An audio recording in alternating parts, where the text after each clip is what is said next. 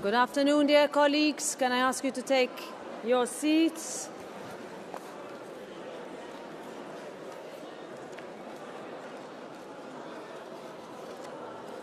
Let's start.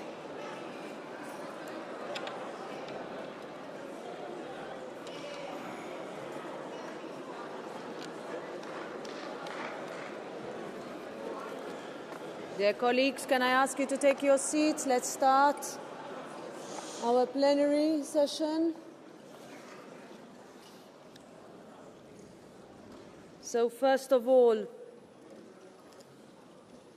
regarding what happened on the 29th of January 2025, on behalf of this House, I want to extend my deepest apologies for the incident that took place on the 29th of January during the European Parliament's solemn session on International Holocaust Remembrance Day. The interruptions during our guest's speech, 92-year-old Corey Herman, and during the minute of silence for Holocaust victims were disgraceful, and the gravity of such behavior cannot be overstated. It is a dark and stark reminder of why remembrance is not just a symbolic act, but a fundamental duty that this Parliament, that we all must uphold. So the appropriate consequences shall be drawn after the relevant procedures are followed, and I thank the services for their assistance in this regard, and I thank all of you for being present that day.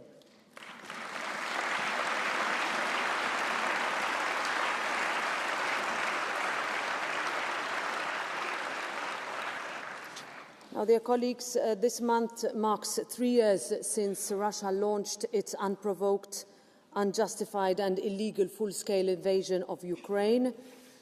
3 years on, Ukraine remains resilient and this Parliament stands with Ukraine. So tomorrow we are honoured to welcome Chairman Ruslan Stefanchuk of the Verkhovna Rada to mark this sombre anniversary, and I ask you all to be present.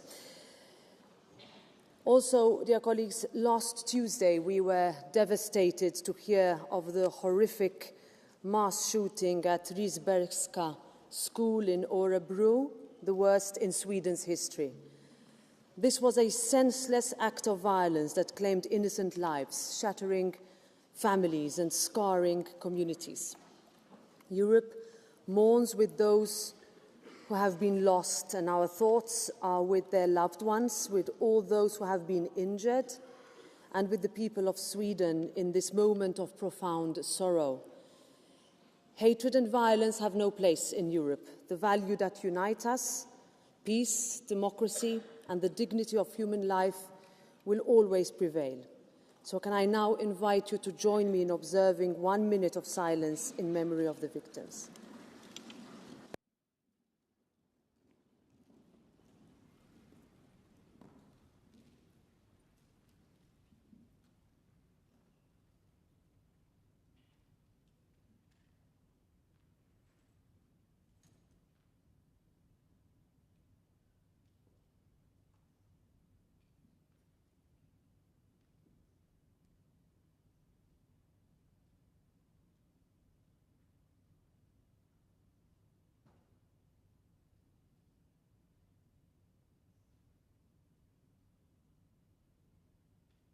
Thank you.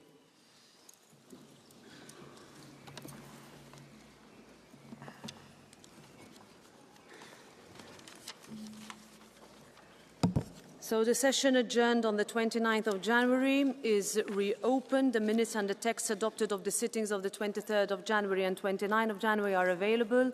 Are there any comments? No, then the minutes are approved. By way of announcement, go ahead. Is this a point of order? I will come to point of orders. Is this about the minutes? Yeah.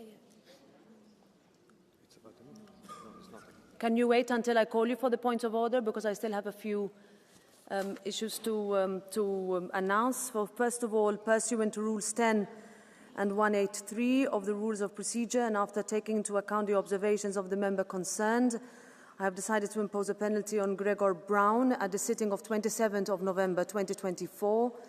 Mr. Brown repeatedly used offensive and discriminatory language in the framework of the debate of the recent legislation targeting LGBTQI persons. This penalty consists of the forfeiture of his entitlement to the daily subsistence allowance for a period of 2 days, as well as a temporary suspension from participation in all the activities of Parliament for a period of 2 days on which Parliament meets, starting from today, 10th of February 2025, without prejudice to his right to vote in plenary and subject to strict compliance with the member standards of conduct.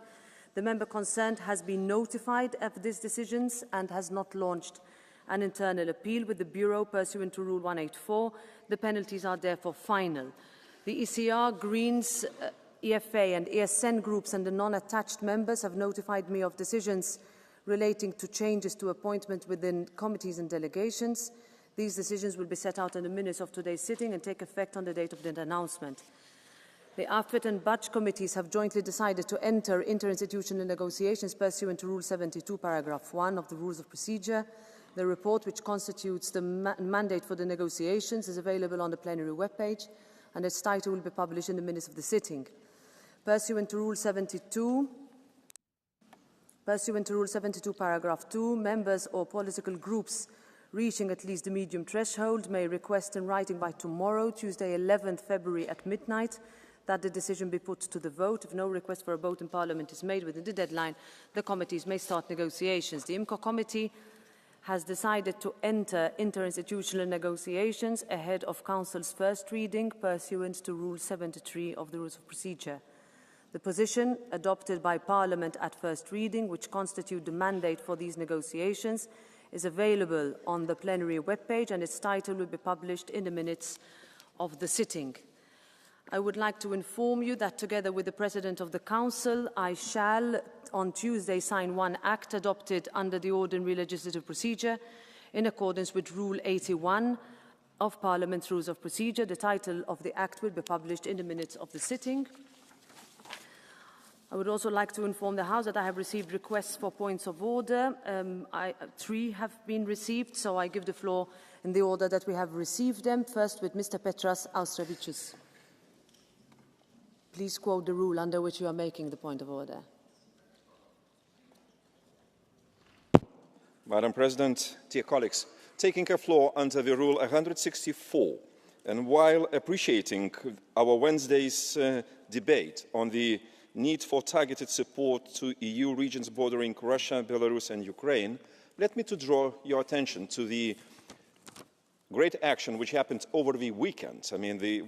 Last weekend, once the Lithuanian, Latvian and Estonian energy was finally synchronized with the European continental energy ring. And this is the way we have to go and streamline cutting down our decades-long dependencies with the Eastern countries and synchronizing into the single markets, whatever it takes, economic, energy or whatever. So I wish, our talk on Wednesday will be about this, about achievements and what we can do together. Thank you. Thank you. Congratulations. I give the floor now to Mr. Fabio De Masi. Artikel 27 der Geschäftsordnung ist die Konferenz der Präsidenten für die Beziehungen zu internationalen Organisationen verantwortlich.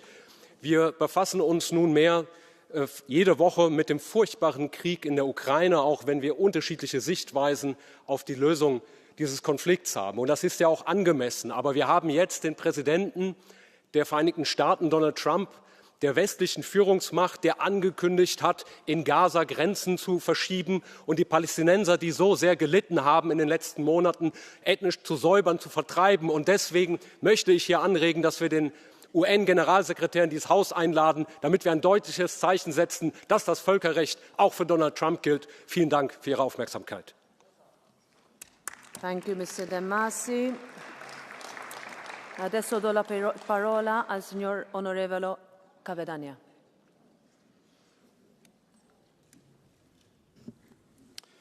Grazie Presidente, ho un point of order ai sensi dell'articolo 202 del nostro regolamento del Parlamento europeo. Infatti oggi è il 10 febbraio, in Italia dalla legge del 92 del 2004 celebriamo il giorno del ricordo che tutela l'onore dei martiri delle foibe e degli esuli d'Istria, Fiume e Dalmazia, condannati a morte ed esiliati per colpa delle brigate comuniste del dittatore Tito jugoslavo. Se vogliamo pacificare, dobbiamo ricordare tutte le vittime del comunismo e anche queste che hanno toccato in particolare il mio paese e ricordare i martiri delle foibe. Per la prima volta ci sarà una esposizione qui a Strasburgo. Grazie. Okay, thank you. So now we come to the order of business. The final draft agenda as adopted by the Conference of Presidents on the 5th of February pursuant to Rule 163 has been distributed. With the agreement of the political groups, I wish to put to the House the following proposals for changes to the final draft agenda for today. Monday, Parliament statements on the situation in Sweden in the midst of the recent mass shooting in Örebro with one round of political group speakers is added as the first point today. For tomorrow, a formal sitting with an address by Ruslan Stefanchuk, Speaker of the Verkhovna Rada of Ukraine, is added at 12 o'clock. As a result, the voting session will start at 12:30. For Thursday, the order of debates will change as follows. The debate on EU-Mercosur trade agreement will be taken as the first point on the agenda, whereas a debate on threats to EU sovereignty through strategic dependencies in communication infrastructure will be the second point. There are no objections, then these changes are approved, and we will move now to a change requested by a political group. For Wednesday, the ESN group has requested that a Commission statement on condemning all politically motivated violence, in particular the slingshot attack in Germany and other violent attacks in Europe, be added as the third point in the afternoon. As a consequence, the sitting would be extended to 11 p.m. I give the floor to Ms. Christine Anderson to move the request on behalf of the ESN group. Die Tagesordnung gerne um einen Punkt erweitern, unter dem sich dieses Haus geeint gegen jedwede politische Gewalt aussprechen kann. Anlass ist ein Angriff auf einen unserer Wahlkämpfer am Samstag, der mittels einer Zwille mit einer Stahlkugel beschossen wurde. In Hannover haben 250 Angreifer einen Wahlstand umzingelt. Nur mühsam konnte die Polizei mit Schutzschilden die Menge noch in Schach halten. Später zog der Mob dann weiter und bedrohte einen Stand der CDU. Ein Mitglied der CDU berichtete, er habe Angst um seine Parteimitglieder gehabt.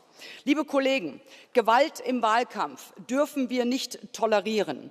Lassen Sie uns also mit einer Debatte gemeinsam ein Zeichen gegen jede Form von Gewalt setzen. Das sind wir unserer Demokratie schuldig. Lassen Sie uns demonstrieren, dass dieses Haus vereint gegen jede Form politischer Gewalt steht, egal von wem sie ausgeht und egal gegen wen sie sich richtet. Vielen herzlichen Dank.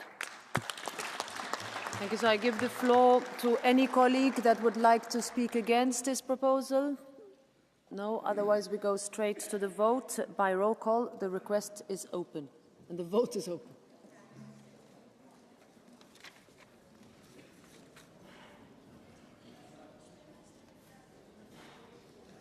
Vote is closed. And it's rejected, so the agenda is unchanged, the agenda is now adopted, and the order of business is thus established. Have a good afternoon.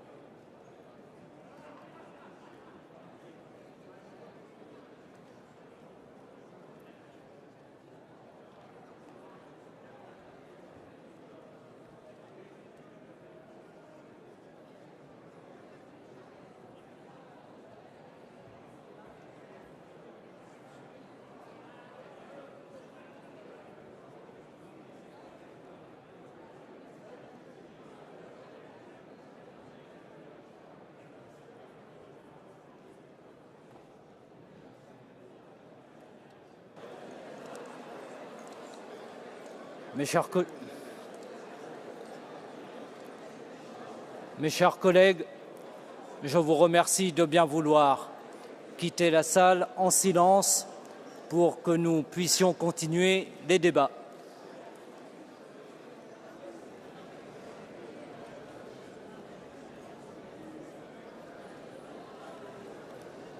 On peut commencer.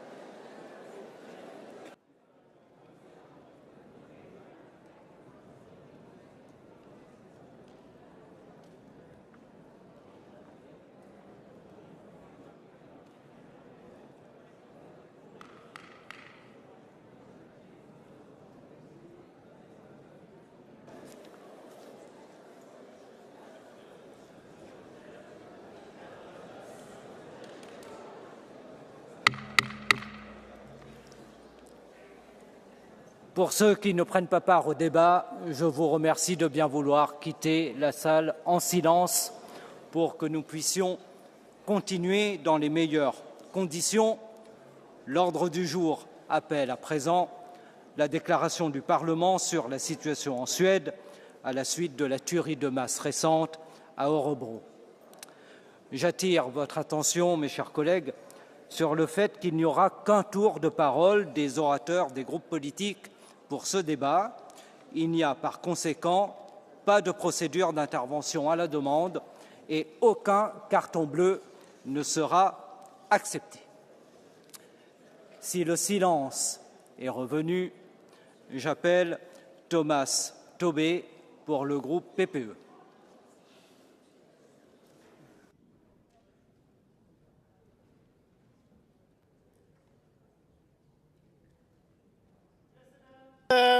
President, kollegor, imorgon klockan 12.00 samlas hela Sverige för en tyst minut.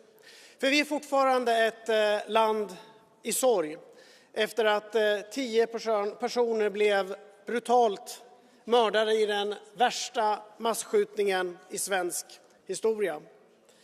I lokaler dit man bara kommit för att lära sig svenska eller för att utbilda sig för att kunna bidra till vårt samhälle.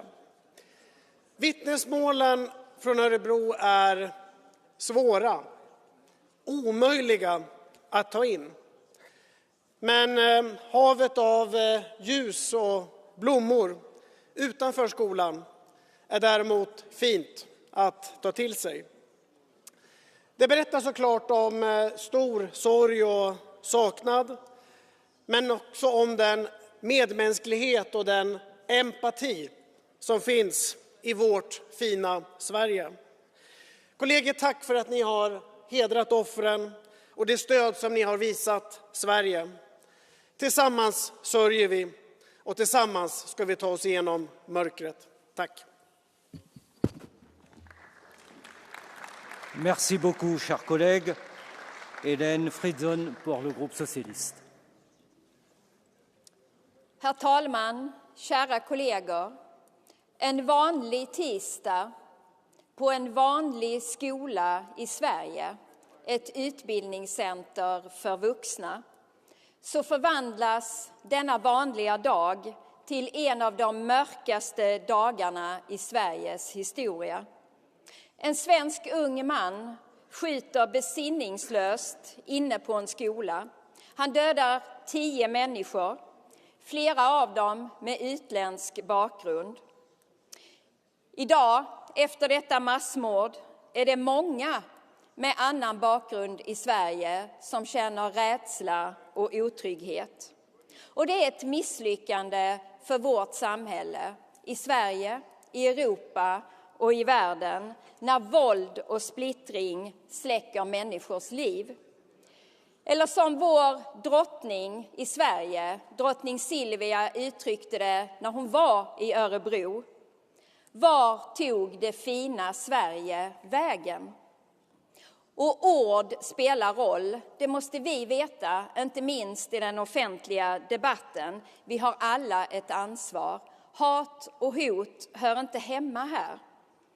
För en skola, en helt vanlig dag, Det ska vara en plats som är trygg, en plats som möjliggör människors drömmar om framtiden. Våra tankar finns idag med alla de drabbade. Hos mamman i Örebro som inte kom hem till sina barn. Våra tankar finns med alla de som stängdes in på skolan i skräck och hörde och såg skjutningar och blod. Och hos alla de som gjorde en fantastisk insats med att rädda människors liv. Och nu är vi i en tid när vi behöver komma samman.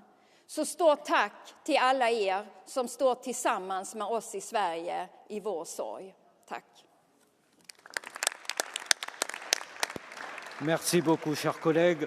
Pour le groupe des Patriotes, Stotler, Sébastien.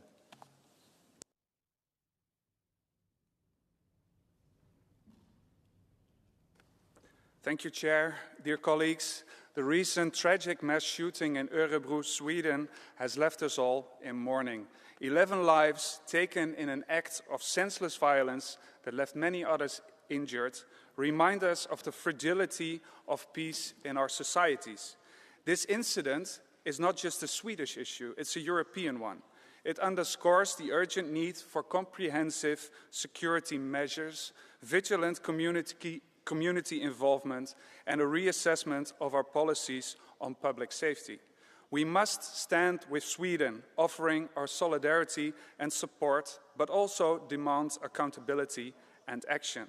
Tomorrow, we call upon European leaders to prioritize the safety of our citizens. We need policies that protect our schools, our public spaces, and our communities from such tragedies. We need a Europe where our children can learn in safety, where our citizens can live without fear. But today, Mr. Chair, our thoughts are with the victims, their families, and the entire Swedish community.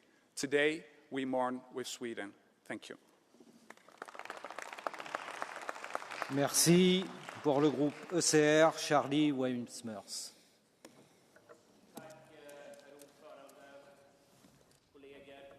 Det värsta massmordet i vår moderna historia kommer lämna djupa sår.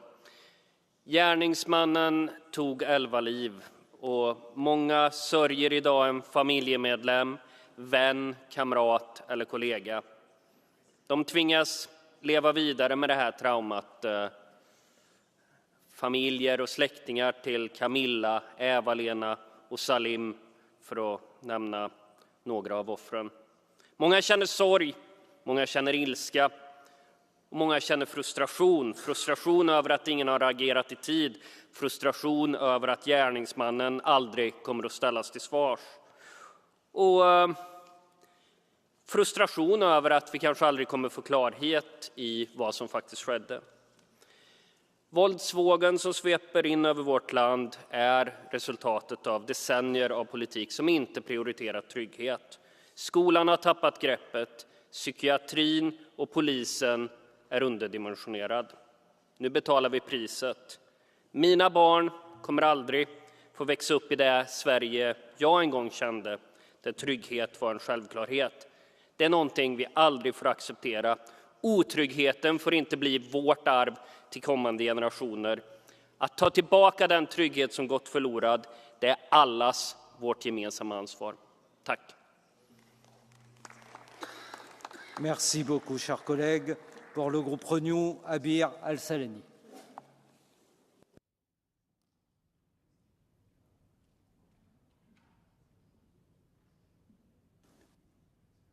Micro. Le micro ne marche pas. Si vous pouvez vous mettre sur le micro d'à côté, peut-être. Voilà. Mitt Sverige är i sorg och i chock. Förra veckan hände den värsta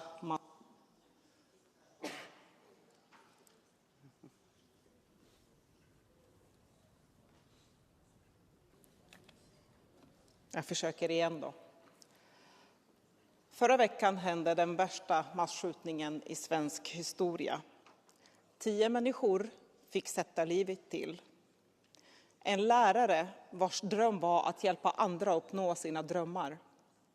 En mamma som aldrig kom hem till sina 4 barn. Och en personlig assistent som var älskad och som skulle gifta sig nu till sommaren. Den gemensamma nämnaren mellan de här är att de hade sina rötter någon annanstans än i Sverige. Varje människa hade drömmar, en historia de kom ifrån och en framtid som togs ifrån dem. Jag besökte Örebro i fredags för att hedra offren, för att lägga ljus och blommor utanför skolan. Och för att visa att även Europa står tillsammans med örebroarna och hela Sverige i vår sorg. Jag möttes av en bottenlös sorg, av ilska, av många frågor, men framförallt också av oro. Många föräldrar undrar om de kan släppa iväg sina barn till skolan. De undrar själva om de kan få vara utanför. Många känner sig inklämda mellan rasismen och våldsbrotten. Många är frågorna, och därför är det otroligt viktigt att polisen får gå till botten med vad som låg bakom. För att vi behöver få riktiga svar. Jag möttes också av ett enat civilt samhälle i Örebro. Moskéerna och kyrkorna hade öppnat sina portar och var en varm famn för de som sökte stöd. Rädda Barnen, Röda Korset, socialtjänsten, ungdomsgårdarna var alla öppna där och fanns som stöd och hjälp för alla de som sökte.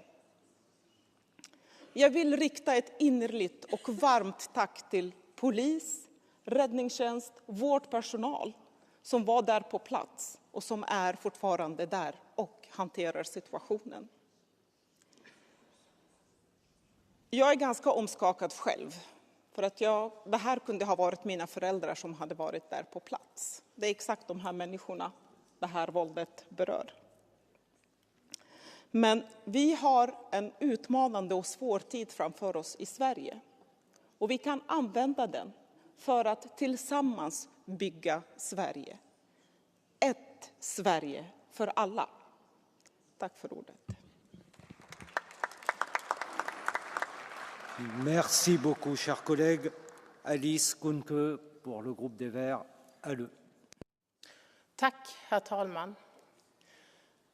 De 10 människor som mördades i den värsta massskjutningen i Sveriges historia är inte anonyma siffror.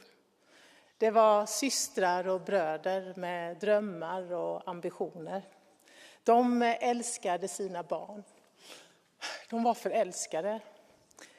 De hade favoriträtter. De var människor.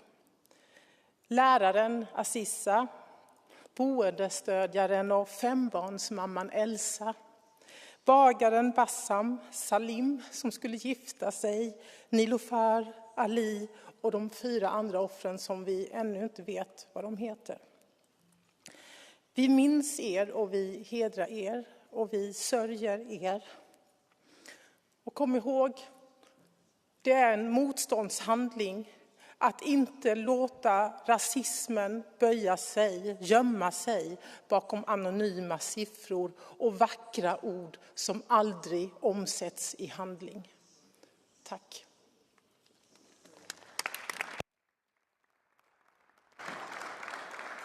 Merci beaucoup, chers collègues. Jonas Sjöstedt pour le groupe The Left. Tack, herr talman. Förra veckans mord på 10 personer i en skola i Örebro är det värsta våldsbrottet i Sveriges moderna historia. Vi sörjer och vi delar förtvivlan med de som har drabbats och de som bor i Örebro. Men vi tackar också de som omedelbart ställde sig upp och reagerade. Vi tackar lärarna som låste klassrummen och skyddade sina elever. Vi tackar poliserna som rusade rakt in i faran. Vi tackar vårdpersonalen som skyndade till sjukhuset för att bemanna operationssalarna.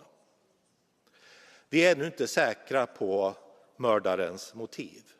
Men vi vet att de flesta som mördades hade sina rötter i andra länder.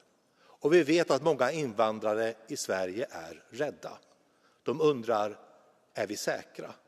är vi välkomna här. Den växande rasismen i Sverige har starkt bidragit till ett hårdnande samhällsklimat. Det är hög tid att vända den utvecklingen. Merci beaucoup, chers collègues. Dernier orateur, René Host, pour le groupe L'Europe des Nations souveraines.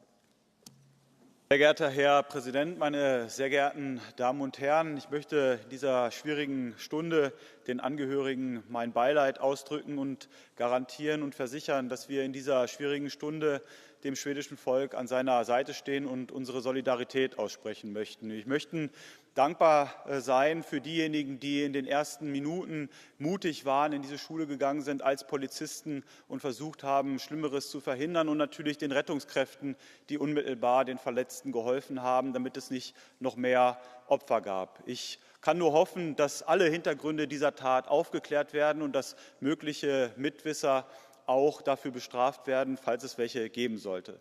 Ich möchte Schweden eines wünschen. Sie waren lange Jahrzehnte dafür bekannt, dass sie eines der sichersten Länder dieser Erde sind. Und ich hoffe, dass Schweden auf diesen Weg wieder zurückfindet. In diesem Sinne alles Gute den Hinterbliebenen und dem schwedischen Volk, unsere Solidarität.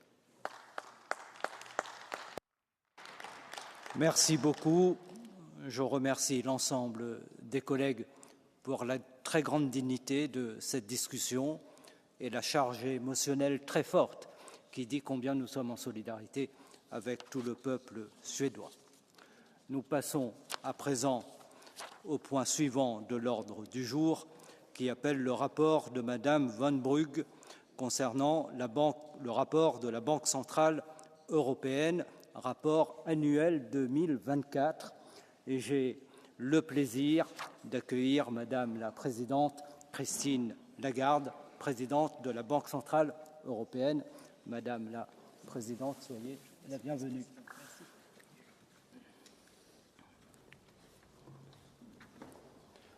Pour ouvrir cette discussion, je vais donner la parole à Madame la rapporteure Anouk Van Brugge.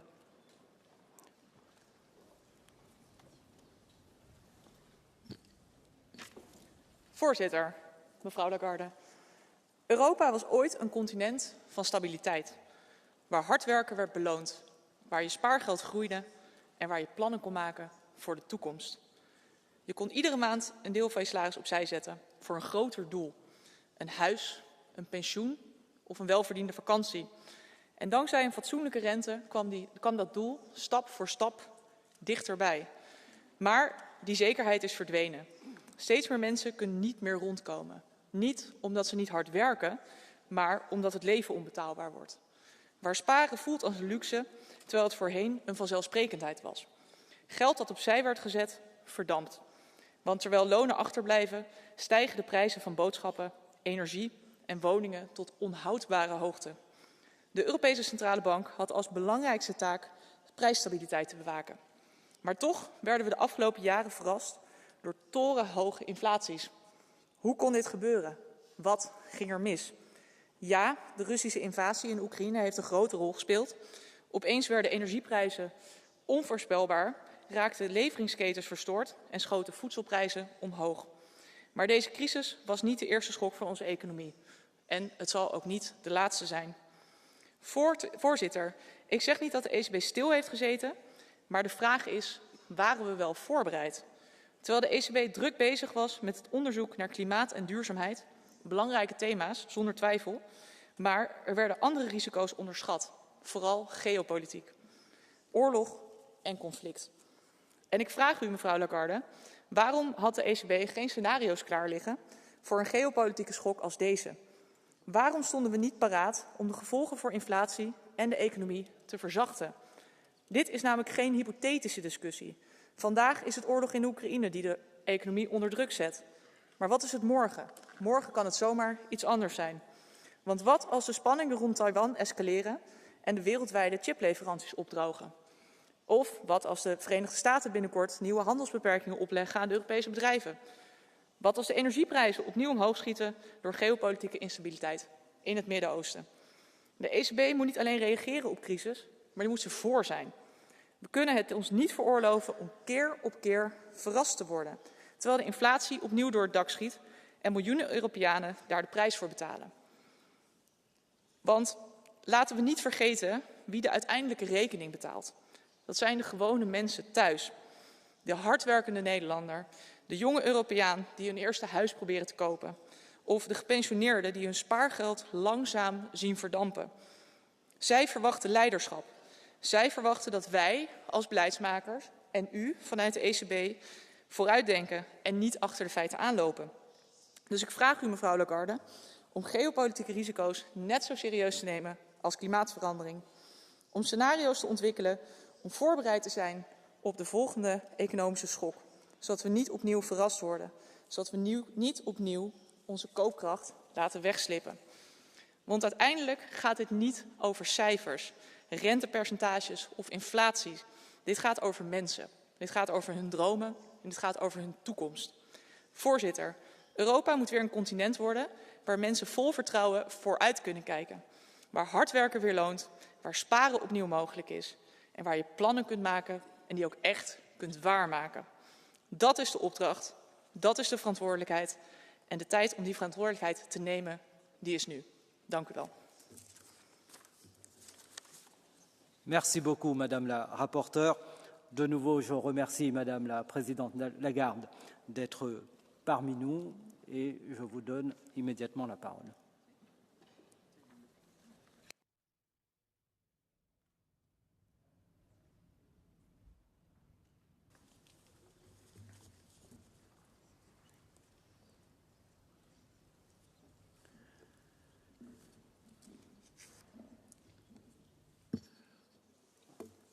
Honourable Vice President of the European Parliament, Commissioner Albuquerque, honourable members of the European Parliament, Madame Rapporteur, all of you, good afternoon, and it's an absolute pleasure to be back here in the European Parliament to discuss your draft resolution of the ECB annual report. At the ECB, we are deeply committed to a dialogue and we are deeply committed to transparency and accountability.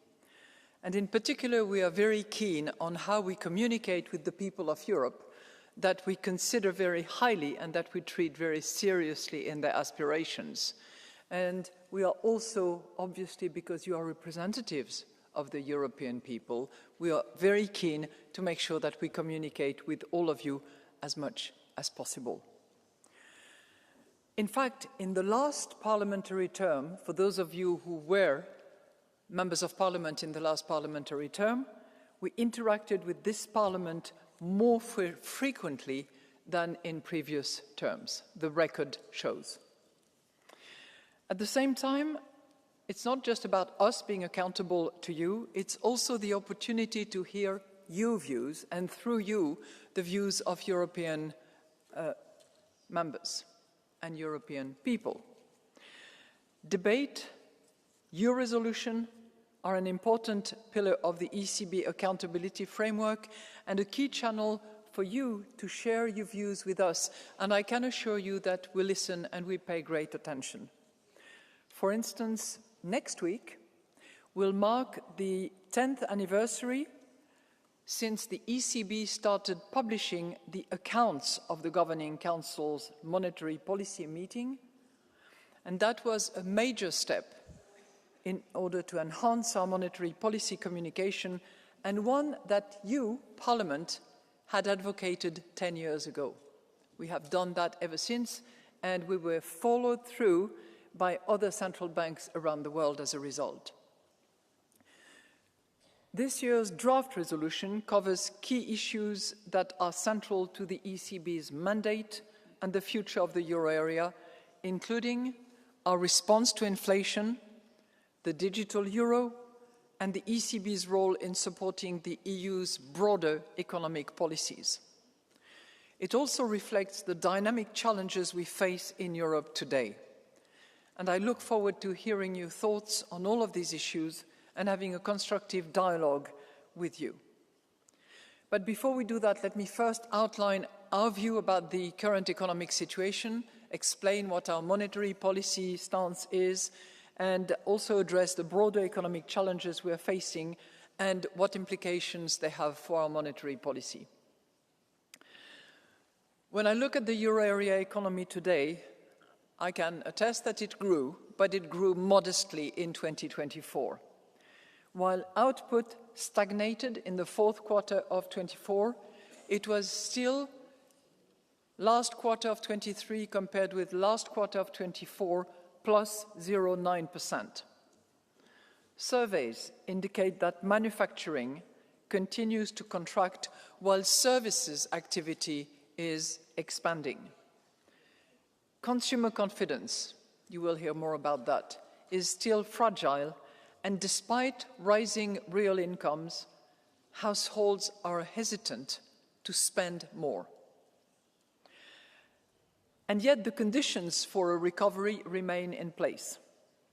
A solid job market and higher incomes should strengthen consumer confidence and allow spending to rise and consumption to be a driver of growth. More affordable credit should boost consumption and investment over time. Exports should also allow and support the recovery as global demand rises, although in that respect, it's obviously conditional upon changes and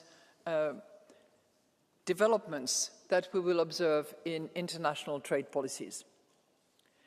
Inflation stood at 2.5% in January and has recently developed broadly in line with staff projections. Core inflation, that is taking out energy and food, has remained at 2.7% in recent months, reflecting a sideways movement in both services and goods inflation. Wage growth is moderating as expected, although it remains elevated, while at the same time profits are partially buffering the impact of wage increases on inflation. Inflation is set to return to our 2% medium-term target in the course of 2025, this year, with risks on both the upside and the downside. It's clear that greater friction in global trade would make the euro area inflation outlook more uncertain. In total, the ECB has lowered interest rates by 125 basis points since last June, and the deposit facility rate, which is the rate through which we steer the monetary policy stance, now stands at 2.75%. 2.75%. At our last meeting in January, we decided to lower our key interest rates by another 25 basis points based on an updated assessment of the inflation outlook, the underlying inflation and its dynamics, as well as the strength of monetary policy transmission. In particular, the disinflation process in the euro area is well on track. Most measures of underlying inflation suggest that inflation will settle at around our targets on a sustained basis. And while financing conditions continue to be tight, our recent interest rate cuts, 125 basis points, are gradually making borrowing less onerous for both corporates and households. We are determined to ensure that inflation stabilizes at our 2% medium-term target. We will follow a data-dependent and meeting-by-meeting approach to determining the appropriate monetary policy stance, and we are not pre-committing to any particular path. So let me now turn to the broader economic environment and its implication for monetary policy. Europe has faced, and you know that, an unprecedented challenges in recent years, a series of unprecedented challenges in recent years, each with its own far-reaching impact, and probably more far-reaching that we could all anticipate when they hit our radar screen. From the COVID-19 pandemic to surging energy prices and the geopolitical upheaval caused by Russia's unjustifiable invasion of Ukraine, we have navigated our way through a storm of supply shocks predominantly. Is that it? Probably not, because as we look ahead, because of geopolitical development notably, the frequency of these shocks is likely to remain high. While we have weathered these crises, the past few years have also revealed missed opportunities and underinvestment in such areas as digital transformation and the green transition, and the uncertainty surrounding trade and economic policy continues to weigh on consumption and on investment. As a result, and as was very well highlighted by the respective reports of Enrico Letta and Mario Draghi, Europe finds itself lagging behind international competitors in both productivity and growth. In a world driven by shifting global dynamics and rapid technological change, Europe must strike that delicate balance between achieving strategic autonomy and preserving its openness to the global economy. As President von der Leyen and I highlighted in a recent article, Europe's response to these challenges must be bold and strategic. While the outlook may seem daunting, the prospects are more promising than they might appear. One of Europe's first priorities should be to deepen the internal market by removing the very barriers that we impose upon ourselves. Barriers that actually operate almost like internal tariffs. We can unlock economies of scale, encourage innovation, and reduce cost for consumers and producers alike. We are already home to a wealth of ideas and innovators. Our challenge is to transform these ideas into technologies that fuel effectively economic growth.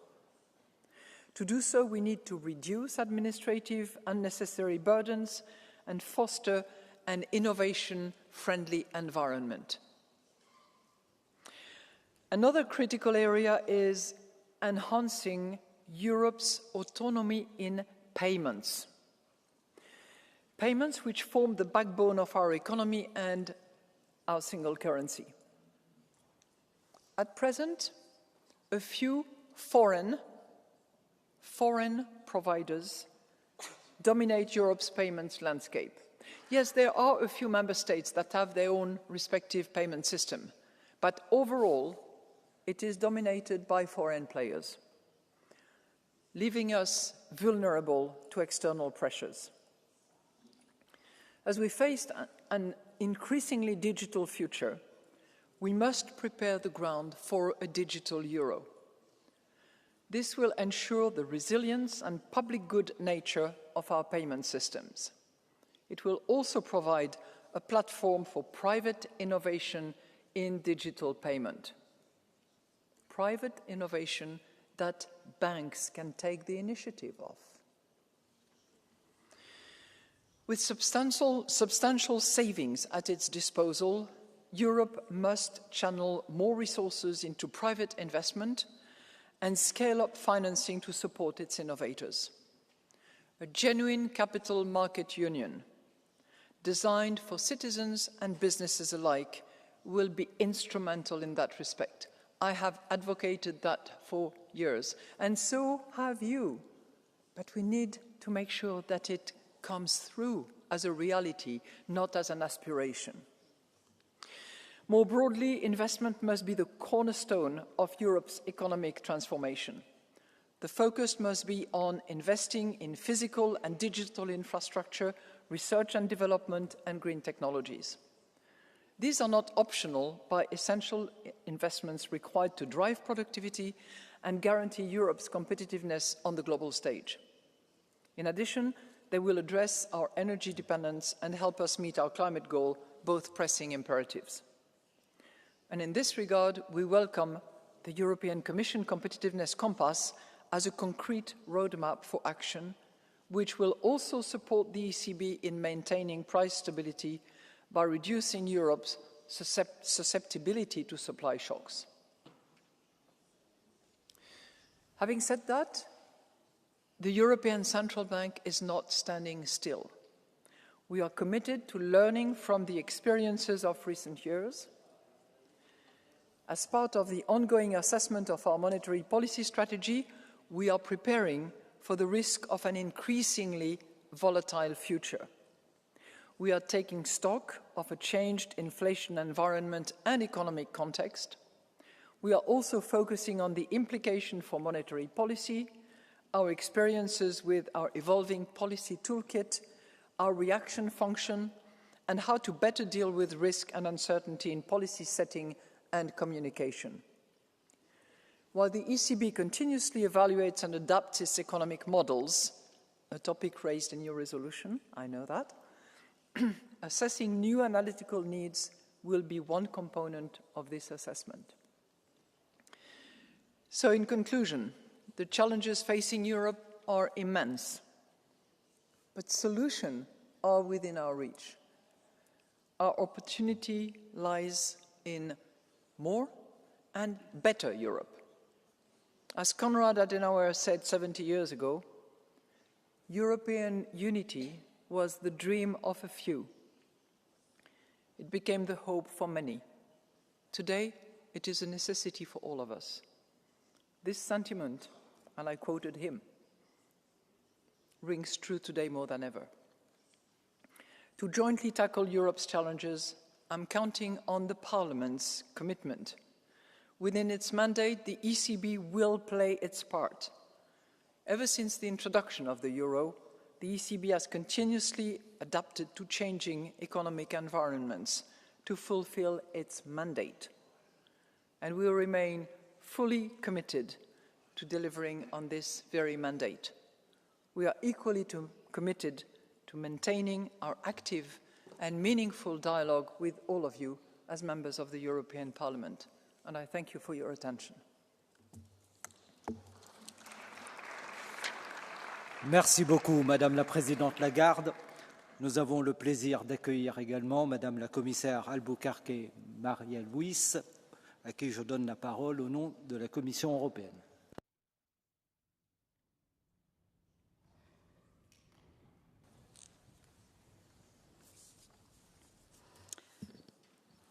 Honourable Vice President of the European Parliament, President Lagarde, honourable members, it is a pleasure to discuss the draft report on the ECB annual report prepared by the Committee on Economic and Monetary Affairs. I would like to thank the rapporteur, Ms. Anouk van Brugge, and the members of the committee. The assessment of the ECB's activities by the European Parliament is an important part of the democratic accountability of the ECB. The Commission welcomes the ECB's monetary policy measures, which have helped to keep inflation expectations anchored and have contributed to the disinflationary processes over the last 2 years. The Commission acknowledges the ECB's strong commitment and decisive action to ensuring price stability. Last year, the EU economy resumed moderate growth amidst a further abatement of inflationary pressures. Unemployment remained very low and employment reached record levels. Overall, the EU economy has shown remarkable resilience amidst a series of severe shocks. This is in no small measure thanks to our collective policy actions, including those of the ECB.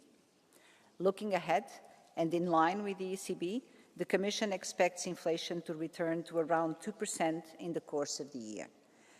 GDP growth is set to pick up as private consumption gains strength and investment recovers from a weak performance in 2024. At the same time, the European economy suffers from a series of structural breaks on its competitiveness, holding back our growth and threatening our future prosperity. As the world has entered an era of harsh geostrategic competition, boosting our competitiveness and productivity has become even more urgent. This requires urgent action on several fronts. To steer the work, 2 weeks ago the Commission proposed a competitiveness compass.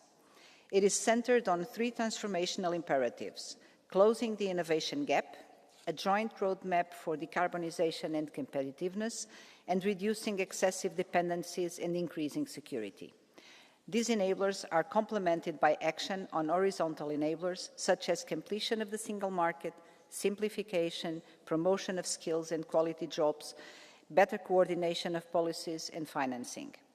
Over the next weeks and months, the Commission will roll out a series of policy initiatives to implement the strategy. The Commission looks forward to working closely with the Parliament to deliver on them.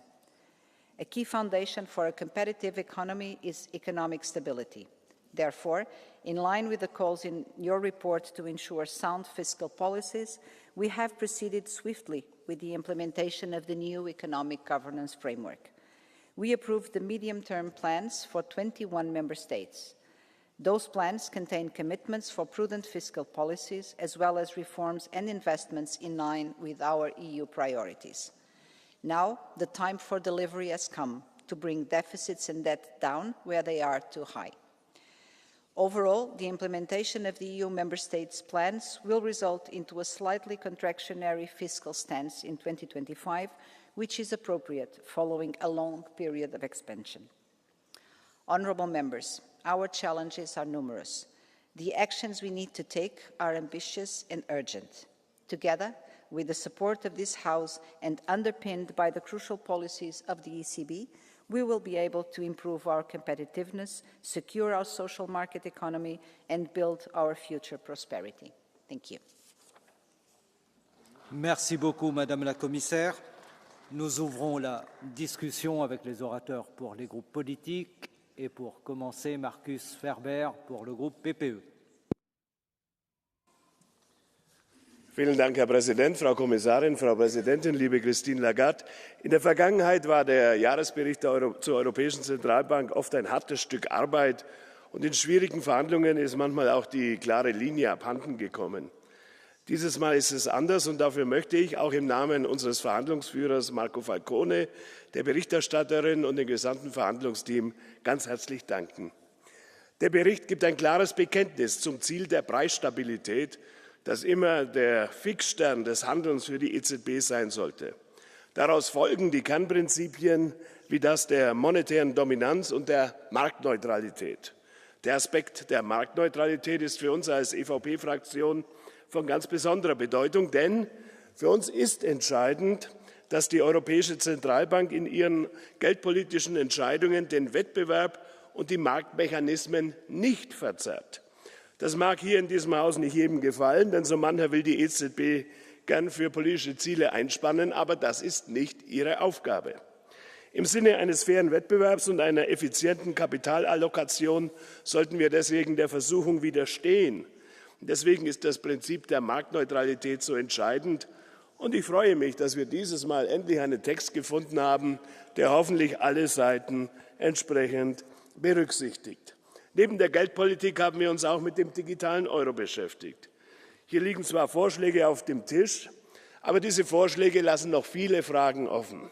Und auf die müssen wir im Gesetzgebungsverfahren Antworten finden.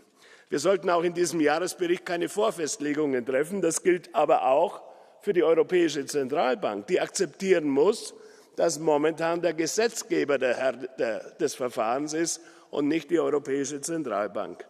Es handelt sich nämlich nicht nur um eine reine geldpolitische Entscheidung, sondern um eine politische Entscheidung von großer Tragweite. Und das sollten wir in aller Ruhe hier in diesem Haus miteinander diskutieren. Ich bitte Sie wirklich, diesen Passus sehr intensiv zu lesen, auch Ihrem Stellvertreter mitzugeben, der sich hier besonders engagiert. Dann sind wir auf dem richtigen Weg. Vielen Dank. Merci beaucoup, cher collègue. Evelyne Regner. Dankeschön, Herr Präsident, sehr geehrte Frau Präsidentin Lagarde, sehr geehrte Frau Kommissarin Albuquerque. Die Europäische Zentralbank ist viel mehr als nur eine Bank. Sie ist das Rückgrat unserer Wirtschaftspolitik, Stütze der Europäischen Union. Ihre Geldpolitik bestimmt unsere wirtschaftliche Zukunft, und wer die Hände bindet, blockiert den Fortschritt, gefährdet den sozialen Frieden und stellt sich gegen die gemeinsame Verantwortung. Preisstabilität ist der Kern, um nicht zu sagen die heilige Kuh der Geldpolitik. Doch Geldpolitik geht weit über die bloße Preisstabilität hinaus.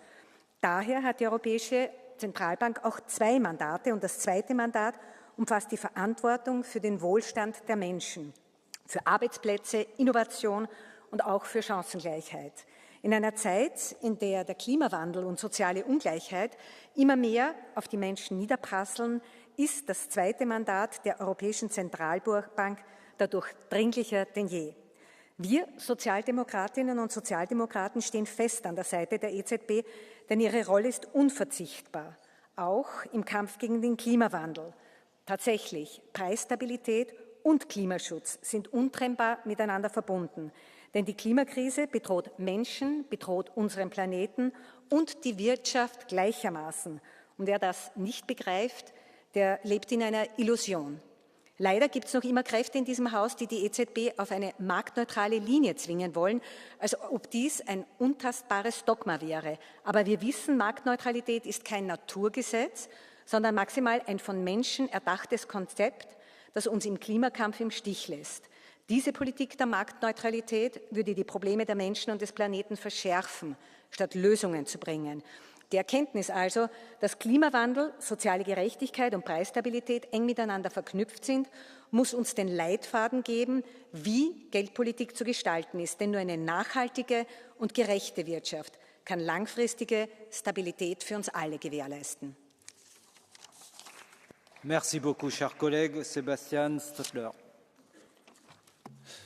Dank u wel, voorzitter. Ik spreek vandaag ten behoeve van mijn delegatiegenoot MEP Zijlstra, die shadow-rapporteur was op dit dossier en helaas vandaag wegens ziekte niet kan spreken. Voorzitter, mevrouw Lagarde, toen de Europese Centrale Bank op 1 juni 1998 door Wim Duisenberg boven de doopvont van het verdrag van Maastricht werd gehouden, dachten we allemaal dat we een centrale bank zouden hebben die tot doel had het prijspeil stabiel te houden. Zo staat het ook nog steeds in het mandaat. Bijna 30 jaar later blijkt daar echter weinig van over te zijn. Volgens cijfers van het CBS bedraagt de Nederlandse inflatie sinds 2020 ongeveer 20%. Gevolg, bijna nergens in de EU is alles zo snel, zo duur geworden als in Nederland. De mensen komen steeds moeilijker rond. Dankzij de hoge inflatie van afgelopen jaren verdampte ongeveer 30 miljard euro aan Nederlands spaargeld, maar konden wel failliete eurolanden hun staatsschuld weginflateren. Voorzitter, dit perverse systeem moet gestopt worden. De Nederlandse spaarder, gepensioneerde en ondernemer worden belazerd door een centrale bank die enkel oog heeft voor de belangen van ministers die hun overheden onverantwoord geleid hebben en begrotingen niet op orde krijgen. Het wordt tijd dat de Europese Centrale Bank de mensen die sparen, werken en ondernemen weer in het vizier heeft en niet langer straft, maar beloont. Dat zo'n koerswijziging wellicht het faillissement van één of meerdere eurolanden betekent, dat is een spijtige zaak. Maar het mag geen argument zijn om de Nederlander verder financieel uit te roken. Dank u wel. Merci beaucoup, Denis Necci. Grazie Presidente. Presidente Lagarde, oggi ci troviamo a discutere il rapporto annuale della BCE, un documento che fornisce una panoramica sulle politiche monetarie adottate, sull'attività di vigilanza e sulle altre funzioni svolte dal sistema europeo di banche centrali. In qualità di relatore ombra del gruppo ECR ho lavorato affinché il testo mantenesse un approccio pratico, bilanciando l'indipendenza della BCE con la necessità di garantire una politica monetaria efficace. Il rapporto affronta temi come la politica monetaria, l'euro digitale, gli obiettivi secondari della BCE, il rafforzamento del ruolo internazionale dell'euro e sottolinea l'importanza della stabilità dei prezzi nella lotta all'inflazione, fondamentale per un ambiente favorevole a investimenti, crescita e occupazione. Riguardo l'euro digitale si chiarisce che dovrà affiancare il contante senza sostituirlo, garantendo la privacy ai cittadini. Si evidenzia inoltre la necessità di maggiore trasparenza nella gestione delle obbligazioni societarie e di un approccio equilibrato nella decarbonizzazione. Infine, chiediamo alla BCE di intensificare il dialogo con i Parlamenti nazionali e di collaborare strettamente con gli Stati membri su un programma di educazione finanziaria, strumenti fondamentali per aumentare la consapevolezza e la preparazione di consumatori e imprese.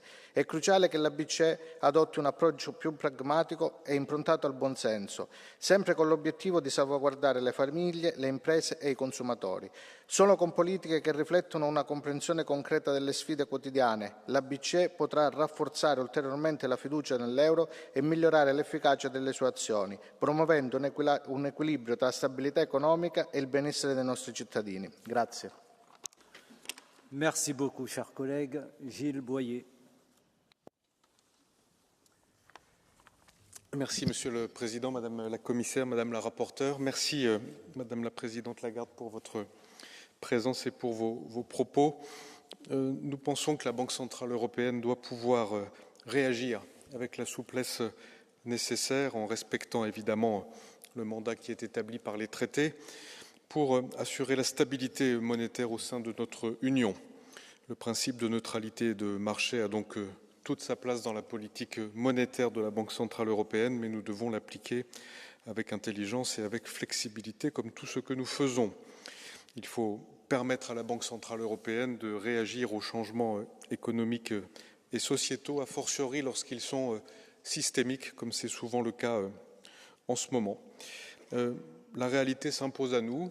Je prends l'exemple des accords internationaux que nous avons pu conclure, tels que l'accord de Bâle sur la régulation du système bancaire. Lorsque nos partenaires dans les autres juridictions décident de ne pas appliquer les règles mondiales décidées en commun et créent une situation de concurrence déloyale, nous devons pouvoir réévaluer nos positions pour nous assurer que nos banques soient toujours en mesure de financer nos PME, de financer les ménages européens et les transitions vertes et numériques qui sont si essentielles, le tout évidemment dans le cadre d'un système financier sécurisé. Ce sera un des enjeux de ce mandat européen ici.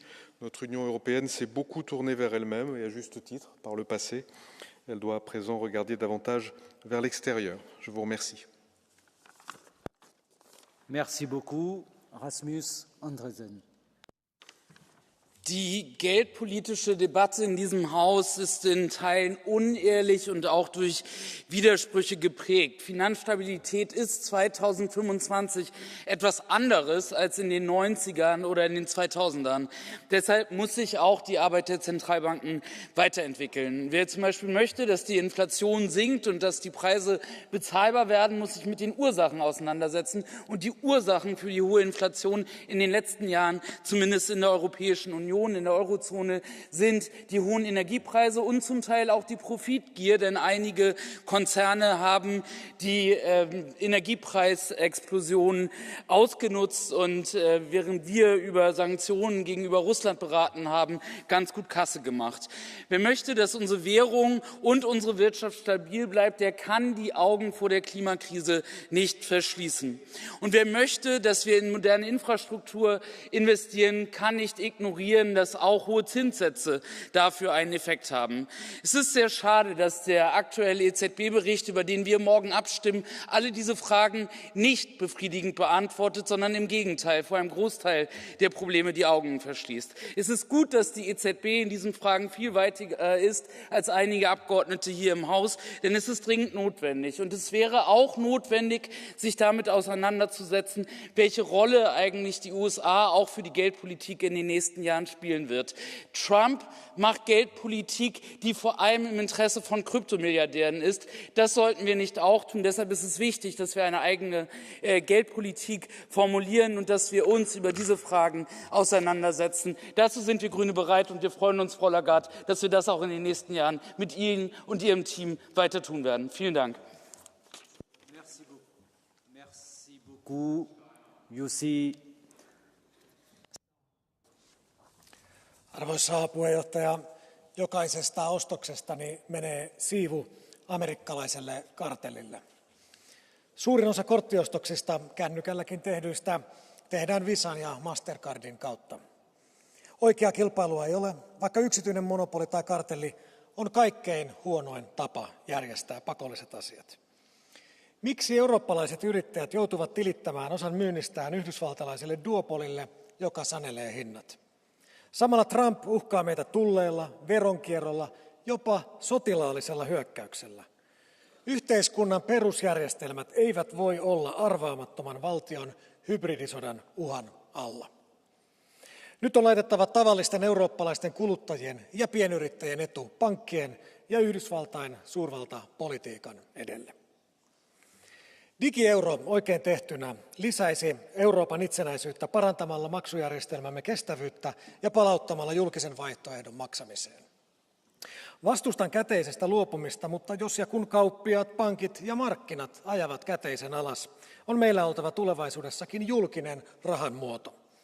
Kuluttajien lisäksi digieurosta hyötyisivät erityisesti kauppiaat, joiden neuvotteluasema suhteessa maksunvälittäjiin paranisi lisävaihtoehtojen myötä. Oikein tehtynä digieuro myös vapauttaisi tavalliset pienituloiset ihmiset pankkien pakkoasiakkuudesta. Tähän ei tunnu olevan vielä poliittista tahtoa, mutta tulevaisuudessa digieuro voisi olla paljon enemmän kuin mihin konservatiivit ovat olleet valmiina. Tämänvuotinen raportti Euroopan keskuspankin toimista on valitettavasti puutteellinen muutenkin kuin digieuron osalta. Siinä ei oteta riittävästi määrin huomioon, että keskuspankin asettama korkotaso on edelleen liian korkea monelle euroalueen jäsenvaltiolle, kuten omalle kotimaalleni Suomelle. Raportti on pettymys myös ilmastotoimien ja vihreän siirtymän suhteen. Se jopa vaatii EKP:tä jarruttelemaan ilmastonmuutoksen vastaisissa toimissa. Modernilla keskuspankilla on oltava muitakin tavoitteita kuin hintavakaus. Keskuspankit voivat ja niiden täytyy tukea työllisyyttä ja siirtymää kohti kestävää taloutta.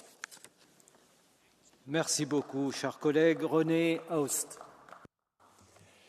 Meine sehr geehrten Damen und Herren, unsere Währung muss sicher sein, denn nur eine stabile Währung sichert den Wohlstand unserer Bürger. Eine stabile Währung schützt Wohlstand und Kaufkraft. Sie sorgt dafür, dass Preise berechenbar bleiben, dass sich Arbeit lohnt und jeder auch morgen noch genauso viel oder mehr für sein Geld bekommt wie bisher.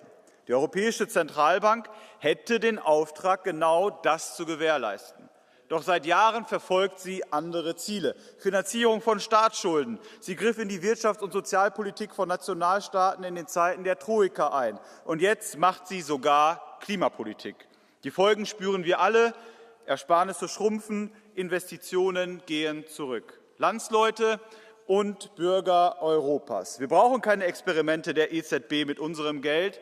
Wir brauchen Verlässlichkeit. Deshalb ist jetzt ein klarer Kurs nötig. Das Eurosystem muss reformiert werden. Die Stimmgewichte im EZB-Rat müssen sich an der Kapitalbeteiligung orientieren. Deutschland hat heute eine Stimme, wie auch Malta. Das muss verändert werden. Tage-2-Salden müssen jährlich ausgeglichen werden mit Werten wie Gold, Bitcoin oder handelbaren Wertpapieren. Keine Schuldenpolitik durch die Hintertür. Die EZB darf weder direkt noch indirekt Schulden der Staaten finanzieren. Das Mandat der EZB muss wieder gelten, und zwar wortgetreu. Eine solide Geldpolitik schützt Einkommen und Vermögen. Sie gibt den Menschen Sicherheit. Sie hält unsere Wirtschaft stark. Es braucht klare Regeln und eine Zentralbank, die sich an ihren Auftrag hält. Dafür ist Präsidentin Lagarde die falsche. Vielen herzlichen Dank. Merci. Navarrete, Horace Fernando.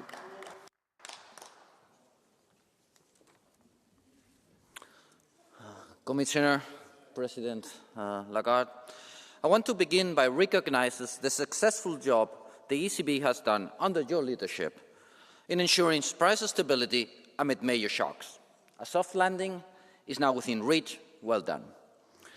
Dear colleagues, this recognition, however, should not blur out judgment on the digital euro initiative. We all agree on the need to digitally prove the single currency. But does this require giving citizens a direct access to the ECB balance sheet, thus facilitating bank runs? Can untested safeguards, like holding limits, withstand political and financial stress?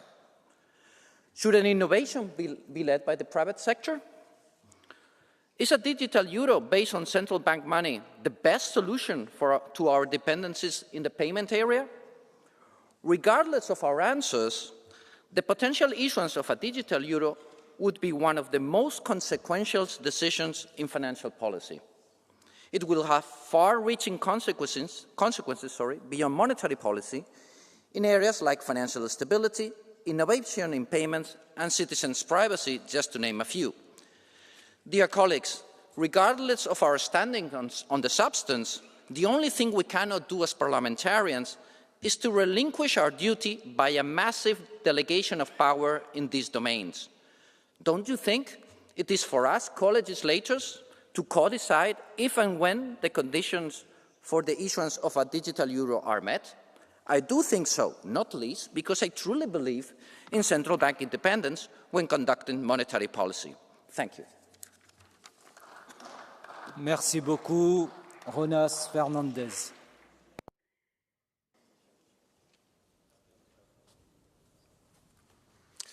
Presidente, comisaria, presidenta, un placer tenerla aquí y aprovechar este debate que tenemos cada año no solamente para discutir los detalles del informe que votamos mañana, sino para hablar de política monetaria y de la actividad del Banco Central Europeo. Y yo creo que a la vista de los indicadores, de las estimaciones, de los datos que conocemos, yo creo que hay aún margen para reducir los tipos de interés y creemos que por ahí debemos ir porque las tasas de crecimiento además están muy apagadas en el conjunto de la Unión Europea.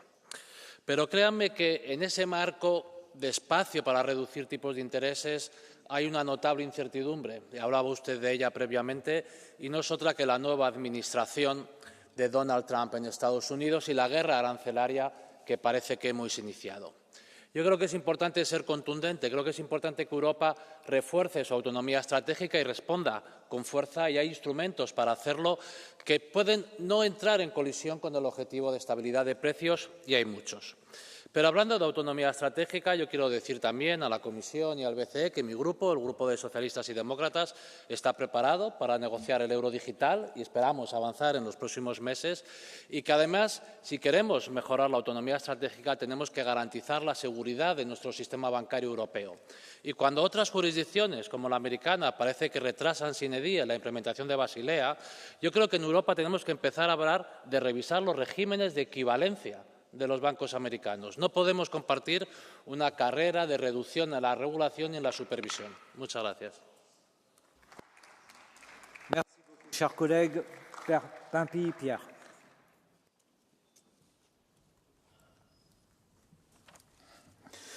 Chers collègues, je vous le dis, le mal est fait. La BCE a déversé sur les marchés des milliers de milliards d'euros. C'était le fameux quantitative easing. Tel un dealer, elle a pendant des années donné le goût de l'argent gratuit, de la facilité, de l'absence d'effort pour mieux ferrer ses clients. Des pays comme la France sont devenus drogués dans l'incapacité de se passer du roulement de la dette. Ils ont renoncé à leur souveraineté financière en contrepartie de doses d'argent de plus en plus létales.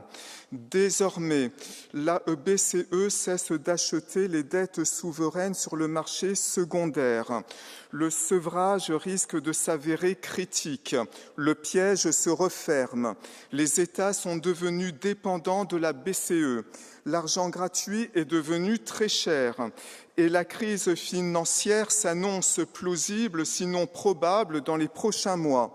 J'augure que le drogué suppliera son dealer de lui fournir une injection redoublée. Quel cynisme de l'Europe de Francfort qui appelle à la rigueur budgétaire après avoir prôné la relance à toute berzingue. Comme tout dealer responsable de l'addiction de ses clients, la BCE devra rendre des comptes. Merci, Madame Marlene.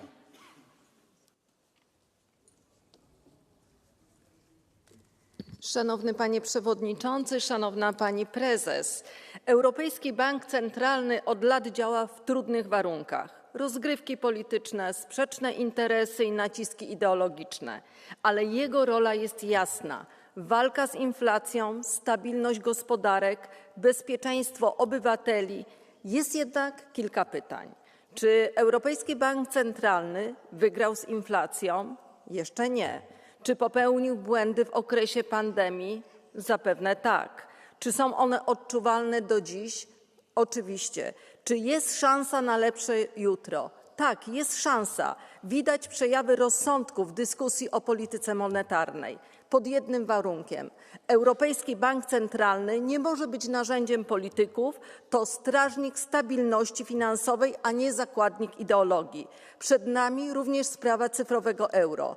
To uzupełnienie, a nie wyparcie gotówki. A więc więcej rozsądku, niezależności, mniej ideologii. Dla dobra Unii, dla wszystkich obywateli. Dziękuję bardzo. Merci beaucoup, chers collègues. Eroglu Engin. Sehr geehrte Frau Präsidentin Lagarde, sehr geehrte Frau Kommissarin, vielen Dank, Frau Lagarde, dass Sie wieder bei uns im Haus sind. Ich freue mich sehr, immer wieder mit Ihnen hier oder im Ausschuss diskutieren zu können, denn ich denke, der Austausch in so schwierigen Zeiten ist wirklich von Bedeutung und wichtig.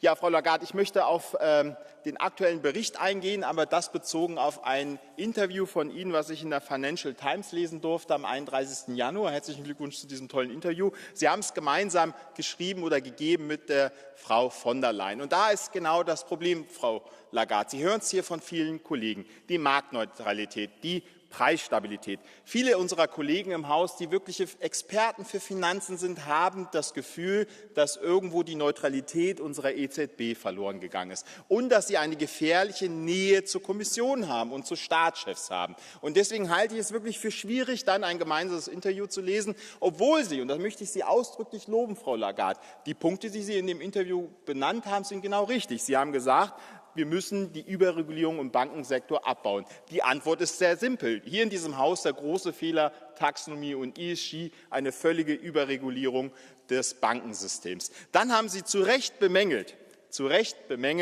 dass die Unternehmen nicht ausreichend Finanzmittel herausgeben zur Finanzierung unserer Unternehmen. Ja, harte Eigenkapitalquote runter. Das ist die Antwort darauf. Der andere Punkt, die Energiepreise. Natürlich sind die Energiepreise viel zu hoch. Die Antwort darauf, wir brauchen mehr fossiles Gas von so vielen Anbietern wie möglich. Frau Lagarde, meine inständige Bitte, kommen Sie zur Neutralität zurück und hören Sie nicht auf den linken Teil dieses Hauses. Eine Marktneutralität in Frage zu stellen, bedeutet, den Euro kaputt zu machen und damit unsere Demokratie an die Wand zu fahren. Merci beaucoup. João Oliveira.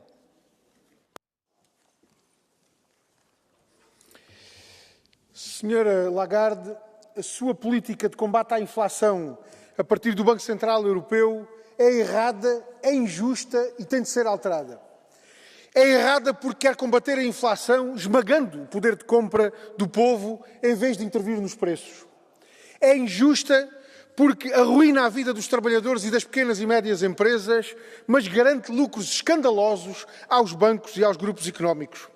A rapidez da subida das taxas de juro não foi a mesma na descida e a situação é insustentável. As famílias continuam sufocadas com os custos do crédito à habitação. As pequenas e médias empresas enfrentam dificuldades com o aumento dos custos do crédito. Mas o custo de vida não para de aumentar porque os grupos económicos continuam a fixar os preços à Lagardère como bem querem e lhes apetece. Os lucros dos bancos em 2024 renderam aos seus acionistas 123 mil milhões de euros de dividendos. Só em Portugal, em 2024, os maiores grupos económicos e financeiros tiveram 32 milhões de lucros por dia. Senhora Lagarde, mude de política, porque com esta política arruína a vida do povo.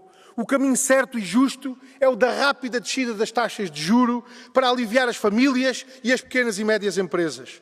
O caminho certo e justo é o do combate à inflação com medidas de controlo, fixação ou tabelamento de preços, sobretudo de bens essenciais cujos preços aumentaram de forma especulativa nos últimos anos. É esse o desafio que lhe fazemos.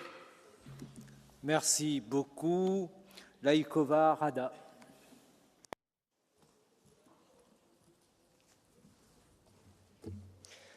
Thank you, Mr. President. The term inflation originates from price inflation or monetary inflation, the latter referring to an increase in the money supply. Price inflation inevitably follows monetary inflation, yet this report does not mention monetary inflation, not even once. Instead, it falsely attributes price increases solely to external factors, such as energy markets and the war in Ukraine. But inflation in the Eurozone is fundamentally driven by monetary policy, and the only institution controlling the money supply is the ECB.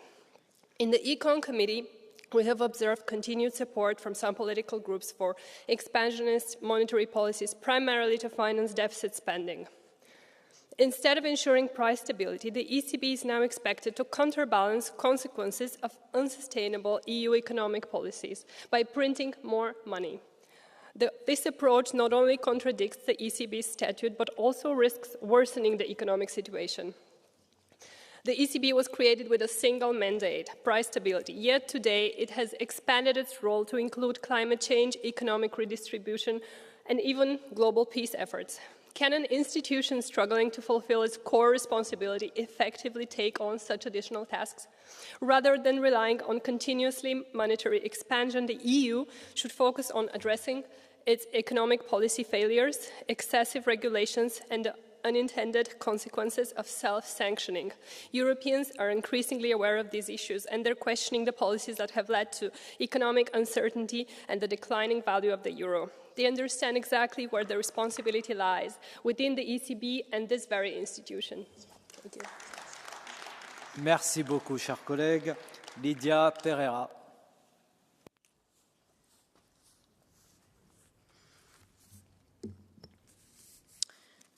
As taxas de juros estão a descer, mas mais do que anúncios e notícias, as famílias precisam de sentir um alívio real no custo de vida.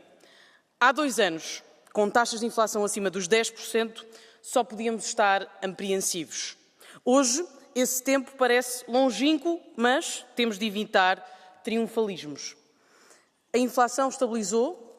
Sim, mas ainda está acima do objetivo de médio prazo. E numa Europa que queremos que cresça em conjunto, não podemos ter taxas de inflação de 1% num país e 5% noutro. Temos de crescer juntos e, para isso, também temos de agir juntos. O que também me parece longínquo, mas que recordamos bem, foi o alinhamento da extrema-esquerda e da extrema-direita contra decisões de política monetária do Banco Central Europeu. E também nos recordamos bem da cedência dos socialistas a essa pressão mediática. Como sempre, as eleições estiveram à frente do sentido de responsabilidade. Já nós estamos onde sempre estivemos, no respeito pela independência do Banco Central, com opiniões, é certo, mas sem ceder à tentação de mentir às pessoas sobre os poderes de umas e outras instituições europeias. A minha opinião não é de agora. A política monetária tem de se normalizar, mas os efeitos das descidas têm de chegar mais rápido ao bolso das famílias. E, por outro lado, não podemos esperar tudo do Banco Central Europeu e não fazer a nossa parte, assumindo reformas que teimam em não sair dos relatórios. As pessoas já não precisam de mais anúncios, precisam das consequências desses anúncios. Do BCE espera-se independência e deste Parlamento espera-se ação. Obrigada. Merci beaucoup, cher collègue. Aurore Laluc.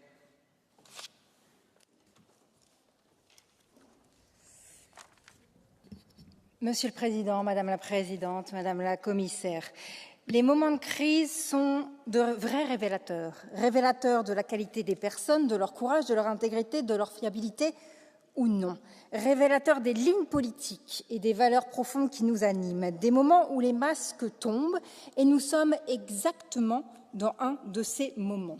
Si les démocrates critiquent parfois, se débattent, les populistes attaquent toujours. Ils attaquent à la fois la démocratie, les institutions et, in fine, la souveraineté. Notre monnaie, notre banque centrale n'y échapperont pas. Or, c'est bien sur la Banque centrale européenne que nous avons pu compter à chaque crise. C'est bien la Banque centrale européenne qui anticipe les crises. Et nous, allons-nous les anticiper un jour? Nous devons défendre la Banque centrale européenne et notre monnaie, nos piliers institutionnels de souveraineté, en leur donnant 2 outils. Le premier outil, l'euro digital. Je ne comprends pas ce que nous attendons, chers collègues. Et deuxième outil, le budget pour prendre le relais de la politique monétaire. J'attends de nous que nous soyons responsables, que nous ne soyons pas populistes. Faisons bien attention à ce que nous disons sur la Banque centrale européenne et l'euro dans le moment actuel. Merci beaucoup. Merci beaucoup, chers collègues. Angéline Furet.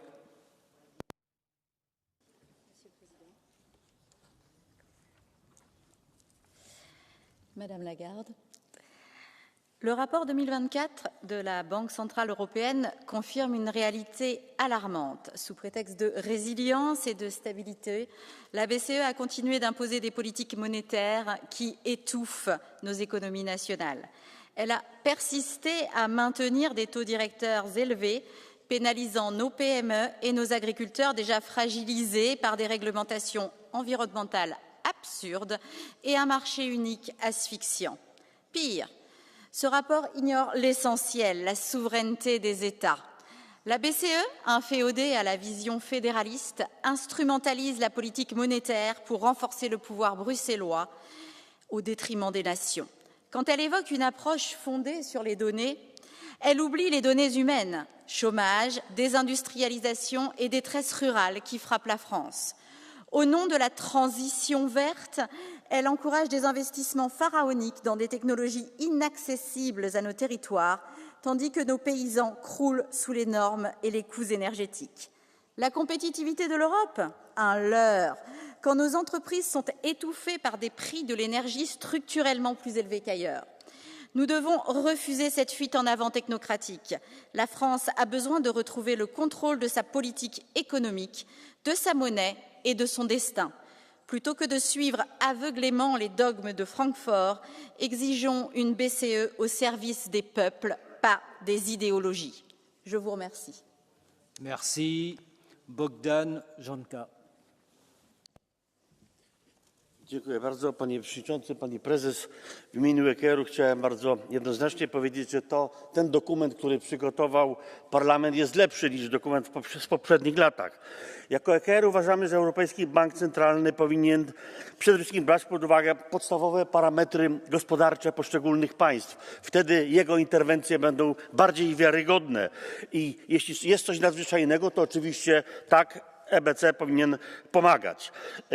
Europejski Bank Centralny musi być odporny na ideologię. Absolutnie się z tym zgadzamy i tak zwany zdrowy rozsądek naprawdę jest bardzo, bardzo potrzebny w działaniach tego banku. Nie powinno być preferencji żadnych firm, żadnych branż, tylko czysta gospodarka i czyste interwencje banku właśnie w obszary kryzysowe. Jak chodzi o cyfrowe euro, to tu potrzeba więcej informacji, więcej rozmów, więcej debat na ten temat, ale prawdziwa wolność gospodarcza jest zawsze przy użyciu wolnych środków, żywej gotówki i tego nie możemy blokować. I nie wolno bać się Stanów Zjednoczonych, brać najlepsze rozwiązania stamtąd, wtedy Unia Europejska będzie też lepsza. Dziękuję bardzo. Merci beaucoup, cher collègue. Alexander Jungblut.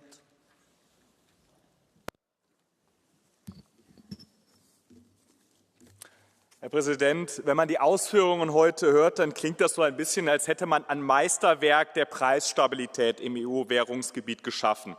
Aber ist es das wirklich? Nein, es ist ein Blendwerk, das die eigentlichen Versäumnisse dieser Institution verschleiern soll. Die EZB agiert längst als politischer Akteur und nicht als unabhängiger Hüter der Preisstabilität. Man möge sich fragen, wie das Ziel der Inflationsbekämpfung bei 2% gelingen soll, wenn die EZB Märkte durch endlose Anleihenkäufe manipuliert. Damit wird keineswegs die Inflation gezähmt, sondern das Prinzip der Marktwirtschaft mit Füßen getreten. Wer zahlt am Ende die Zeche? Es sind unsere Sparer, es sind unsere Rentner. Ein weiteres Kapitel in diesem Trauerspiel ist der digitale Euro. Angeblich eine Ergänzung zum Bargeld, doch in Wahrheit der perfekte Hebel zur totalen Überwachung und Kontrolle. Es ist nichts weiter als eine neue Dimension des staatlichen Eingriffs in das selbstbestimmte Leben der Bürger der Europäischen Union. Darüber hinaus verstrickt sich die EZB in zweifelhafte Projekte, die wie Green Bonds daherkommen. Man spricht von Klimaschutz.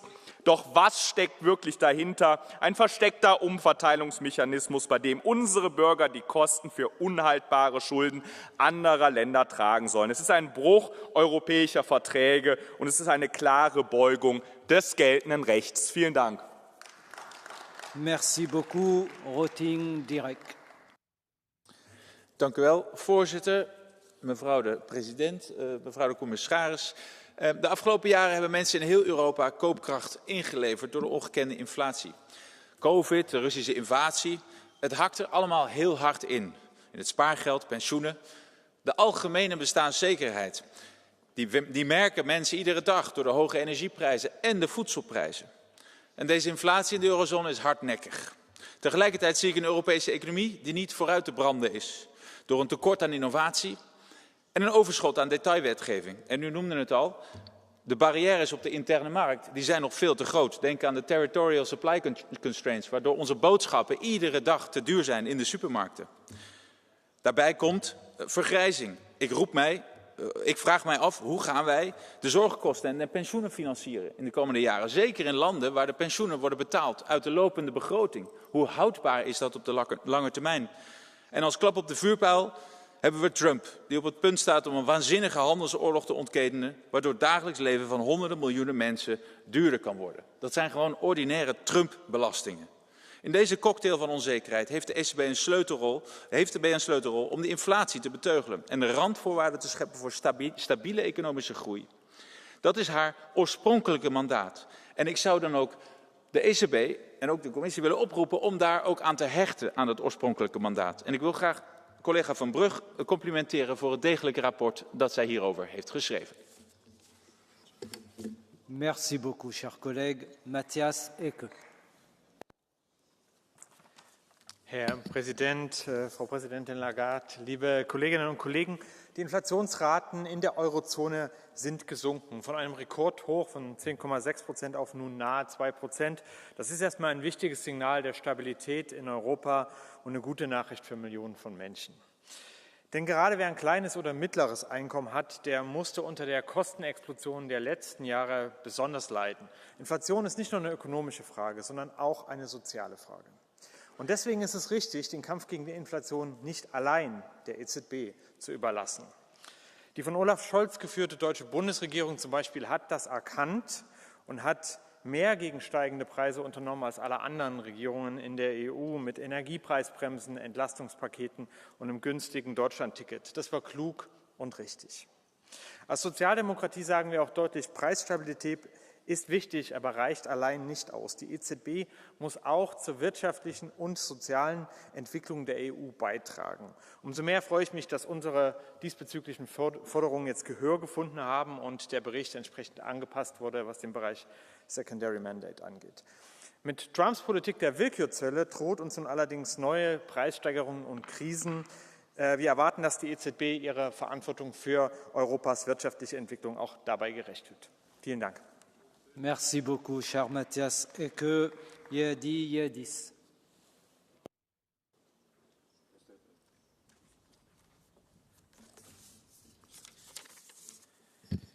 Την τελευταία τετραετία στην Ευρωπαϊκή Ένωση καταγράφηκαν εξαιρετικά υψηλά επίπεδα πληθωρισμού με αποτέλεσμα να μειωθεί η αγοραστική δύναμη των σταθερών εισοδημάτων, των αποταμιεύσεων και των συντάξεων, στρεβλώνοντας την αποτελεσματική κατανομή των πόρων με αρνητικό αντίκτυπο στην οικονομική σταθερότητα. Μπορεί ο πληθωρισμός, σύμφωνα με την έκθεση, να έχει υποχωρήσει, όμως οι επιπτώσεις ακόμα παραμένουν βαθιά χαραγμένες στους πολίτες. Παραδείγματα. Πρώτον, η αύξηση των τιμών ενέργειας με αλυσιδωτές επιπτώσεις στην οικονομία. Δεύτερο, τα υψηλά επίπεδα πληθωρισμού επηρεάζουν δυσανάλογα τα νοικοκυριά με χαμηλότερα εισοδήματα, τα οποία ξοδεύουν μεγαλύτερο ποσοστό του προϋπολογισμού τους σε είδη πρώτης ανάγκης, δημιουργώντας αναπόφευκτα συνθήκες δυσπραγίας, φτώχειας και κοινωνικού αποκλεισμού. Ως εκ τούτου επιβάλλεται προσοχή και καλός σχεδιασμός για το μέλλον με πολιτικές που δεν θα θυσιάζουν τους πολίτες στο βωμό των συμφερόντων των τραπεζών, όπως το 2013 που από άλλη θέση κλέψατε τα χρήματα των καταθέσεων των Κυπρίων πολιτών. Τέλος, αναφορικά με το ψηφιακό ευρώ, υπογραμμίζω τη θέση μας ότι πρέπει να χρησιμοποιηθεί ως συμπλήρωμα του χαρτονομίσματος και σε καμία περίπτωση ως αντικατάστασή του. Ευχαριστώ. Merci beaucoup. Kinga Kola.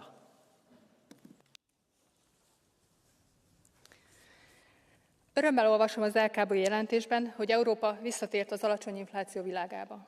Így lehetőség nyílik a kamatok csökkentésére, ami olcsóbb lakás és vállalati hiteleket jelent. Ez jó hír Európának.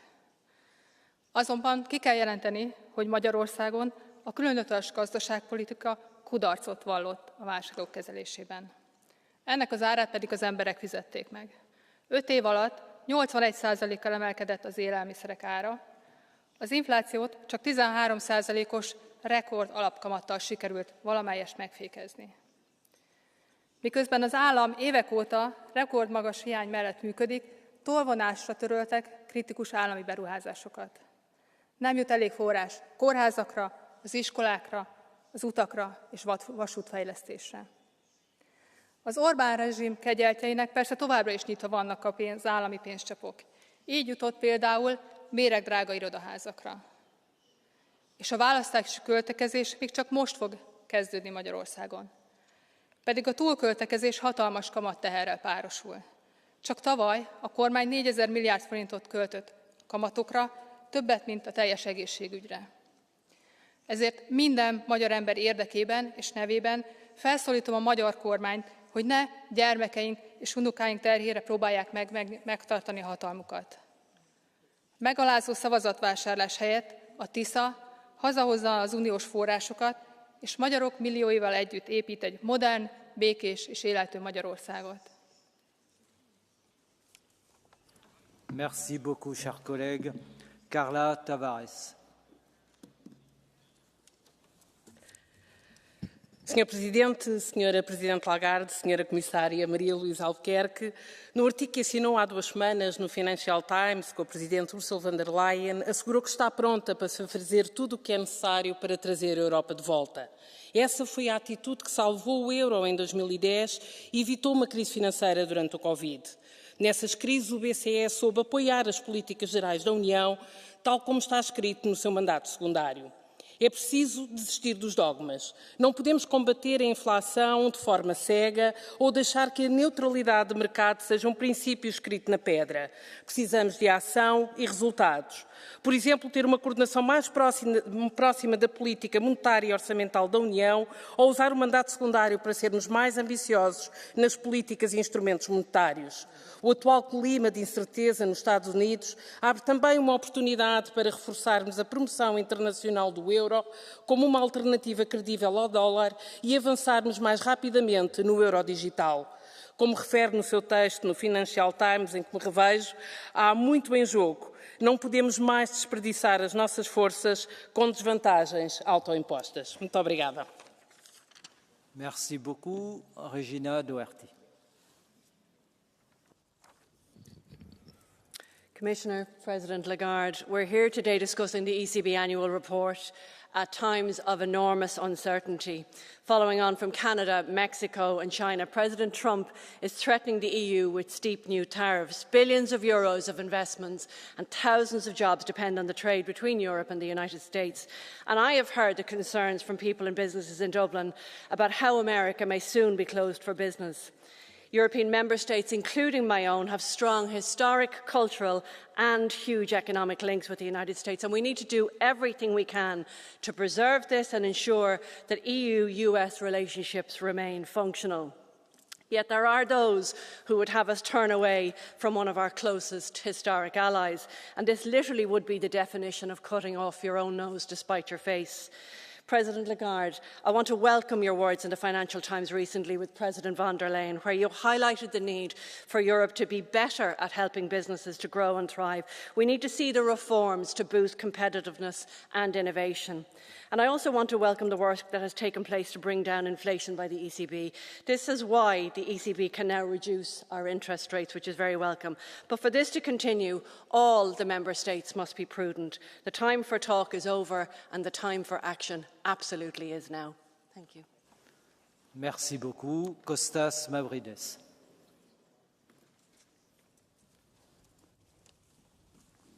Ευχαριστώ κύριε Πρόεδρε. Κύριε Λαγκάρντ, στην ανάληψη των καθηκόντων σας ήμουνα ο εισηγητής αυτής της έκθεσης και θα επιδιώξω και σήμερα να είμαι δίκαιος μαζί σας. Συγχαρητήρια για τη σταθερότητα του ευρώ σε δύσκολους καιρούς και τον περιορισμό του πληθωρισμού. Ωστόσο, 2 θέματα παραμένουν να εκκρεμούν και θα περιοριστώ σε αυτά τα 2 και αφορούν και τα 2 την έλλειψη δίκαιου ανταγωνισμού στο τραπεζικό σύστημα. Δεν έχουμε ακόμα ένα πανευρωπαϊκό σχέδιο εγγύησης των τραπεζικών καταθέσεων και δυστυχώς αυτό το βάρος πέφτει στα κράτη-μέλη. Και ήδη αναφέρθηκε η περίπτωση της Κύπρου και αυτό αντανακλάται και στα εγχώρια επιτόκια και στην οικονομία. Το δεύτερο αφορά τις καταχρηστικές πρακτικές και τους όρους που συσσωρεύτηκαν σε τραπεζικές συμβάσεις εις βάρος των καταναλωτών και ιδίως των δανειοληπτών. Πιστεύω ότι η Ευρωπαϊκή Κεντρική Τράπεζα μπορεί να έχει ενεργότερο και αποτελεσματικό ρόλο για τον δίκαιο, επαναλαμβάνω, τραπεζικό σύστημα. Merci beaucoup, chers collègues. Angelika Winzig. Sehr geehrter Herr Präsident, Frau Kommissarin, Frau Präsidentin Lagarde.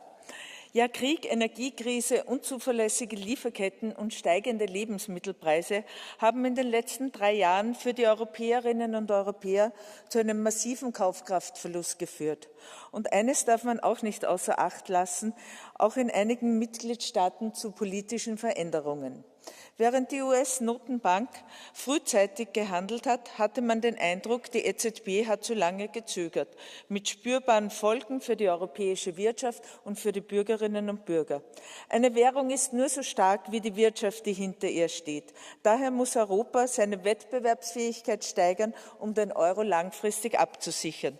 Weniger Bürokratie, mehr Innovationen, gezielte Investitionen für Wirtschaft und Banken braucht es jetzt dringend, um nachhaltiges Wachstum zu sichern.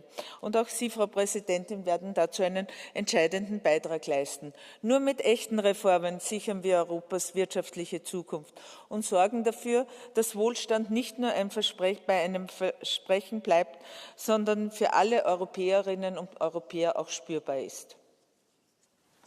Merci beaucoup. Adnan Dibrani.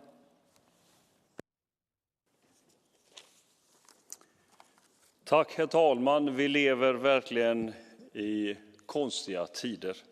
Men jag ska försöka hålla det kort. Centralbankerna ska göra sin del för att sänka inflationen och värna prisstabiliteten. Men det är något som de senaste årens kostnadskris har visat, så är det att vi politiker måste göra vår del. En hög inflation slår mot de hushåll som har det allra tuffast och som har allra minsta marginaler. Trots att inflationen nu faller tillbaka är det många hushåll som fortfarande har det väldigt tufft på grund av kostnadskrisen. Inte minst på grund av de höga matpriserna. En del av ökningen beror självklart på höga energipriser, geopolitisk osäkerhet, men ECB själva visar också att en del av förklaringen är högre vinster. Här står penningpolitiken utan verktyg eller mandat att stötta de hushåll som har det allra tuffast. För räntan är ett trubbigt verktyg. Därför behövs andra åtgärder. Inte minst behöver EU vässa verktygen för att få till en fungerande konkurrens, framförallt på livsmedelsmarknaden. När penningpolitiken står bakbunden vilar ett tungt ansvar på oss politiker att verka för en politik för vanligt folk. Tack. Merci beaucoup. Jan Farski.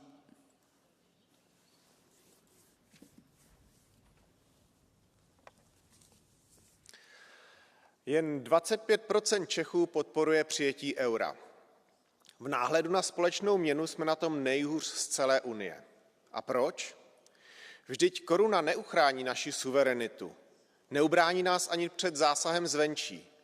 Přesto jsme na ní fixováni. Euro je druhou nejdůležitější měnou na globálních trzích. Úlohou Evropské centrální banky je zabezpečit a ochránit eurozónu, což je klíčové zejména s ohledem na aktuální situaci ve světě. Navíc strategické autonomii Evropy může přispět také projekt digitálního eura. Jeho nástroje by mohly využívat i země mimo eurozónu, Čechy nevyjímaje.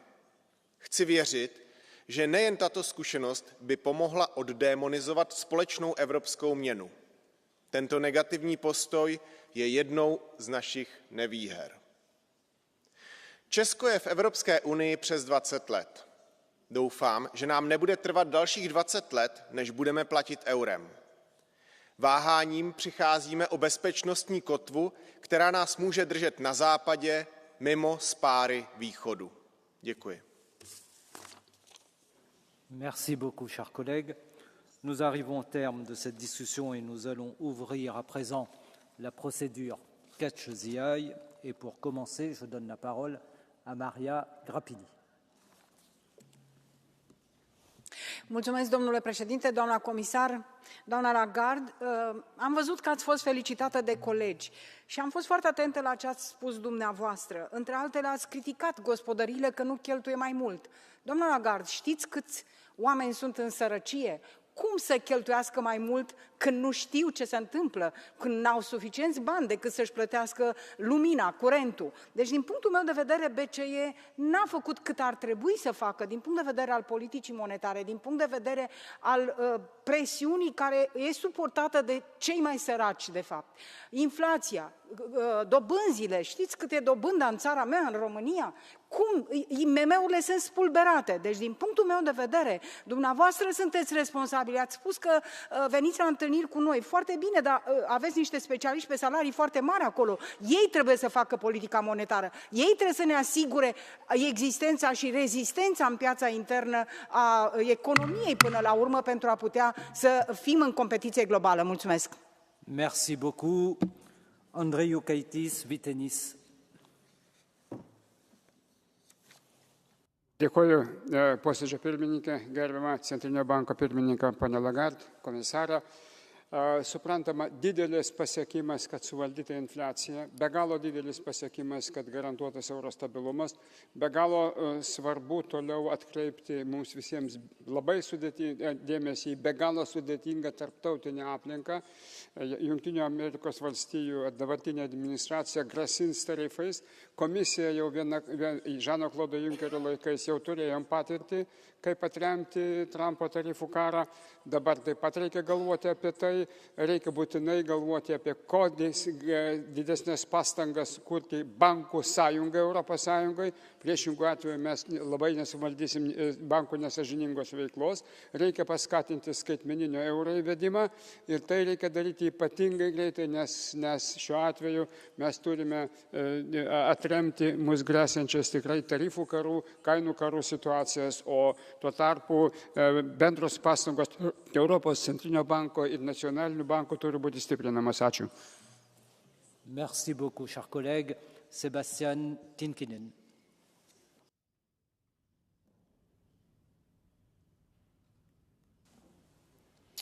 Arvoisa puhemies, Euroopan keskuspankin tehtävänä ei ole poseeraaminen tai hyvesignalointi, vaan vakauden ylläpitäminen ja hintojen nousun pitäminen kurissa. Mutta tällä viikolla tämä sali tulee äänestämään paperista, jossa keskuspankin leipään yritetään leipoa sisään ties mitä rusinoita, jotka eivät sinne kuulu. Digieuron mainostamista, sukupuolikiintiöiden loppaamista ja yllätys, yllätys, vihreiden ilmastoagendaa. Nyt jotain rotia. Meillä Euroopassa on valtavat määrät ihmisiä kamppailut kustannuskriisin ja nopeasti pompanneiden asuntolainakorkojen kanssa. Kun puhe on Euroopan keskuspankista, niin eikö silloin voitaisi keskittyä tähän sen ydinhommaan, eikä lähteä ujuttamaan tähänkin näitä vasemmiston lempilapsia, kuten sukupuolikiintiöitä tai ilmastojuttuja. Itselleni ainakin on tärkeämpää, että suomalaisten palkoista ja lompakoista pidetään huolta, kuin että huolta kannetaan siitä, mitä sukupuolta keskuspankin johtokunnasta löytyy. Merci, Sigbert Droz. Herr Vorsitzender, vielen Dank. Madame Lagarde, ich hatte Ihren Bericht gelauscht und muss ehrlich sagen, ich hatte Mühe, nicht einzuschlafen. Wenn wir zu unseren wichtigsten Partnern, den USA, schauen, dort gibt es Aufbruch, dort wird aufgeräumt, dort wird gerade das goldene Zeitalter ausgerufen. Die USA bereiten gerade ihren Platz in der neuen Welt des 21. Jahrhunderts. Lagardes Bericht fehlt jede positive Vision für die Zukunft Europas. Kein Wort zum Ende des Green Deals durch Donald Trump. Kein Wort dazu, dass BlackRock, Vanguard, große Investoren in Zukunft nicht mehr in grüne Klimairrsinn investieren werden. Ein bisschen Resilienzgedöns, ein bisschen Digitalisierungsblabla und Wettbewerbsappelle sind zu wenig. Madame Lagardes Rede war blutleer und hoffnungslos. Es kann einem damit nur Angst und Bange werden um die Zukunft Europas. Danke. Merci. Bien, la discussion fut riche. Je donne la parole comme dernier orateur à Lukas Sieper. Liebe Menschen Europas, heute haben wir hier über die Europäische Zentralbank gesprochen und ja, auch im Namen der Partei des Fortschritts muss ich sagen, Kritik ist berechtigt. Die EZB beeinflusst das Leben von Millionen von Menschen und muss sich auch solch einer Debatte stellen. Aber während ich hier aus der politischen Mitte dieses Hauses von den Moderaten konstruktive Vorschläge wahrgenommen habe, höre ich von den Extremen, die EZB sei voreingenommen, politisch motiviert gesteuert. Diese Behauptung ist nicht nur falsch, sie ist gefährlich. Aber diese Rhetorik passt ja zu Ihnen, ja? Alle sind miteinander verschworen, wollen es dem kleinen Mann schwer machen und erlauben sich auch noch, das Klima retten zu wollen. Ich sage Ihnen, wer seine ganze Politik darauf aufbaut, das Vertrauen in die demokratischen Institutionen zu untergraben, ist kein Demokrat. Frau Lagarde, ich habe 26 meiner 27 Lebensjahre mit der EZB gelebt. Sie wissen, da ist immer noch Luft nach oben, aber weiter so. Dankeschön. Merci beaucoup. Bien. La discussion est close. Je donne la parole à présent à Madame la commissaire Albuquerque Marie-Louise.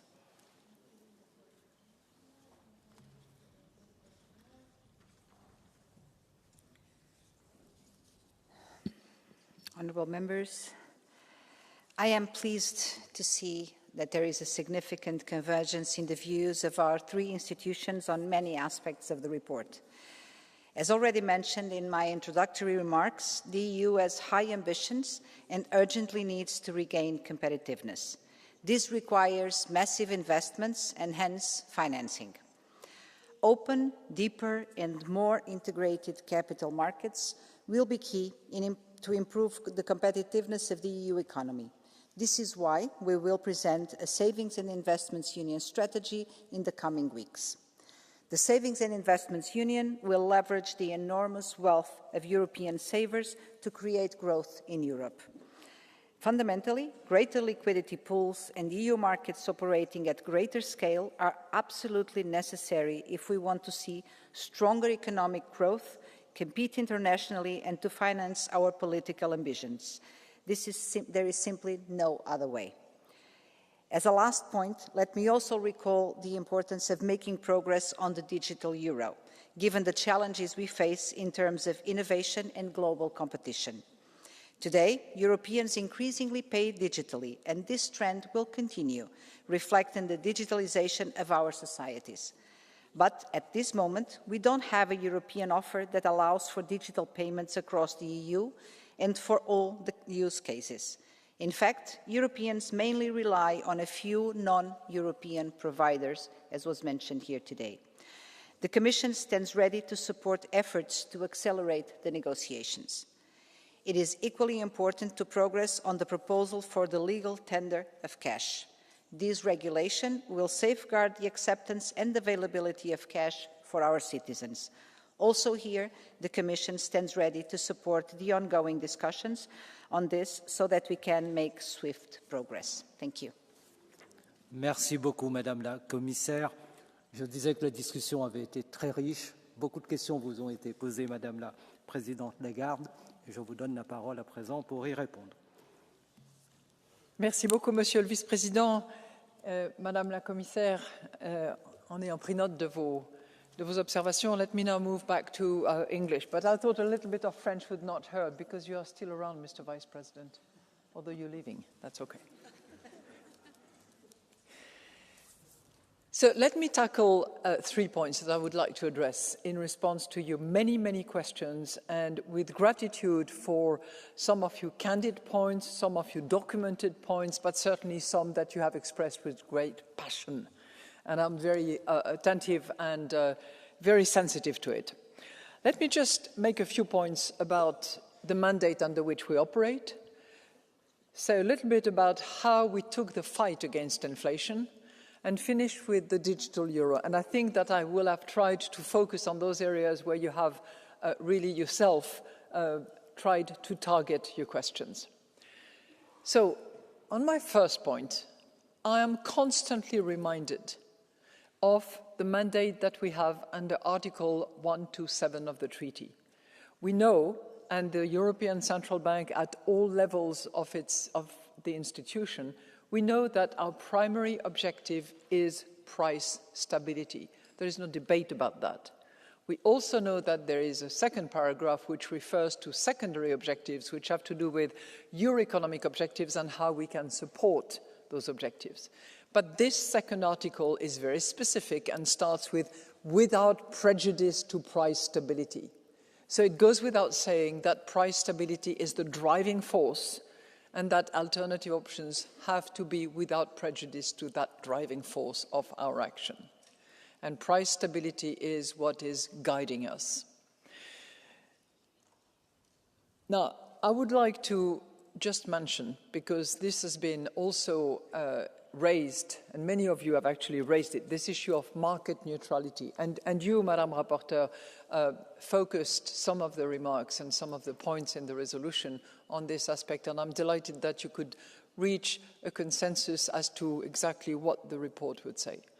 But I just want to mention the fact that market neutrality has not always been absorbed invariably, and there have been moments in the history of the ECB, prior to my time, when market neutrality was derived from because it was necessary and appropriate in order to deliver on price stability.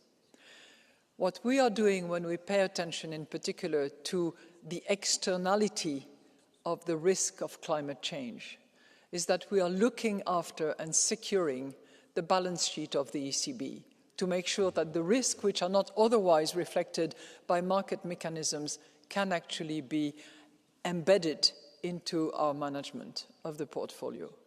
Now, this is, in many ways, it's a story of the past, because, as you know, we are no longer in the business of purchasing assets, and in particular, not purchasing corporate assets anymore.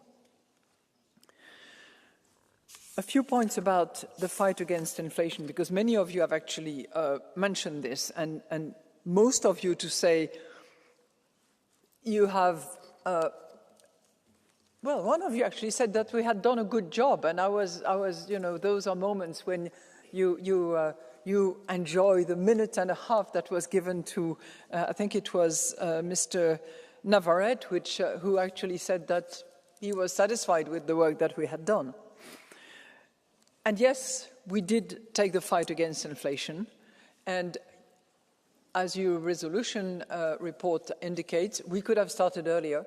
We started effectively signaling that we were going to take action in December 21, and then we took very vigorous action by actually raising interest rate by 450 basis points in a fast, robust way, and more so than any time before.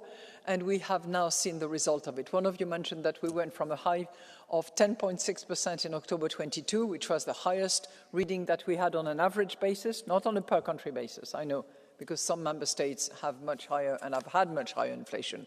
But on average, we went from that 10.6% in October 22 to 2.5% now in January.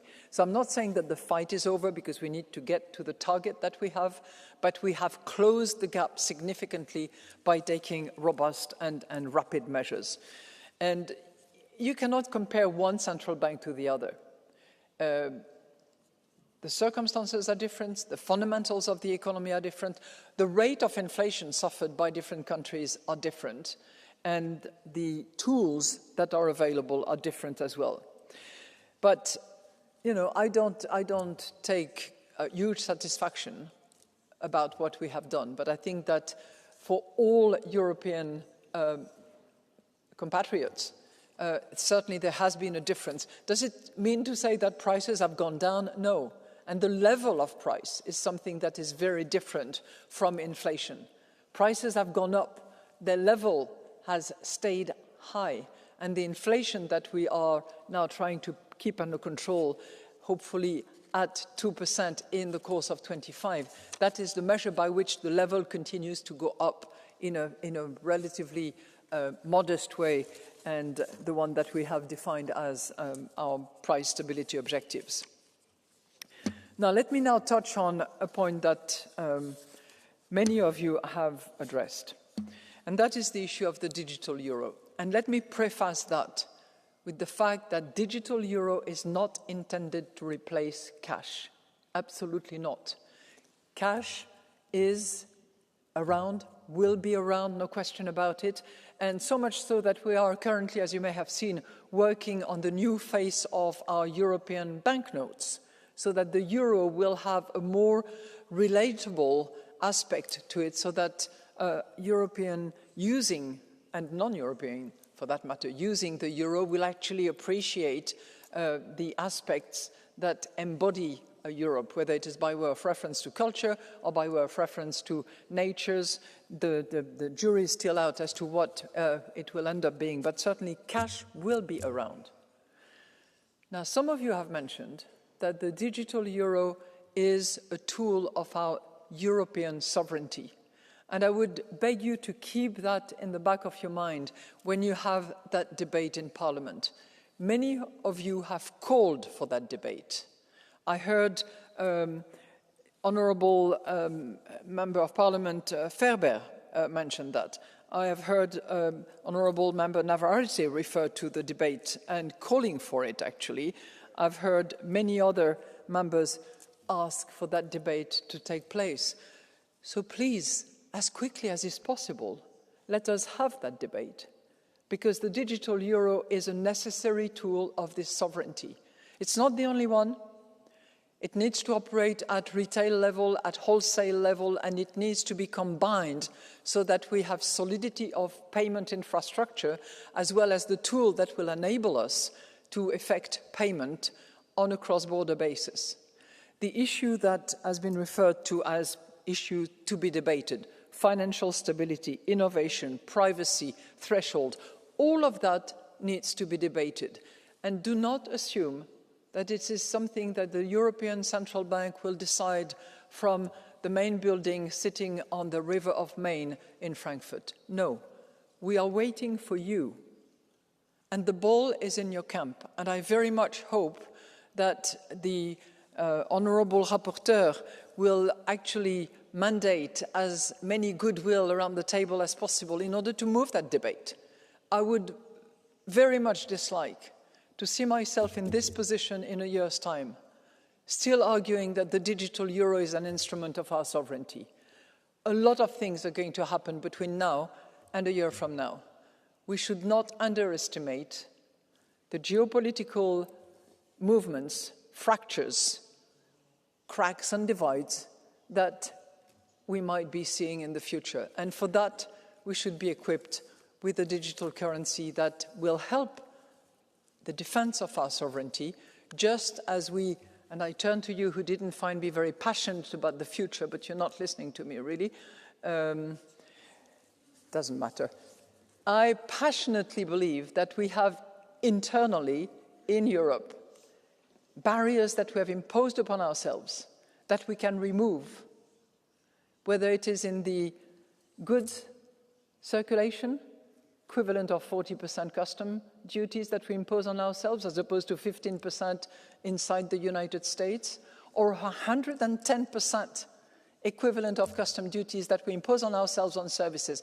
We have the tools at hand to be more productive, which will lead to a better competitiveness. So I'm very passionate about that, but my real passion is to deliver on our mandate, which is price stability for all our citizens. Thank you. Merci Madame Lagarde pour votre discours passionné, passionnant. Ik zal nu het woord geven aan de rapporteur, mevrouw Van Brugge. Alsjeblieft, u heeft 2 minuten. Dank u wel. Vandaag spreekt de Europese politiek met een duidelijke stem. De ECB toont een sterke ambitie op het gebied van klimaatverandering, maar lijkt de impact van geopolitieke spanningen op inflatie te onderschatten. Wij roepen u daarom op, neem geopolitiek serieus. De wereld verandert snel. Oorlog en conflict hebben de afgelopen jaren keer op keer laten zien hoe ze inflatie kunnen aanwakkeren en onze economie kunnen ontwrichten. De energiecrisis die volgde op de Russische invasie in Oekraïne was geen incident, maar een waarschuwing. Geopolitieke instabiliteit zal de komende jaren een grote rol blijven spelen in de economie. Daarom is het essentieel dat de ECB scenario's ontwikkelt en voorbereid is op toekomstige crisis. Want wanneer je hard werkt in Nederland, moet je leuk kunnen leven en je geen zorgen hoeven maken over een nieuwe rekening of een wasmachine die kapot gaat. Het is tijd om de geldzorgen van de mensen thuis serieus te nemen. En dit kunnen we doen door de ECB geopolitieke risico's serieus te laten nemen, maar ook door haar eigen rol scherp te bewaken. Echte onafhankelijkheid betekent geen politiek bedrijven. De ECB heeft één taak: prijsstabiliteit handhaven. Dit vereist strikt marktneutraal beleid, zonder politieke keuzes te maken in haar opkoopprogramma's en andere instrumenten. De ECB mag zich niet laten leiden door politieke druk of ideologische agenda's. Dat ondermijnt haar geloofwaardigheid en effectiviteit. Wij vragen u dan ook: behoud de neutrale rol van de ECB. Laat financiële markten functioneren zonder onnodige verstoringen. En zorg ervoor dat de ECB onafhankelijk blijft in daden, niet alleen in naam. Alleen zo kunnen we inflatie effectief bestrijden en de koopkracht van ons allemaal beschermen. Dank u wel. Dank u mevrouw Van Brugge. The debate is now closed. The vote will be held tomorrow. Next item on the agenda is Commission Statement, Escalation of Gang Violence in Sweden and Strengthening the Fight Against Organized Crime. I will now give the floor to Commissioner Albuquerque for 5 minutes. Please, Commissioner, you have the floor.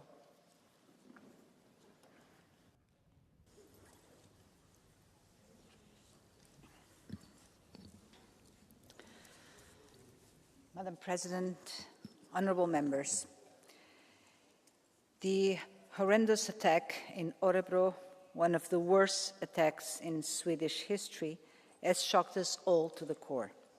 And I would like to express my heartfelt condolences to the families and friends who lost their loved ones. Such attacks have no place in Europe. The first thing European citizens expect from us is protection. That is also true when it comes to the topic of today's debate, gang violence. Gang violence is not only a big threat to life and security, it is a huge threat to democracy and society too. And it is part of bigger structures of organized crime infiltrating our legal economies and processes. As outlined by President von der Leyen at the beginning of this mandate, there can be no hiding place for organized crime in Europe, either offline or online. The threat to our internal security by organized crime networks is unprecedented and increasingly visible. And it is not only an impression that we get following the news. Figures speak for themselves. Last year, Europol identified 821 high-risk criminal networks active in the EU. Nearly 90% of them have infiltrated the legal economy, running businesses, investing in real estate. They are strong and operate freely across borders, including online. They are active in drug trafficking, fraud, property crime, migrant smuggling, and trafficking in human beings. To avoid prosecution, these groups are increasingly recruiting young people to perpetrate even violent crimes. Most of this violence is directly linked to organized crime and drug trafficking. Drug-related violence has spread from secluded port areas to the streets of Swedish cities as criminal organizations fight for control over distribution networks.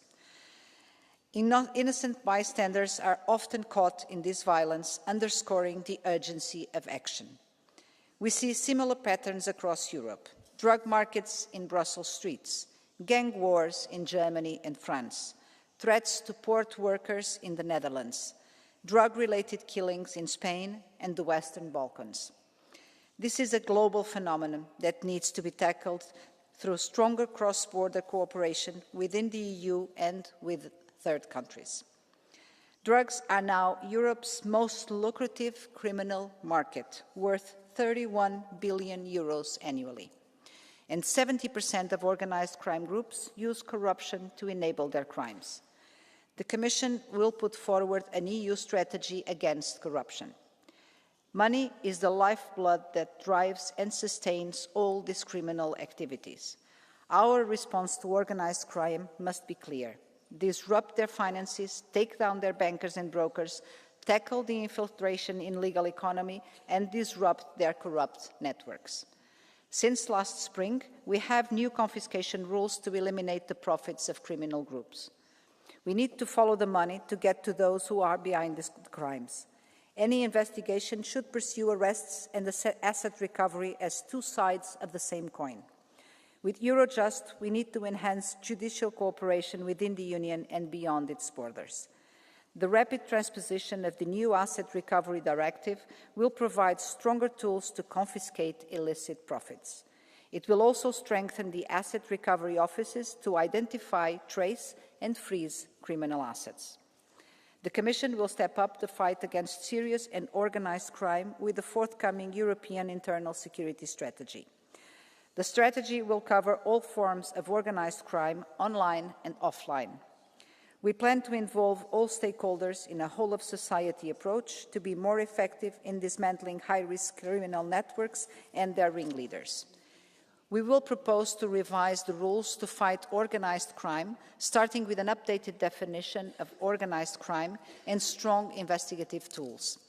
The strategy will build on the serious and organised crime threat assessment that Europol will present in the spring. We will enhance Europol's support to Member State investigations, especially in areas where the authorities need it the most. We will strengthen Frontex to ensure it can protect our borders in all circumstances. As regards the online dimension, online service providers have a duty to protect their users online. We will continue to strongly enforce the Digital Services Act, which establishes effective measures for tackling illegal content and mitigating societal risks online. And we will continue to step up our efforts in disrupting recruitment of young people online by organised criminal gangs. Next year, we will also set out the framework for an EU critical communication system to strengthen internal security and preparedness. We know that many of the threats to our internal security originate from outside the EU. Security within the Union cannot be achieved without targeted and comprehensive external action through third country partnerships that also benefit our security. The strategy will also address cross-cutting security challenges and hybrid threats, such as border management, the weaponization of migration, and countering sabotage and espionage. Honourable members, as one of the first deliverables of the new internal security strategy, the Commission will launch an EU action plan against firearms trafficking with more pressure on criminal markets and safeguarding the licit market. Illicit firearms feed organised crime within the EU and are regularly used by lone actors. The EU already has rules on the legal possession and acquisition of firearms and rules on the legal import, export and transit of firearms. However, there are no EU rules on the definition of criminal offences and penalties on firearms-related crimes. This has to change. The fight against drug trafficking must also remain a top priority. For this, it is paramount to tackle the constant inflow of drugs to our continent, mainly through our ports. Over 90 million containers are processed yearly in EU ports. Only a small percentage are inspected, leaving room for criminal exploitation. Sweden, as a major maritime destination and transit country, is not immune to this threat. We will build on the work set out in the EU Roadmap and the EU Ports Alliance to dismantle criminal business models and to shut down supply routes. Currently, 33 ports, including Helsingborg, Göteborg and Stockholm, are members, and the list is growing. The challenges facing the Union are increasingly complex, interconnected and transnational. This means that we need to approach security in an integrated way, taking all relevant threats, including hybrid ones, into consideration. Internal security is our shared responsibility, and we want the forthcoming strategy to be also the Parliament's strategy.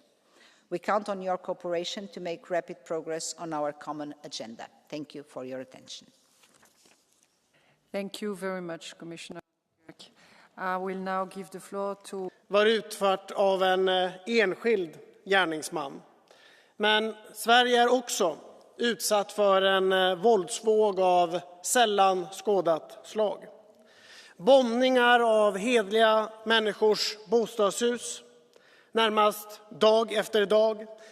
regisserade av hänsynslösa gängkriminella som inte tycks sky några medel. Den svenska regeringen genomför nu en helt nödvändig omläggning av rättspolitiken för att krossa gängen. Men vi måste också göra mer på europeisk nivå. 70% av de kriminella nätverken verkar över gränserna. Gängledare samordnar attacker från utlandet. Vapen och droger flödar, det sprängs och det skjuts. Det här är gränsöverskridande problem som inget medlemsland ska behöva möta ensamt. Därför menar vi i EPP att det nu behövs en europeisk säkerhetspakt mot organiserad brottslighet. Dra in den fria rörligheten för kriminella, se till att det inte lönar sig att begå brott och stärk det europeiska polissamarbetet. Gör Europol både starkare och operativt. Vi kan och vi ska göra Sverige och Europa tryggt. Kommissionen har lovat en tuffare strategi mot brottslighet. EPP kommer se till att ni levererar. Tack. Now to the floor, Mrs. Insier, speaking for SND. You have 3 minutes. Politics must join forces across party lines to break the cycle of violence. This painful reality is the reason why I decided to engage in politics 25 years ago.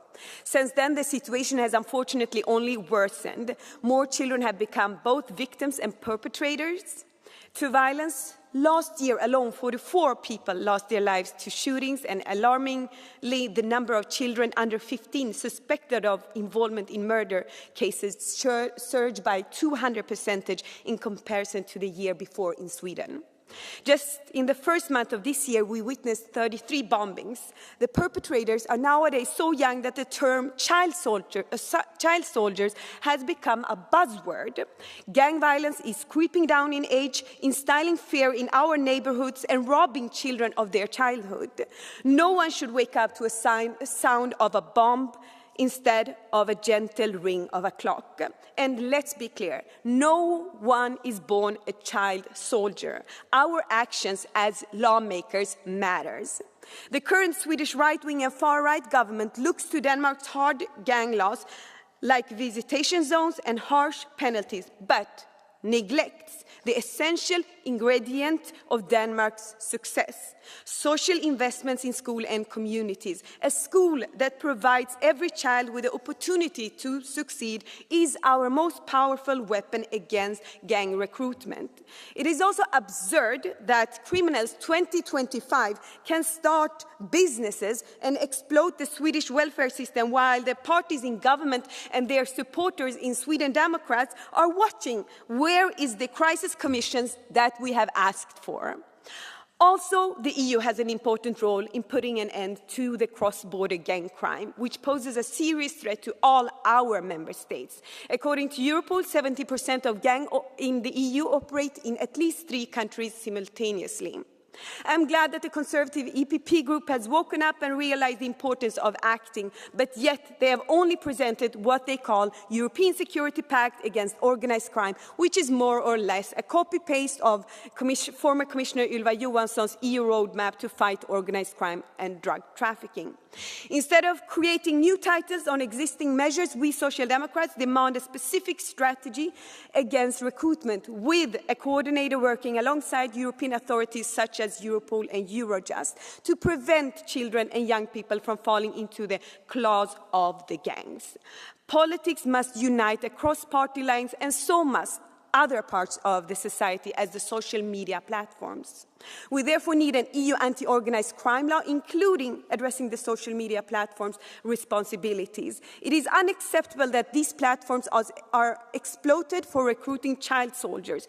Tech giants must be held accountable. Their platforms are today's modern streets and squares. It is about time for the society to get as organized crime. The society must always be stronger than organized crime. Thank you. J'appelle maintenant Monsieur Légéry qui parle pour les Patriotes. Vous avez 2 minutes. Please be aware of not speaking too fast. That would help the translator. Thank you very much. Merci Madame la Présidente. La Suède, autrefois un modèle de sécurité en Europe, est aujourd'hui gangrenée par la violence de gangs. Fusillades en pleine rue, explosions criminelles, quartiers entiers sous l'emprise de mafias. Ce chaos est le résultat direct d'années de laxisme migratoire et d'un aveuglement idéologique coupable. Les chiffres parlent d'eux-mêmes. En 2023, la Suède a enregistré 53 homicides liés aux guerres de gangs, un taux parmi les plus élevés d'Europe. 76% des membres des principaux gangs sont des immigrés ou des enfants d'immigrés. Cette criminalité, alimentée par l'immigration massive et l'échec total de l'intégration, transforme des pans entiers du pays en zone de non-droit. Même le ministre suédois de la Justice reconnaît aujourd'hui que cette violence prendra plus d'une décennie à éradiquer. Après des années de laxisme, le gouvernement suédois tente désormais de sauver les meubles en envisageant l'expulsion des criminels étrangers. Car la responsabilité de ce fiasco sécuritaire est politique. Il faut rappeler que c'est la famille politique d'Ylva Johansson, ancienne commissaire européenne aux affaires intérieures, qui a gouverné la Suède en appliquant cette politique d'ouverture migratoire sans contrôle. Cette même commissaire qui expliquait il y a encore quelques mois que l'Europe n'a pas de problème d'immigration porte une lourde responsabilité dans cette catastrophe sécuritaire. Nous devons tirer les leçons de cet échec suédois et être fermes. Ce qu'il faut à présent, c'est une impunité zéro pour les criminels étrangers et une expulsion immédiate. Il nous faut un véritable réarmement juridique et matériel des forces de l'ordre. L'Union européenne n'a plus le choix. Elle doit mettre fin à l'immigration massive qui nourrit l'échec de l'intégration et alimente cette violence. La Suède est un avertissement. Si nous n'agissons pas maintenant, la France, par exemple, connaîtra le même destin. Ce que nous attendons aujourd'hui, c'est une Europe qui protège ses peuples, pas une Europe du chaos migratoire et du laxisme sécuritaire. Merci, Madame la Présidente. Merci. We'll now call to the floor Mr. Weimer, speaking for ECR. You have 2 minutes. Thank you, Madam President. Broken shards of glass hang like jagged teeth from a shattered window. The frame barely holds. Inside, colorful children's posters decorate the walls. A criminal threw an explosive device into a child's bedroom. 1 man was injured. This isn't fake news. This is a daily occurrence. This is last night in Sweden. Gang criminals have vowed in secret chats to make 2025 the worst year ever for bombings. Only Albania has more gun deaths than Sweden. Albania. A few years ago, Sweden's former security chief admitted we are in a low-intensity civil war. Yet Swedish media still plays word games. Gate explodes in Nacka. Did the gate self-destruct? Miss shooting in Växjö. A miss because the bullet hit the wrong innocent? Meanwhile, the Swedish Social Democrats are criticizing the tough measures that we in the liberal conservative majority in Sweden are taking against criminality, like visitation zones. Well, go have a debate with your own party that suggested that half of Stockholm was to be done a visitation zone. Flip-flop is what it's called. Now, this is what the EU must do. Acknowledge that this is the result of uncontrolled immigration, accept that we must secure the border, and yes, as the EPP finally has joined our stance to limit free movement of criminals under Schengen. Act decisively to deport the illegals, fake asylum seekers, and terrorist sympathizers. It must be done today. It should have been done yesterday. Thank you. Thank you. I will now call to the floor Mrs. Karlsbro, speaking for Renew. Mrs. Karlsbro, you have 2 minutes. Fru talman, kommissionen, kollegor åhörare. Sveriges värsta masskjutning har chockat Europa.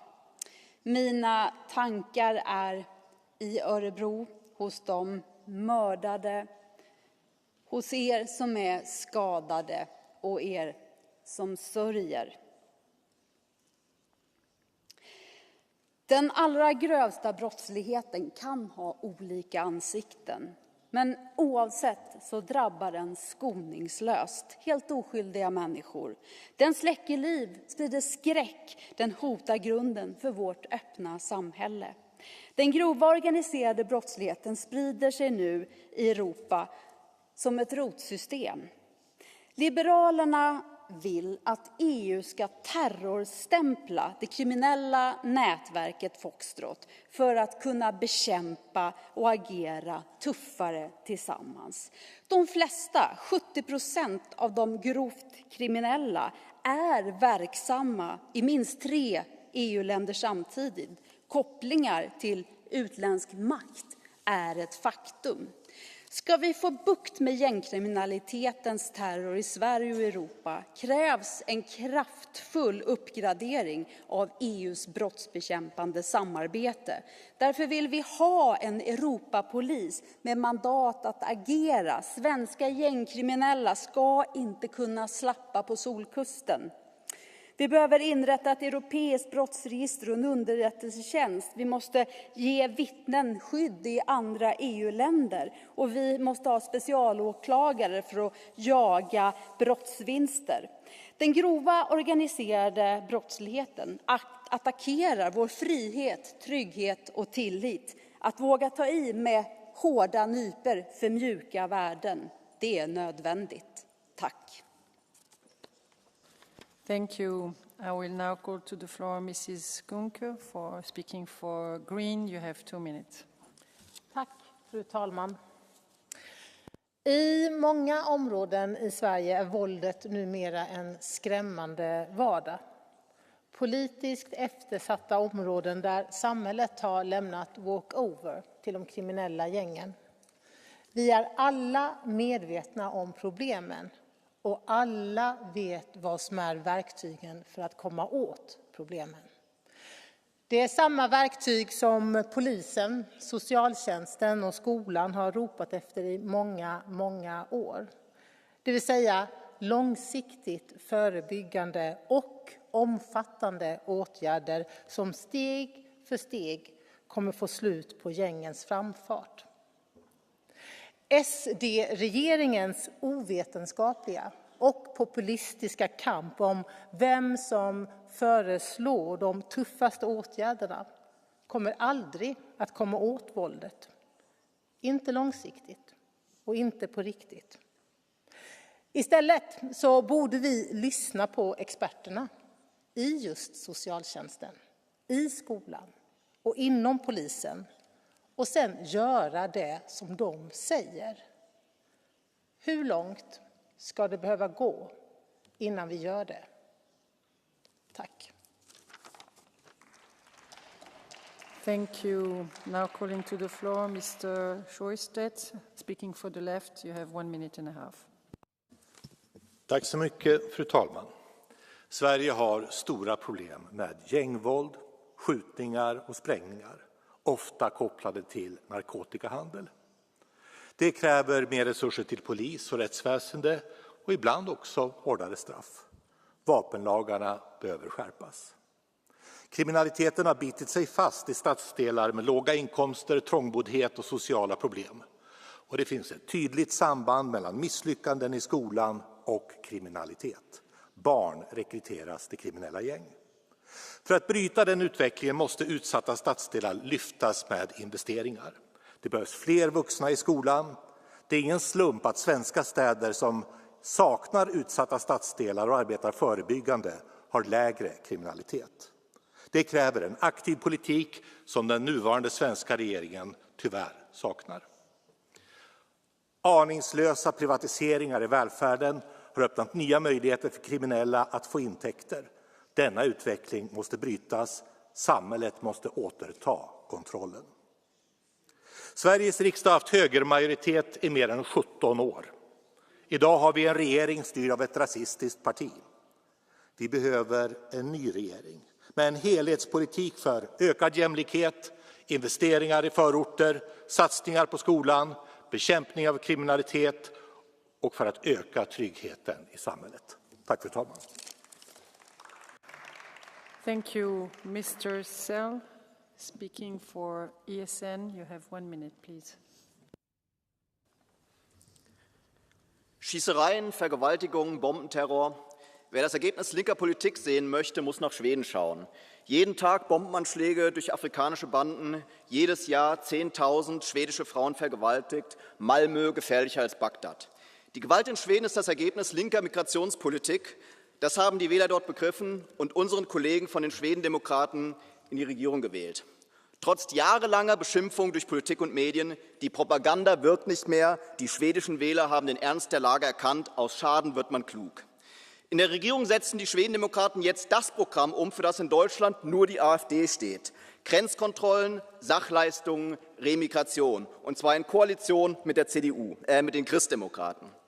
Wir müssen von den Schweden lernen. Auch in Berlin, Hamburg oder Duisburg gibt es Stadtteile, die von kriminellen Banden beherrscht werden. Jeden Tag 2 Gruppenvergewaltigungen. Allein in Berlin 10 Messerstechereien täglich. Wir müssen das ändern. Wir brauchen den Mut der Schweden in deutschen Wahllokalen. Am 23. Februar gilt: Schluss mit Feigheit und Brandmauer. Es ist allerhöchste Zeit. Thank you. Thank you. I will now give the floor to Mrs. Dupont. I will please ask you not to speak too fast. Makes lives of the translator very hard. Thank you. Thanks, Madam Chair, Madam Commissioner. Über 70% der kriminellen Netze arbeiten grenzüberschreitend. Sie verdingen sich in Menschenhandel, Drogenhandel, Geldwäsche, zunehmend gewaltbereiter und brutal. 7 der 10 gefährlichsten Netzwerke in Europa, im Übrigen 55 insgesamt an der Zahl, umfassen mehrere Nationalitäten. 8 von 10 arbeiten unter dem Deckmantel legaler Unternehmen. Organisierte Kriminalität war und ist immer eine immense Gefahr für unsere Ordnung, unseren Rechtsstaat, für unsere Wirtschaft, unsere Gesellschaft. Genauso wie diese Netzwerke jedes Schlupfloch, jede Möglichkeit nutzen, müssen auch wir das tun. Unsere Antwort muss koordiniert, unmissverständlich und vor allen Dingen unnachgiebig sein. Entziehen wir ihnen endlich die finanzielle Grundlage über die Arbeit der AMLA mit der Beweislastumkehr und der Konfiszierung von Vermögen. Unsere Sicherheitsbehörden müssen alle verfügbaren Instrumente zur effizienten Datenanalyse und Verknüpfung an die Hand bekommen. Zoll, Polizei, Dienste, Justiz, unsere Joint Investigation Teams brauchen Zugang zu allen für sie relevanten Informationen und Datenbanken. Sie sind nicht nur integraler Bestandteil einer Sicherheitsunion, sie stehen zugleich an vorderster Stelle, um unser Leben und unser Eigentum zu schützen. Wir müssen ihnen im Gegenzug Schutz gewährleisten. Aber das allein wird aber nicht reichen. Mit der Internal Security Strategy, mit der Preparedness Strategy, dem White Paper on Defense, werden wir die nächsten Schritte gehen müssen, um unsere Europäische Union, gegen Bedrohungen und hybride Attacken von innen und außen abzusichern. Eine widerstandsfähige Demokratie wartet nicht auf Angriffe. Sie antizipiert sie, passt sich an und antwortet entschlossen. Das und nicht weniger müssen wir leisten. Und ein letzter Kommentar zu meinem Vorredner. Am 23.02. wird jede Stimme für die AfD in Deutschland eine verlorene Stimme sein. Es wird keine Koalition geben. Thank you, Mr. Rotolo.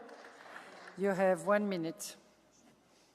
Grazie Presidente.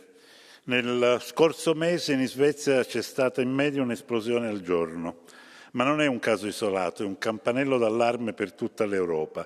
Io penso che lo Stato debba intervenire prima, sottraendo i nostri ragazzi alla manovalanza del crimine, alla morte civile. Ci sono poi social network, moltiplicatori del disagio. Pensiamo all'omicidio di Salam Momika, famoso per aver bruciato una copia del Corano in pubblico e ucciso a gennaio durante una diretta su TikTok. Lo Stato deve esserci prima, l'Europa deve esserci prima della violenza e noi dobbiamo esserci prima che sia troppo tardi. Servono investimenti nelle nostre periferie economiche, sociali, culturali. Grazie. Thank you. Mr. Laszlo, please come to the floor. You have 1.5 minutes. That we do not have control over the wave of violence is quite obvious. This is a quote from the Swedish Prime Minister and a damning confession. Migrant gang wars have been plaguing Sweden for years now, and bomb attacks surged to a level comparable only to failed states.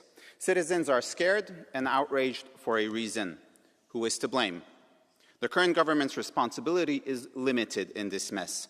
This is the fault of left-wing elites who allowed mass immigration adhered to the open borders ideology of George Soros. The EU's migration policy is madness. More and more countries refuse to apply the rules. They bring chaos, violence, death, and the breakdown of rule of law. Even in Sweden, even if you are one of the wealthiest and most respected nations on earth, this may happen. Swedes simply deserve better. Yet the European Commission is still looking to punish those who defend our common external borders, like my country, Hungary. We need zero tolerance regarding illegal immigration. We need to support all the countries that defend our external borders, and we need to remove all illegals from the EU. And we need to severely punish all violent criminals. Gang warfare in European cities is un-European. The European Commission's weakness on border protection is anti-European. We need to make Europe great again. We need to make European borders secure again. Thank you very much. Thank you, Monsieur B. Vous avez 1 minute. Les gangs criminels ravagent la Suède. Après des décennies d'irresponsabilité, de laxisme migratoire, la population suédoise paye aujourd'hui le prix du sang, avec 2 tristes records. Le premier, c'est le premier pays en mortalité par arme à feu de toute l'Europe. Le deuxième triste record, c'est d'avoir 20% de sa population qui est étrangère. 2 millions d'immigrés sur 10 millions d'habitants. Alors aujourd'hui, la Suède a essayé de faire un changement de cap récent sous l'impulsion de la droite conservatrice et démocrate suédois.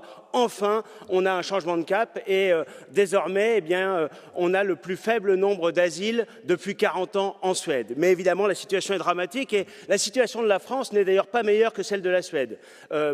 Aujourd'hui, au Parlement européen, le ministre de l'Intérieur, Bruno Retailleau, vient d'arriver pour parler de la directive Retour. Eh bien, la directive Retour, elle sera réellement utile et efficace pour les Européens, pour nos nations et pour nos peuples, que si elle permet la simplification, la fluidification et la rapidité dans les expulsions, faire en sorte que tous ceux qui sont entrés par ruse, par effraction ou grâce au laxisme en Europe aient qu'une seule certitude, d'être tôt ou tard expulsés d'Europe avec l'impossibilité d'y revenir. Merci. Mrs. Al-Sarlani, you have 2 minutes. Please pay attention with the speed of which you speak. Thank you. Tack fru talman, kommissionär, kollegor. Sverige skakas av det brutala gängvåldet. Barn som agerar drogkurirer, tonåringar som agerar torpeder och giriga gängledare vars hänsynslöshet och brutalitet inte har några gränser och som styr sina verksamheter, olagliga verksamheter utanför Sveriges gränser. Detta är synnerligen ett europeiskt problem. Från 1 januari till idag har det skett 33 detonationer och sprängningar runt om i Sverige. Vi har en regering i Sverige som lovade i valrörelsen ett paradigmskifte. Vi kan tyvärr inget annat än konstatera att deras politik, att den nuvarande regeringspolitik inte har lyckats. Det finns många saker som borde ha gjorts annorlunda, som borde ha gjorts tidigare. Inte minst borde politiken fokuserat mer på att strypa nyrekryteringen till gängen. Vår första försvarslinje här är föräldrar, lärare, skolpersonal, socialsekreterare och fältassistenter. Det är i skolan och det är i vårt förebyggande arbete som kommer att avgöra om de här gängen i framtiden finns kvar. Och än så länge så är inte de digitala plattformarna där mycket av rekryteringen av dessa ungdomar sker. De är inte tvungna av lagen att ta bort sådant innehåll, alltså annonser där de rekryterar barn.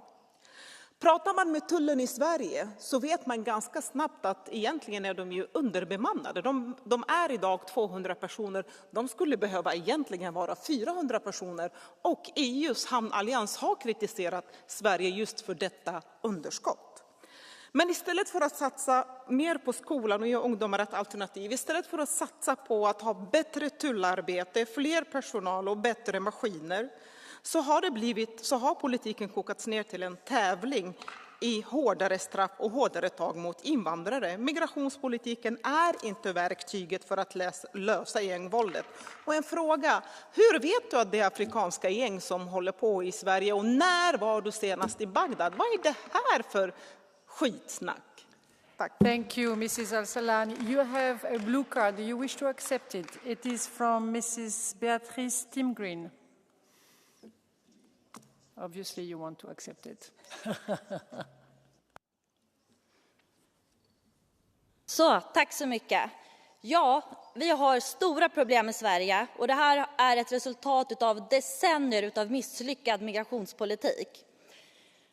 Och det tar tid att rätta till och det är det som vi försöker nu i regeringen. Men här hör vi nu att det påstås att invandringen och migrationen inte har någonting med kriminaliteten att göra. Anser du att ni inte har någonting med det här att göra, som att ni har stått bakom den höga invandringen i Sverige? Tack. Mrs. Al-Salani. Tack fru talman och tack kollega för din fråga. Är du medveten om det faktum att de allra flesta ungdomarna som är nu i de här kriminella gängen, de är födda, uppvuxna, gått på svensk förskola, de har gått i svensk skola. Hur kan du då göra kopplingen till invandringen? De är en svensk produkt, ingenting annat. Och det är det svenska misslyckandet vi måste prata om och inte migrationen. För att jag är också en produkt av migrationen, men här står jag, likadant som du. Vad har skett? Vad är det som har skett då? Thank you very much. I will now give the floor to Mrs. Bricmont. Madame Bricmont, vous avez une minute. Règlements de compte, fusillades, assassinats se multiplient dans les rues européennes de Stockholm à Bruxelles. Des scènes inimaginables qui font peur pour notre sécurité et celle de nos enfants. Le crime organisé impacte les communautés en profondeur. Il présente aussi un risque bien plus large pour nos démocraties et l'état de droit, tant par ses effets directs que par les réponses liberticides qui sont actuellement apportées. Aucun discours simpliste, belliciste ou xénophobe n'apportera les réponses qu'attendent légitimement nos concitoyens. Oui, nous devons être exemplaires, agir de manière coordonnée et systémique, avec des moyens allant de la prévention à la répression de nos communes à l'Union européenne. Poursuivons le travail de réseau ici au niveau européen. Renforçons la lutte contre la corruption en élargissant les compétences du parquet européen. Montrons de l'ambition pour la directive anticorruption, Madame la Commissaire, et assurons des moyens du niveau local au niveau européen. Développons aussi la coopération judiciaire internationale en faisant pression sur les États comme Dubaï, qui accueillent les narcotrafiquants, en permettant aussi que soient conclus rapidement des accords de coopération entre Eurojust et les pays d'Amérique latine. Et enfin, harmonisons la réponse européenne face aux crimes organisés par une réponse législative pénale européenne. Je vous remercie. Merci. I will now give the floor to Mr. Perez. You have 1 minute. Muchas gracias. Hombre, pero si hoy toca hablar de la criminalidad récord en Suecia, ese Disneyland progresista que han convertido desde la Comisión Europea y desde el propio Gobierno en un polvorín de casi 150 atentados terroristas en solo 10 años. Antes este país exportaba muebles y pop depresivos y ahora exportan bombas, terroristas y narcotraficantes, algunos en mi país, a España, qué cosas.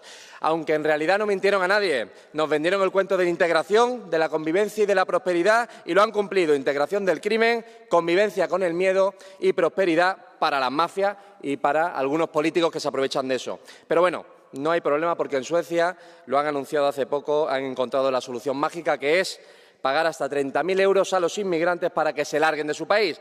Es decir, primero los trajeron a Europa con cheques y ayudas, luego les concedieron barrios enteros y ahora les pagan para irse. Suecia, más que un país, parece una agencia de viajes para criminales.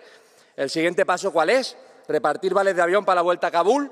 ¿Un todo incluido en Somalia, con dinero de los europeos? Y mientras tanto la Unión Europea sigue con su plan maestro, que es importar más problemas, prohibir que se hable de ellos y subvencionar a las ONG que los alimentan. Esta no es la Europa que los españoles nos prometieron y no queremos formar parte de ella. Muchas gracias. Thank you. I now call to the floor Mrs. Pedro for 1 minute and a half, please.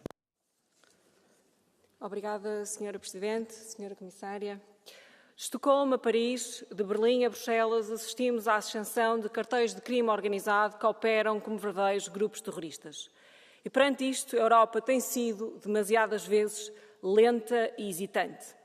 A liberdade de circulação, um dos pilares fundamentais da União Europeia, tem sido instrumentalizada para facilitar o tráfico de seres humanos, narcotráfico, contrabando e a lavagem de dinheiro.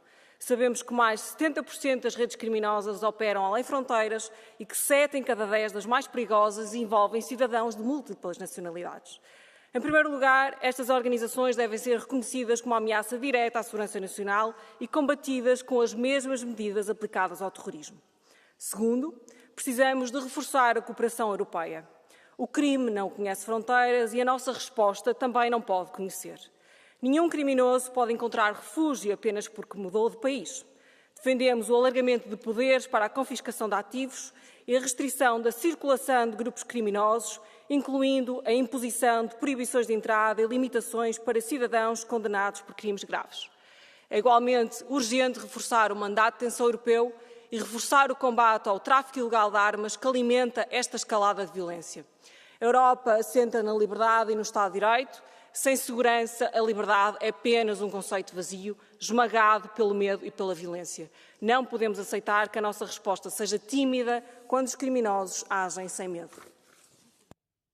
Thank you very much. You received a blue card from Mr. Zieper. Do you wish to take it? Okay. Go ahead. Thank you, colleague, for taking the blue card. I was listening closely to your speech, and at some point you said that we need to treat the drug traffickers in the same way as terrorists.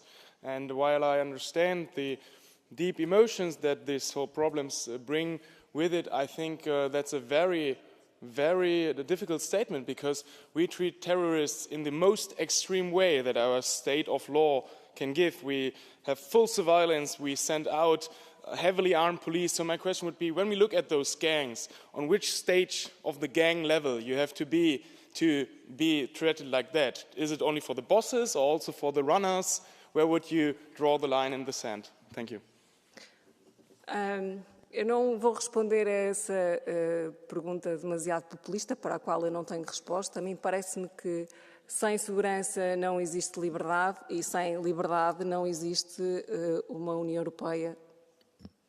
Obrigada. Thank you very much. Mr. López Aguilar, you have the floor for 1 minute.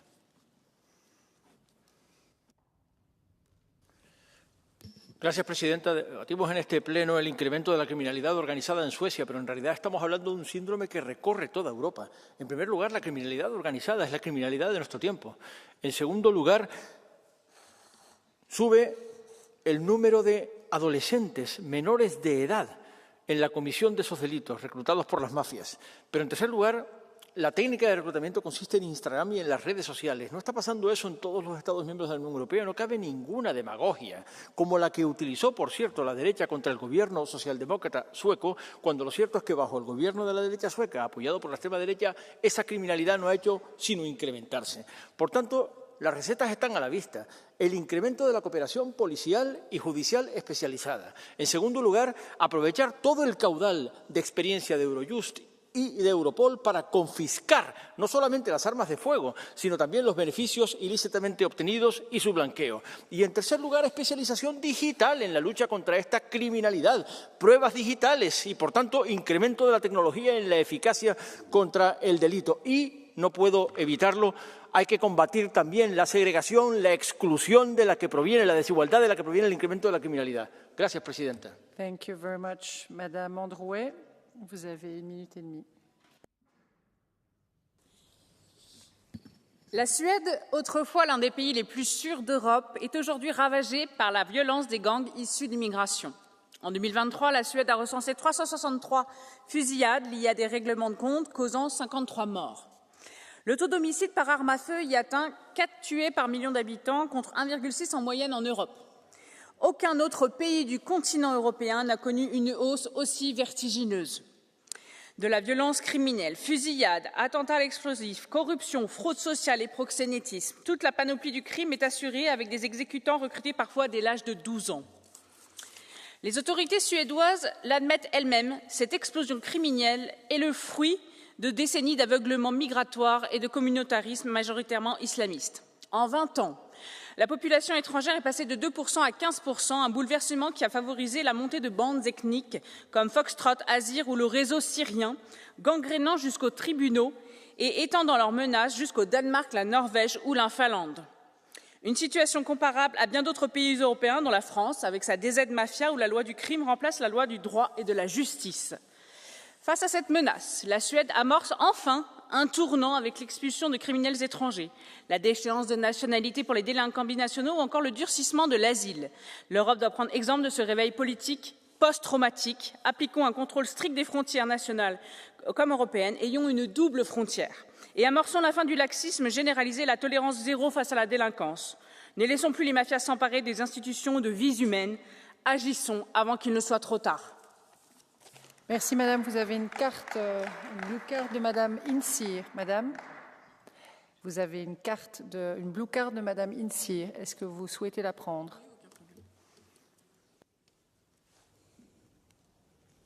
Attendez, je vais juste me mettre en français.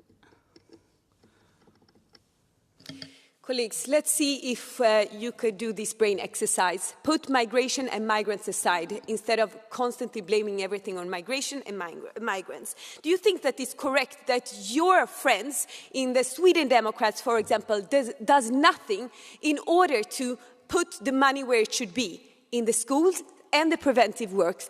And do you think that it is okay that your colleagues in the Sweden Democrats, for example, does nothing to ensure that the criminal gangs cannot take out taxpayers' money through running welfare businesses? The privatization businesses has gone too far in Sweden without them doing anything. Thank you. Madame Androuet, vous avez la parole. Je suis quelque peu désarçonnée par votre réponse politique qui consiste donc à investir dans les écoles, qui est une réalité éducative, mais qui n'enrayera aucunement la violence importée. Parce que je pense qu'on parle d'un des pays où le niveau d'investissement et de soins apportés à la croissance des enfants est important, je pense en Suède. Et en l'occurrence, oui, excusez-moi, tous les chiffres parlent, mais pas qu'en Suède d'ailleurs, partout en Europe, que oui, cette violence est largement importée. Ne vous en déplaise, je sais. Thank you very much. I will now call to the floor Mr. Inselvini, and you have 1 minute, please. Qualcuno evidentemente ha bisogno di occhiali nuovi, perché ciò che sta accadendo in Svezia, come ciò che sta accadendo nelle città di tutta Europa, ha reso chiaro come le lenti ad alta gradazione ideologica della sinistra facciano vedere una realtà che non esiste. La realtà è che le gang, le violenze, gli stupri, lo spaccio di droga sono ormai all'ordine del giorno in tutta Europa. E questo a causa del perbenismo, del buonismo e dell'immigrazionismo della sinistra. È arrivato il momento quindi di mettersi gli occhiali della verità. Bisogna bloccare l'immigrazione incontrollata, combattere ogni droga, sostenere le forze dell'ordine, strada infatti che il governo Meloni in Italia sta cercando di seguire da tempo. Infatti tutti gli europei chiedono la libertà di poter vivere le proprie città, la libertà di essere sicuri. Thank you. I now calling to the floor Mrs. Garcia Armida van der Waal. U heeft 2 minuten. Thank you, Chair. Thank you, Madam Commissioner. Let me begin by expressing my deepest condolences with the families and friends of the shooting in Sweden, and of course to the Swedish people as a whole. You know, the far right of this chamber has only one solution for fighting organized crime. Let's close our borders and take back our country. But here comes a reality check. You know, criminals are laughing at your obsession with closing borders. For them, it's just a line. It's the point where they can shake off the national police. They operate extremely efficiently across borders, using bribes, laundering money through your beloved cryptocurrency, trafficking in weapons, and recruiting new, very often very young members for their gangs. Stop misleading Europeans with your naive idea of sovereignty and invest instead in our EU police and justice cooperation. At the beginning of the 20th century, when the American government was fighting their own criminal gangs, the mafia, they tried closing state borders and demonizing migrants. Yeah, you know, Mr. Salvini, yeah, those Italians, they were really bad. And the colleagues from Peace, the Poles, very bad, no good. Well, that did not work. But you know what worked? Founding the FBI. That did the trick. What Europe needs is a truly operational Europol, a European FBI, with reinforced means, with oversight and with accountability. Also, Eurojust and the European Public Prosecutor's Office urgently need more competences, as they have shown to be extremely effective and instrumental in fighting organized crime. Commission, absent Council, step up to the challenge. Give our common security the priority it needs. And to my colleagues, if you are really serious about fighting crime, then you will support every single effort in this House at European level. And if you're not, then you're just interested in creating clickbait for your socials, and I suggest you sit this one out. Thank you very much. Thank you. You have a blue card from Mrs. Mertens. Do you want to take it?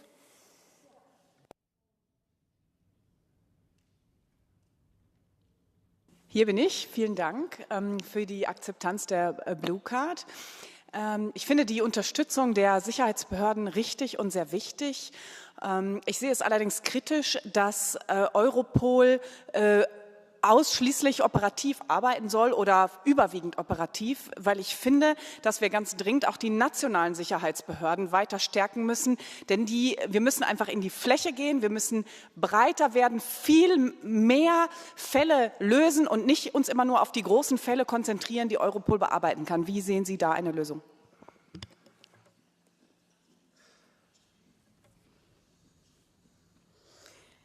Thank you so much, colleague, for your question. I do agree that strengthening our police forces at national level is important, but international criminals need a counterpart. They need someone at international level to fight them, and that's why we need a fully operational Europol. It's not this or this, it's together. I will say this, though. We know that there are crimes which are not being prosecuted in Europe because national police forces refused to intervene. So as the case in Malta with the assassination or the murder of Daphne Caruana Galizia. So we do have an operational force above them to intervene where necessary. Thank you, Mrs. Lovin. You have the floor for 1 minute. Fru talman, början på det här året har varit extremt tungt för Sverige. Redan över 30 gängrelaterade sprängningar och förra veckan den dödligaste massskjutningen i Sveriges historia. Och det är svårt att stå här nu utan att tänka på de offren och deras anhöriga. Detta våld är inget annat än ett symptom på ett samhälle som inte mår bra.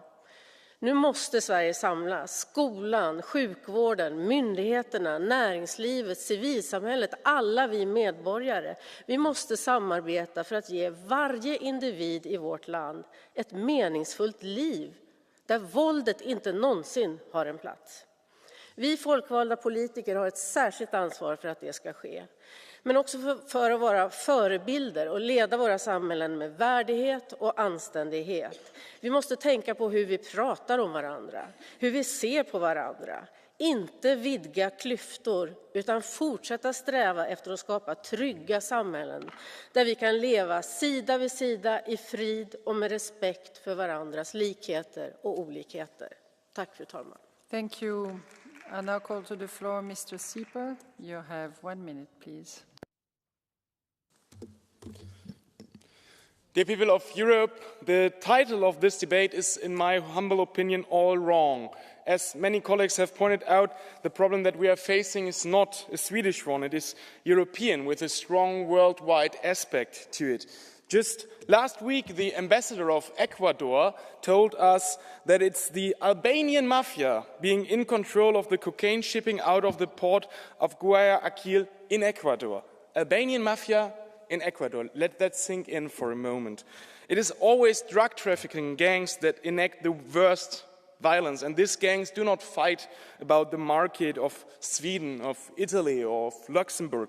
They fight about Europe, and so there can only be a European solution. We need to strengthen Europol and let it take over some responsibilities from the national police forces. We need to expand funding for the European Union Drug Agency, and we need to legalize or criminalize the same drugs in the same countries all over Europe. Only if we start tackling this European issue as such, we will stand a chance. Thank you. Thank you. I'm now calling Mrs. Teodorescu Mauve. You have 1 minute and a half. Tack, fru talman. Låt oss spränga och skjuta, grabbar. Vi gör 2025 till historiens bästa med sprängningar, skriver gängkriminella i kanaler där morduppdrag läggs ut på entreprenad till köande barnsoldater. Under 28 januaridagar utsattes Sverige för 32 sprängningar utöver de 18 skjutningarna som också ägde rum. Det som nu sker saknar motstycke i västvärlden och det liknar närmast ett inbördeskrig som ingjuter skräck och skadar tilliten till staten och mellan människor. Friheten för den skötsamma majoriteten kan bara återerövras genom att den kringskärs för den kriminella minoriteten. EPP-gruppens Stockholmsdeklaration pekar ut vägen. Stärk Frontex, Europol och den europeiska åklagarmyndigheten. Skärp penningtvättlagstiftningen och underlätta möjligheten att beslagta kriminellas tillgångar. Begränsa också preventivt den fria rörligheten för gängmedlemmar. Gängkriminaliteten har inte uppstått i ett vakuum. Den är konsekvensen av politiskt pådrivna samhällsförändringar, oftast från vänster. Av värderingskonflikter och kravlös integrationspolitik. Det är politikens uppgift att vid sidan av repressiva åtgärder adressera att varje samhälle behöver en grundläggande uppsättning värderingar, ett etiskt minimum. Dessa grundläggande icke-valbara värderingar är förutsättningen för att människor ska vilja och välja att skapa istället för att spränga det samhälle som de har fått till låns. Den som drivs av andra ambitioner har inget i Sverige att göra. Tack. Thank you, Mrs. Grappini. You have 1 minute. Doamna președintă, doamna comisar, stimați colegi, discutăm un lucru trist și nu e prima dată. Vreau să transmit condoleanțe celor care și-au pierdut copiii, nu numai în Suedia. Să ne amintim ce a fost de Crăciun în Germania, ce a fost recent în Bruxelles. Doamna comisar, cred că trebuie să ne asumăm să spunem adevărul. Nu s-a gestionat bine democrația. Democrația nu înseamnă să renunțăm la securitate. Din contră, cred că securitatea trebuie să sporească. Și atunci, haideți să vedem ce facem. Pentru că sunt state care au legiferat, de exemplu, consumul de droguri. Toate au legătură, drogurile, armele. Am reglementat aici regimul armelor și ce s-a întâmplat? Toată lumea are armă acasă, toată lumea scoate arma și trage în copii la școală sau pe stradă. Deci dacă nu ne asumăm să schimbăm regulile, democrația nu înseamnă haos. Democrația înseamnă ordine, democrația înseamnă și responsabilități, nu numai drepturi. Și nu avem curajul să spunem acest lucru, de teamă să nu ne spună cumva cetățenii că, vezi, Doamne, nu suntem democratici. Eu așa înțeleg democrația, să sporească securitatea, dreptul omului de a fi sigur în casa lui, pe stradă, în orașul lui. Vă mulțumesc. Thank you, Madame Piera. Vous avez 1 minute et demie.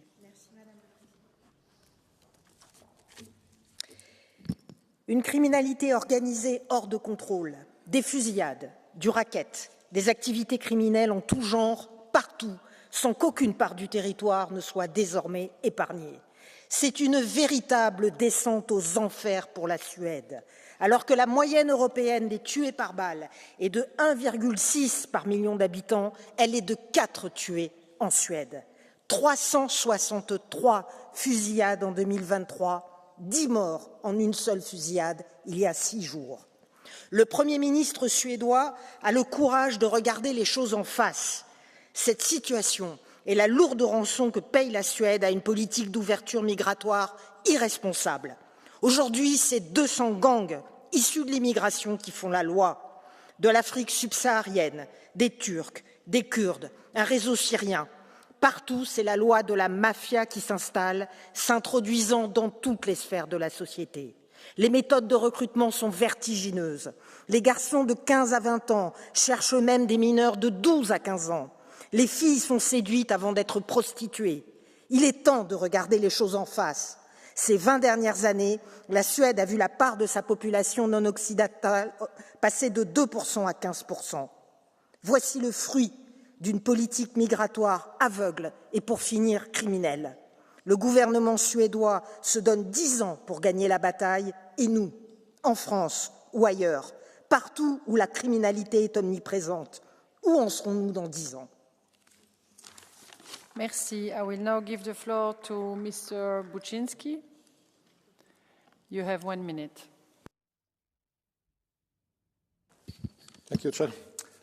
Szanowni Państwo, kiedy w 2015 roku Angela Merkel włączała 5. bieg w ramach realizacji tej idiotycznej polityki multikulti, ogłaszając Herzlich Willkommen, otwierając szeroko granice europejskie, ówczesny lider opozycji w Polsce, szef mojej partii Jarosław Kaczyński przestrzegał Europę, odwołując się do przykładów właśnie w Sztokholmie, kiedy powiedział o ponad 50 strefach szariatu, do których to stref nie ma wejścia szwedzka policja i szwedzkie prawo, rozległ się krzyk od Sztokholmu, bo interweniował ówczesny ambasador Szwecji w Polsce, przez Strasburg, Brukselę, a nieodrodny uczeń Angeli Merkel, ówczesny szef Rady Europejskiej Donald Tusk, straszył tych, którzy nie będą przyjmować nielegalnych migrantów karami.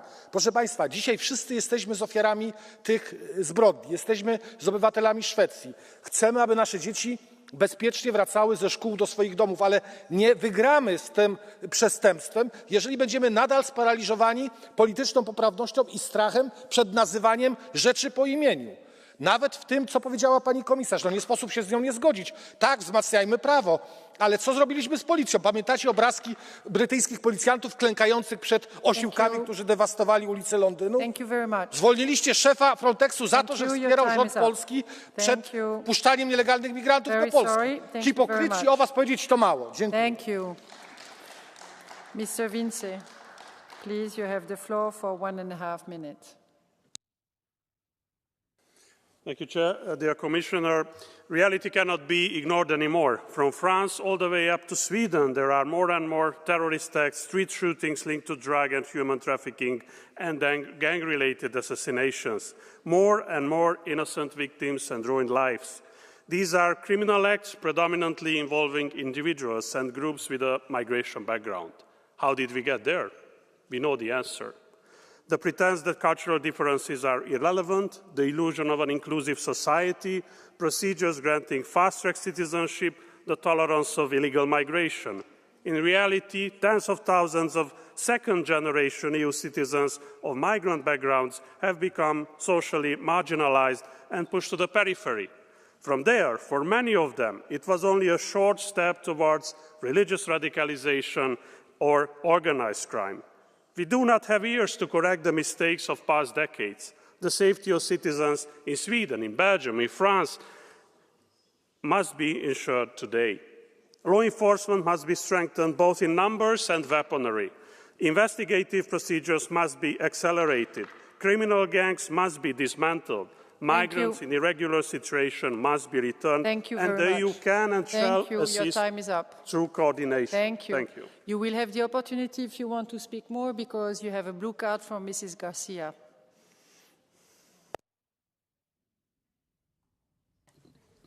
Thank you, Chair. Thank you, Mr. Vince. I think that we share the concern for radicalization of different groups in our youth. I would like to ask you about the recent report from Europol about terrorist threats, where it becomes very clear that the methods and the success rate of radicalization via online media, for example, at the hands of extreme Islamist groups and extreme rights groups in the EU are exactly the same. And how do you reflect on that, given your contribution? Thank you. Well, I believe that for the EU, it is important to find the right way for coordination, institutional and financial support for cross-border law enforcement. Yes, education is important, but it's equally important the environment in which those children live. And we know, unfortunately, in many Western European societies, parallel neighborhoods grew up, and that made impossible for children to be integrated in those societies, and they went on the road of radicalization, and they were reached out by criminal gangs. And this is something we need to tackle and it will be not Thank easy. you very much. National efforts and EU Thank you. coordination both are Thank extremely you. important. Mrs. Sardone, you have the floor for 1 minute.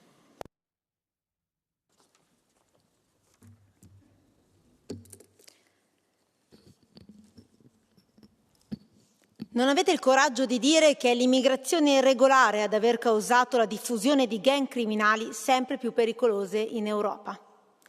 Svezia, Germania, Belgio, Francia, Italia.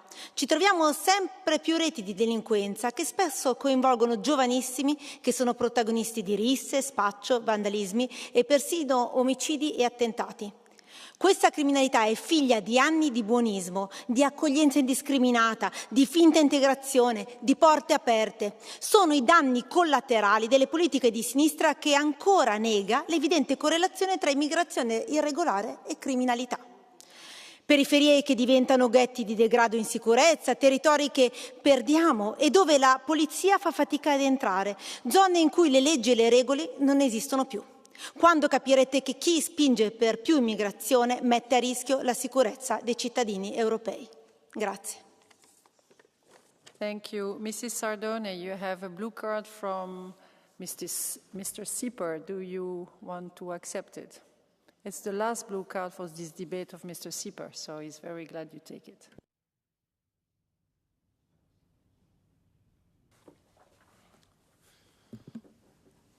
Illegale Migration führt zu Kriminalität. Man muss nicht mutig sein, um das zu sagen. Das bestreitet ja auch keiner.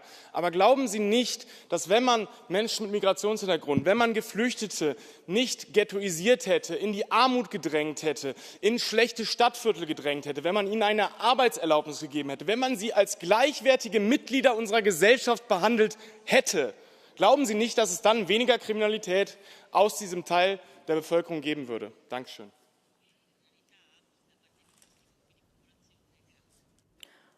Guardi, io le dico quello che succede nel mio paese. Nel mio paese chi arriva, chiunque arrivi come immigrato in regola, ha tutti i diritti che hanno i cittadini italiani. Quindi non c'è in qualche modo una spinta da parte dello Stato di portare questa gente alla delinquenza. Però le faccio una domanda. Se fosse vero quello che dice lei, e quindi se avesse ragione la sinistra, perché in Svezia, che è lo Stato del quale stiamo parlando, ha vinto il centrodestra, di fatto certificando il fallimento di anni di sinistra, probabilmente perché i comunisti hanno sbagliato anche stavolta. Grazie. Thank you. Mr. Tinkinen, please come to the floor. You have 1 minute. Thank you.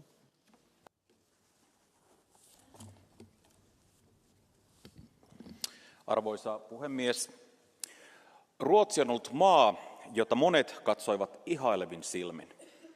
Sittemmin tämä onnellinen ja vauras kansankoti on menty turmelemaan sellaiseksi, ettei sitä enää tunnista entisekseen. Täysin rajoittamattoman muuttoliikkeen on annettu pyyhkäistä Ruotsin yli hyökyaallon lailla. Se on turmellut naapurustoja no-go-alueiksi, tehnyt katuja turvattomiksi sekä aikaansaanut räjähdysten ja ammuskelujen värittämän jengirikollisuusepidemian, joka ei Ruotsin hallituksen mukaan ole enää edes hallinnassa. Kuvitelkaa, missä kaauksessa maan pitää olla, että pääministeri joutuu toteamaan näin: tilanne ei ole enää hallinnassa. Mutta alkavat ne silmät avautua nyt Ruotsissakin. Nimittäin pääministerin mukaan tiukennetun maahanmuuttopolitiikan linjan täytyy jatkua, jotta Ruotsi voi selviytyä. Siinäpä on ohje koko Euroopalle. Älkäämme toistako Ruotsin hirveää ihmiskoetta, vaan tiukentakaamme maahanmuuttolinjaa, jotta Eurooppa voi selviytyä. Thank you, Mr. You're Mr. Holmgren. Yes. Tack så mycket, fru talman, och tack för den här debatten. Även hemma i Uppsala så har ju våldet varit allt för tydligt och allt för närvarande, precis som i väldigt många andra städer hemma i Sverige. Men med ett allt mer eskalerande våld så blir det också tydligt att våra samhällen behöver mer än bara hårdare tag. Vi behöver satsningar på skola, socialtjänst och givetvis hela civilsamhället. de här hårdhandskarna som SD-regeringen vill se mer av, ja, de ska ju helst inte behöva användas alls. Den här samhällsutvecklingen är någonting som vi politiker måste ta ett enormt stort ansvar för att vända. Till exempel i hur vi förebygger att barn hamnar i gängvåld, hur vi sätter dit gängledarna, hur vi satsar på lokalsamhällen och tidiga insatser, men också väldigt mycket om hur vi pratar om våra medmänniskor. Här har vi alla ett stort ansvar, men debatten här idag visar tyvärr hur långt ifrån den insikten många har i det här huset. Populismen, rasismen har slagit rot, kortsiktiga, ovetenskapliga lösningar Thank you tar very alltför much. stor plats i debatten. Tack. You have received a blue card from Mrs. Timgren. Do you wish to accept it? Det går bra. Jag är lite nyfiken på hur Miljöpartiet vill lösa de här problemen. Tror ni verkligen att bättre skola, bättre socialtjänst och att vi pratar lite finare med varandra kommer lösa de här problemen? Miljöpartiet har varit ett av de partier som har velat haft den mest generösa migrationspolitiken. Ser ni fortfarande inte att det finns något samband mellan kriminalitet och den höga migrationspolitik som vi har haft här i Sverige? Står ni fortfarande bakom den generösa migrationspolitiken med öppna gränser? Tack. Som jag var väldigt tydlig med i mitt anförande så gäller det att vi lyssnar på vetenskap och experter för att lösa de här frågorna. Vi ska lyssna till exempel vad polisen vill se mer för resurser. Och även de pekar gång på gång att vi måste fokusera mycket mer på de förebyggande insatserna. Vi ska lägga mer pengar på skola, mer pengar också på polisen, inte minst för att polisen ska kunna vara ute i samhället och synas. Den här kortsiktiga kopplingen som ni på ytterhögerkanten ofta gör till den nuvarande invandringen med gängkriminaliteten bygger ju inte på riktiga seriösa analyser. Precis som andra har sagt också här idag, de som dras in i gängkriminaliteten idag, det är ungdomar som är födda och uppväxta i Sverige. Thank you very much. I will now give the floor to Mrs. Mertens. You have 1.5 minutes. Sehr geehrte Frau Präsidentin, liebe Kolleginnen und Kollegen! Die massive Bandengewalt, die wir seit einigen Jahren in Schweden erleben, ist alarmierend. Auch in anderen EU-Staaten nimmt die Waffengewalt zu, wie auch jüngst die Schüsse in Brüssel gezeigt haben. Diese Herausforderungen können wir nur europäisch lösen. Denn organisierte Kriminalität macht nicht an Grenzen Halt. Die Täter profitieren von der Freizügigkeit, weil unsere Strafverfolgungsbehörde an Grenzen und Nationalstaaten gebunden sind. Deshalb müssen wir die Strafverfolgungsbehörden in Europa besser vernetzen. Untereinander und mit Europol und Eurojust und der Europäischen Staatsanwaltschaft, die mehr Kompetenzen braucht. Die guten Projekte, die es schon gibt, müssen mehr werden und viel größer. Denn nur mit Nadelstichen können wir nicht gegen die großen Krebsgeschwüre ankommen, die unser Europa krank machen. Die Strafverfolgungsbehörden müssen effizienter werden und endlich schlagkräftiger. Bei Ermittlungen, aber auch in der Justiz. Ein digitaler Durchsuchungsbeschluss ist essentiell, um die Drahtzieher zu fassen und Netzwerke zu zerschlagen. Wir brauchen mehr Zugang zu digitalen Daten, um die Hintermänner überführen zu können. In der Justiz brauchen wir effizientere Strafprozesse, europaweit. Hier können wir die Best Practice voneinander lernen. Europa muss handlungsfähig bleiben. Unsere Freiheit darf nicht zur Schwäche werden. Sie muss unsere Stärke sein. Vielen Dank. Thank you, Madame Jamet. Vous avez 1 minute et demie. Oui. La guerre des gangs qui ensanglante la Suède semble émouvoir aujourd'hui l'Union européenne. Ce qui surprend la classe politique, en fait, c'est que la Suède était un pays prospère, avec un taux de criminalité le plus bas du monde. Mais c'est leur angélisme qui les a conduits à une politique migratoire complètement folle, qui a fait exploser la criminalité organisée. Alors on pourrait considérer ça comme un avertissement, comme à Bruxelles, comme à Dijon, comme à Berlin, comme en Italie, comme à Marseille, comme en Seine-Saint-Denis, comme à Montpellier. Enfin, la liste est longue. Et le temps de réaction aussi, d'ailleurs. Parce que face à cela, nos gouvernants, sous la férule de l'Union européenne, ont pris le parti des criminels et des délinquants. Sclérosés par le politiquement correct, pétrifiés face aux juridictions européennes, ils ont pris le parti de regarder ailleurs. Et c'est le dévoiement de l'état de droit par l'Union européenne qui a sapé notre souveraineté dans nos territoires, nos prétoires, nos frontières, nos prisons, notre quotidien.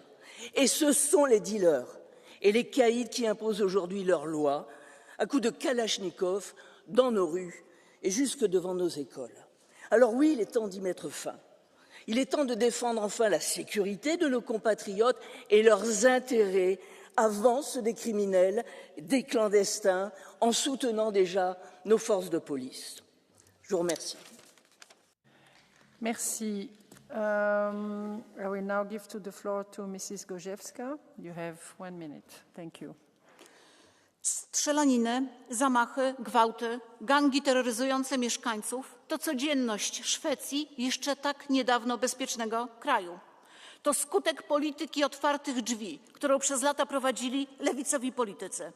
Wszystkim, którzy sprzeciwiali się ówczesnej polityce migracyjnej Unii Europejskiej, w tym mojemu ugrupowaniu, zarzucano ksenofobię. Przez 8 lat rządów Prawa i Sprawiedliwości skutecznie broniliśmy Polskę przed napływem uchodźców, w tym także tych ze wschodu, ściąganych przez Łukaszenkę. Wtedy to obecny premier Donald Tusk, wasz pupil, straszył Polaków karami za nieprzyjęcie migrantów, a jego partyjni koledzy atakowali polską Straż Graniczną. To wszystko, aby uzyskać wasze wsparcie w wyborach, za które płaci teraz bezpieczeństwem Polski. Dziś biurokracja europejska przymusza mój kraj do przyjęcia migrantów. Tusk udaje, że nie ma na to jego zgody, ale wszyscy wiemy, że to zwyczajne oszustwo na potrzeby kampanii prezydenckiej.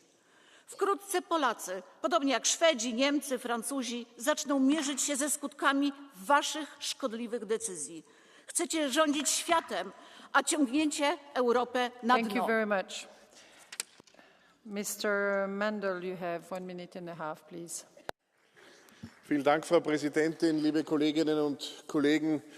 In Schweden gibt es eine Explosion der Bandenkriminalität unvorstellbaren Ausmaßes und ich danke ausdrücklich Thomas Tobé und den anderen schwedischen Kolleginnen und Kollegen dafür, dass sie das auf die Tagesordnung des Europäischen Parlaments bringen. Schweden ist exakt gleich lang Mitgliedsstaat der Europäischen Union wie mein Heimatland Österreich das ist. Und wir wissen, in diesen 30 Jahren grenzüberschreitende Herausforderungen können wir nur gemeinsam europäisch lösen. Und deshalb ist dieses Parlament der richtige Ort, an dem das diskutiert gehört. Das ist der europäische Familientisch, an dem das diskutiert, bearbeitet und selbstverständlich auch gelöst gehört.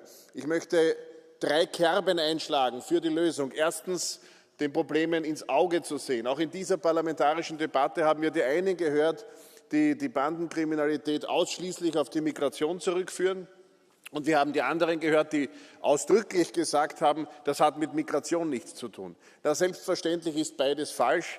Mit illegaler Migration hat die Bandenkriminalität zu tun und die Sanktion ist wichtig. Die über die Grenzen hinausgehende Zusammenarbeit der Polizei und Strafverfolgungsbehörden ist wichtig.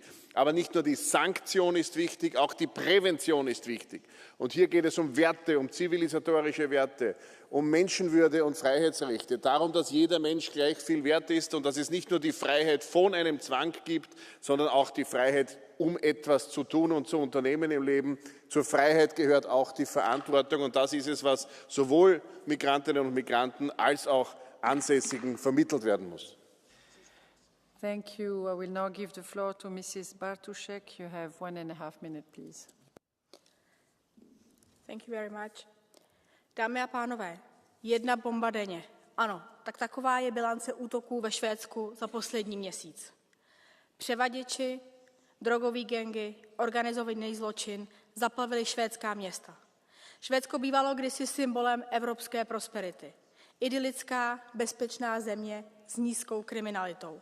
Proslulá svou spravedlivou politikou a rovností. To už ale neplatí. Švédsko se stalo obětí vlastní naivity a má 2. nejvyšší úmrtí způsobenou střelnými zbraněmi. Toto je obrovské varování před tím, abychom zaplavili pracovní trh levnou pracovní silou, rádoby v dobré víře, a přitom to nazývali humanitární pomocí. S touto masovou levnou pracovní silou přichází k nám domů kriminalita a terorismus. Místo toho, aby Švédsko zůstalo nejbezpečnější zemí v Evropě, zažívá nejvíce teroristických útoků. Vždyť ani nevíme, kdo se nám po Evropě pohybuje. Je čas čelit pravdě. Tento experiment, založený na masové migraci, selhal. Buďme chytří a poučme se z chyb, než bude příliš pozdě. Společně musíme přestat zavírat oči, zavést přísnější tresty za násilné trestné činy, tvrdší opatření proti praní špinavých peněz a tvrdý zásah proti drogovým gangům. Vždyť jde o bezpečnost našich občanů. Děkuji. Thank you. I will now call to the floor Mr. Sienkiewicz. You have 1 minute. Kolejny raz mówię na tej sali o przestępczości zorganizowanej, która jest największym zagrożeniem na ulicach europejskich miast. Obawiamy się wojny celnej z USA, ale groźniejszym kryzysem jest działalność etnicznych gangów w Europie. Istnieje ścisły związek między dotychczasową polityką migracyjną a powstawaniem zorganizowanej przestępczości. Pani komisarz, nie możemy dalej zamykać oczu na ten fakt. Nie stać nas na wielowiekowe prace, jak to było w przypadku paktu migracyjnego. Oczekiwałbym od Komisji przedstawienia propozycji adekwatnych do dramatycznej sytuacji w państwach Unii Europejskiej. Inaczej grozi nam rozkład społeczny gorszy od wszystkich zewnętrznych zagrożeń. Nie widzę w wystąpieniu Komisji zrozumienia wagi tej sytuacji. Musimy na to zareagować już, bo inaczej dzisiejsza sytuacja w Szwecji będzie jutrem całej Europy.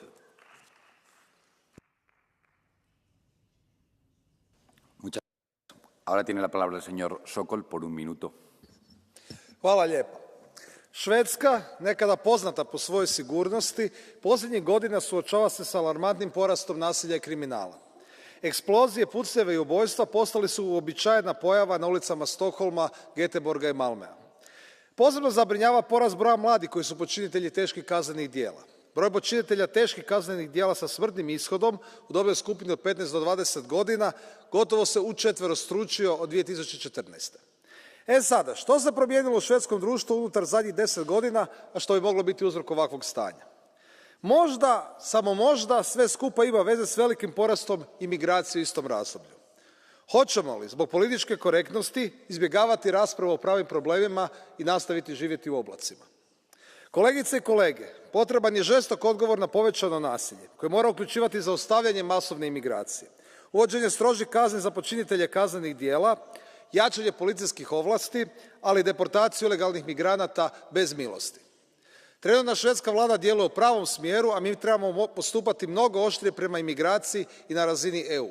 Dame i gospodo, ovo je pitanje opstanka Europe. Hvala lijepo.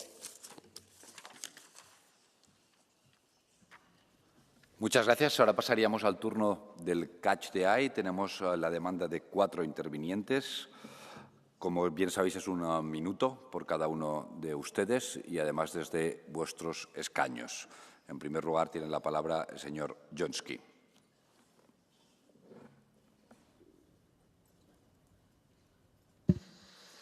Bardzo dziękuję, panie przewodniczący. Debata na temat sytuacji w Szwecji. Tymczasem politycy partii Kaczyńskiego z Polski wpadli na pomysł, aby po raz kolejny kłamać na tej sali. Dlaczego to robią? Bo w Polsce są wybory i myślą, że po raz kolejny mogą bezkarnie tutaj kłamać. Otóż tak na dobrą sprawę, jeśli ktokolwiek odpowiada za handlowanie bezpieczeństwem w Polsce, to byli politycy właśnie partii Kaczyńskiego. Jeden z ministrów spraw zagranicznych, który odpowiadał za politykę wizową, został złapany przez Centralne Biuro Antykorupcyjne. W tej sprawie jest komisja śledcza w polskim Sejmie. Działa prokuratura, bo ktoś handlował wizami. Można było kupić tanio wizę między innymi z krajów afrykańskich, azjatyckich. Otóż to trzeba głośno mówić, bo mam dość tych kłamstw polityków partii Kaczyńskiego. i żeby przeciąć jakiekolwiek spekulacje. Donald Tusk razem z Urszulą von der Leyen w zeszłym tygodniu powiedzieli: Polska nie będzie implementować paktu migracyjnego. Koniec, kropka. I wszyscy wiedzą w Polsce i nie tylko w Polsce dlaczego. Przyjęliśmy 2 miliony uchodźców z Ukrainy. Pomagamy jak mało kto. I dlatego Polska nie będzie implementować paktu migracyjnego. Bardzo dziękuję.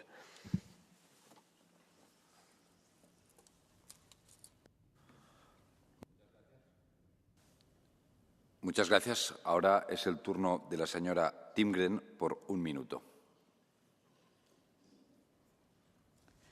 Tack så mycket. Mina föräldrar växte upp i en av världens säkraste länder. Men det kommer inte mina barn att få göra. Kriminaliteten vi ser i Sverige, den uppstod inte som någon slags väderfenomen eller att vi helt plötsligt fick otillräckliga skolor eller socialtjänst. Nej, det beror på att vänstern har bedrivit en misslyckad politik. Det här är ett importerat problem.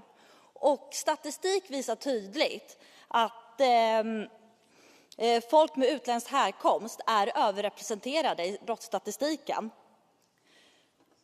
Och när konsekvenserna inte gick att missa, då kom Socialdemokraterna och sa att vi såg det inte komma. Men vi som såg det komma, vi har stämplats som främlingsfientliga och man har gjort allt man kunnat för att tysta oss i debatten. Att låta Socialdemokraterna lösa problemet, det är som att låta pyromanen ta hand om brandsäkerheten. Om man vägrar se orsaken kan man inte heller lösa dem. Tack. Ahora es el turno para el señor Gheadi por 1 minuto. Ευχαριστώ. Πρωτίστως, οφείλουμε να εκφράσουμε τη συμπαράστασή μας στη Σουηδία και το σουηδικό λαό. Ας μην εθελοτυφλούμε όμως. Το καλύτερο παράδειγμα προς αποφυγή αποτελεί η μεταναστευτική πολιτική της Σουηδίας. Το καλύτερο παράδειγμα ότι η πολιτική των ανοιχτών συνόρων και η πολιτική της ενσωμάτωσης έχουν αποτύχει παταγωδώς. Μόνο με εφαρμογή αυστηρής μεταναστευτικής πολιτικής από τη Σουηδία μέχρι την Ιταλία, από την Ισπανία μέχρι την Κύπρο, θα μπορέσουμε να κερδίσουμε ξανά το χαμένο αίσθημα ασφάλειας των Ευρωπαίων πολιτών.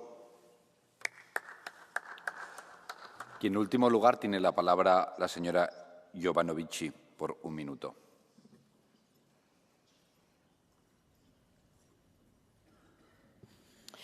Mulțumesc.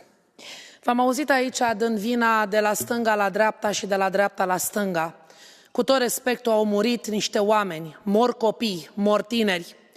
Cred că singurul lucru care ne lipsește în toată Europa aceasta, ca și în întreaga lume, este educația.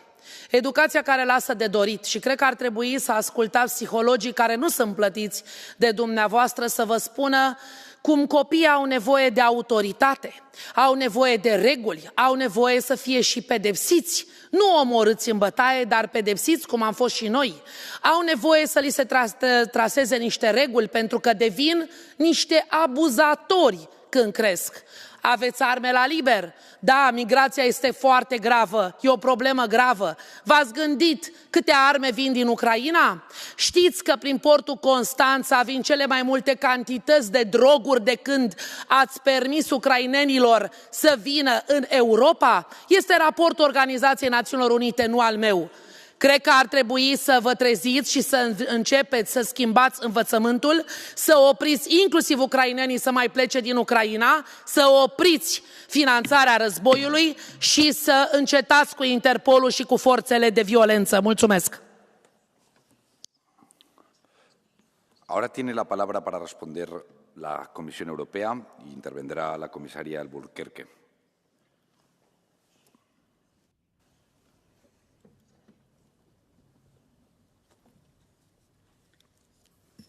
Muchas gracias, señor presidente. Honourable members, having listened to this debate, I think we all agree that we need to do a lot and fast.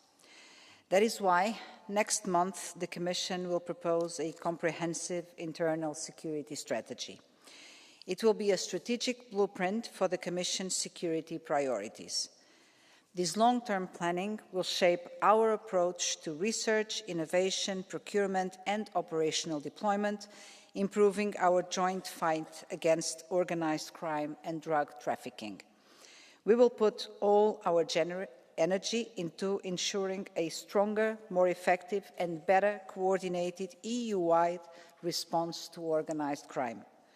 We must put an end to this escalating threat and restore the control over our communities and our borders to protect the safety of citizens in Sweden and across the EU. Thank you. Muchas gracias. Con esto daríamos por concluido este debate y pasaríamos al siguiente debate y punto del orden del día. Como bien saben ustedes, es declaraciones del Parlamento, la Declaración Universal de Derechos Humanos. La Unión Europea debe contribuir a la resolución de crisis humanitarias en torno a las personas desaparecidas en guerras y conflictos. En primer lugar, pasaríamos a las intervenciones de los grupos. Y, en primer lugar, tiene la palabra, en nombre del Grupo del Partido Popular Europeo, el señor Mandel, por 2 minutos. Thank you very much, President, Commissioner, colleagues. When a person goes missing and remains missing, not only this person is affected in the one or the other way, but many people around. Friends and family, parents and children would be affected by that. And it's a pity that we have to say today the absolute rule to avoid persons going missing, also in armed conflict, is not respected anymore. There are more and more missing persons, especially Ukraine is suffering. Ukrainian children, men and women are suffering, especially, as we all know, children from Ukraine in a large number would be brought to Russia and maybe other places. We don't know about their whereabouts. They go missing. The International Red Cross documents that more and more persons go missing. This is why in the European Parliament we time and again have to underline and emphasize the importance of human rights, of humanitarian law, and among humanitarian law rules to avoid persons going missing is one major rule. Of course, also the migration routes, which are caused by human trafficking, by smugglers, by organized crime, are places where persons go missing. 60,000 and more in Ukraine, 40,000 and more documented by the Red Cross, nearly 30,000 only in the last years in the Mediterranean when it's about illegal migration routes. And there are also regimes on this planet who purposely use persons going missing against their own population. This is something that happens in North Korea, this is something that happens in the Iranian Mullah regime, and this is something that's also used against Europe when it comes to illegal migration, many times purposely. This is why it's so important to emphasize this issue and to bring it on the table of this very European Parliament. Thank you very much. Take into account that it's not only one round speech at the service of the chamber. It's telling to me that the speeches should be done in front of the chamber. And then the next speaker, it will be Mr. Mavridis for 1 minute.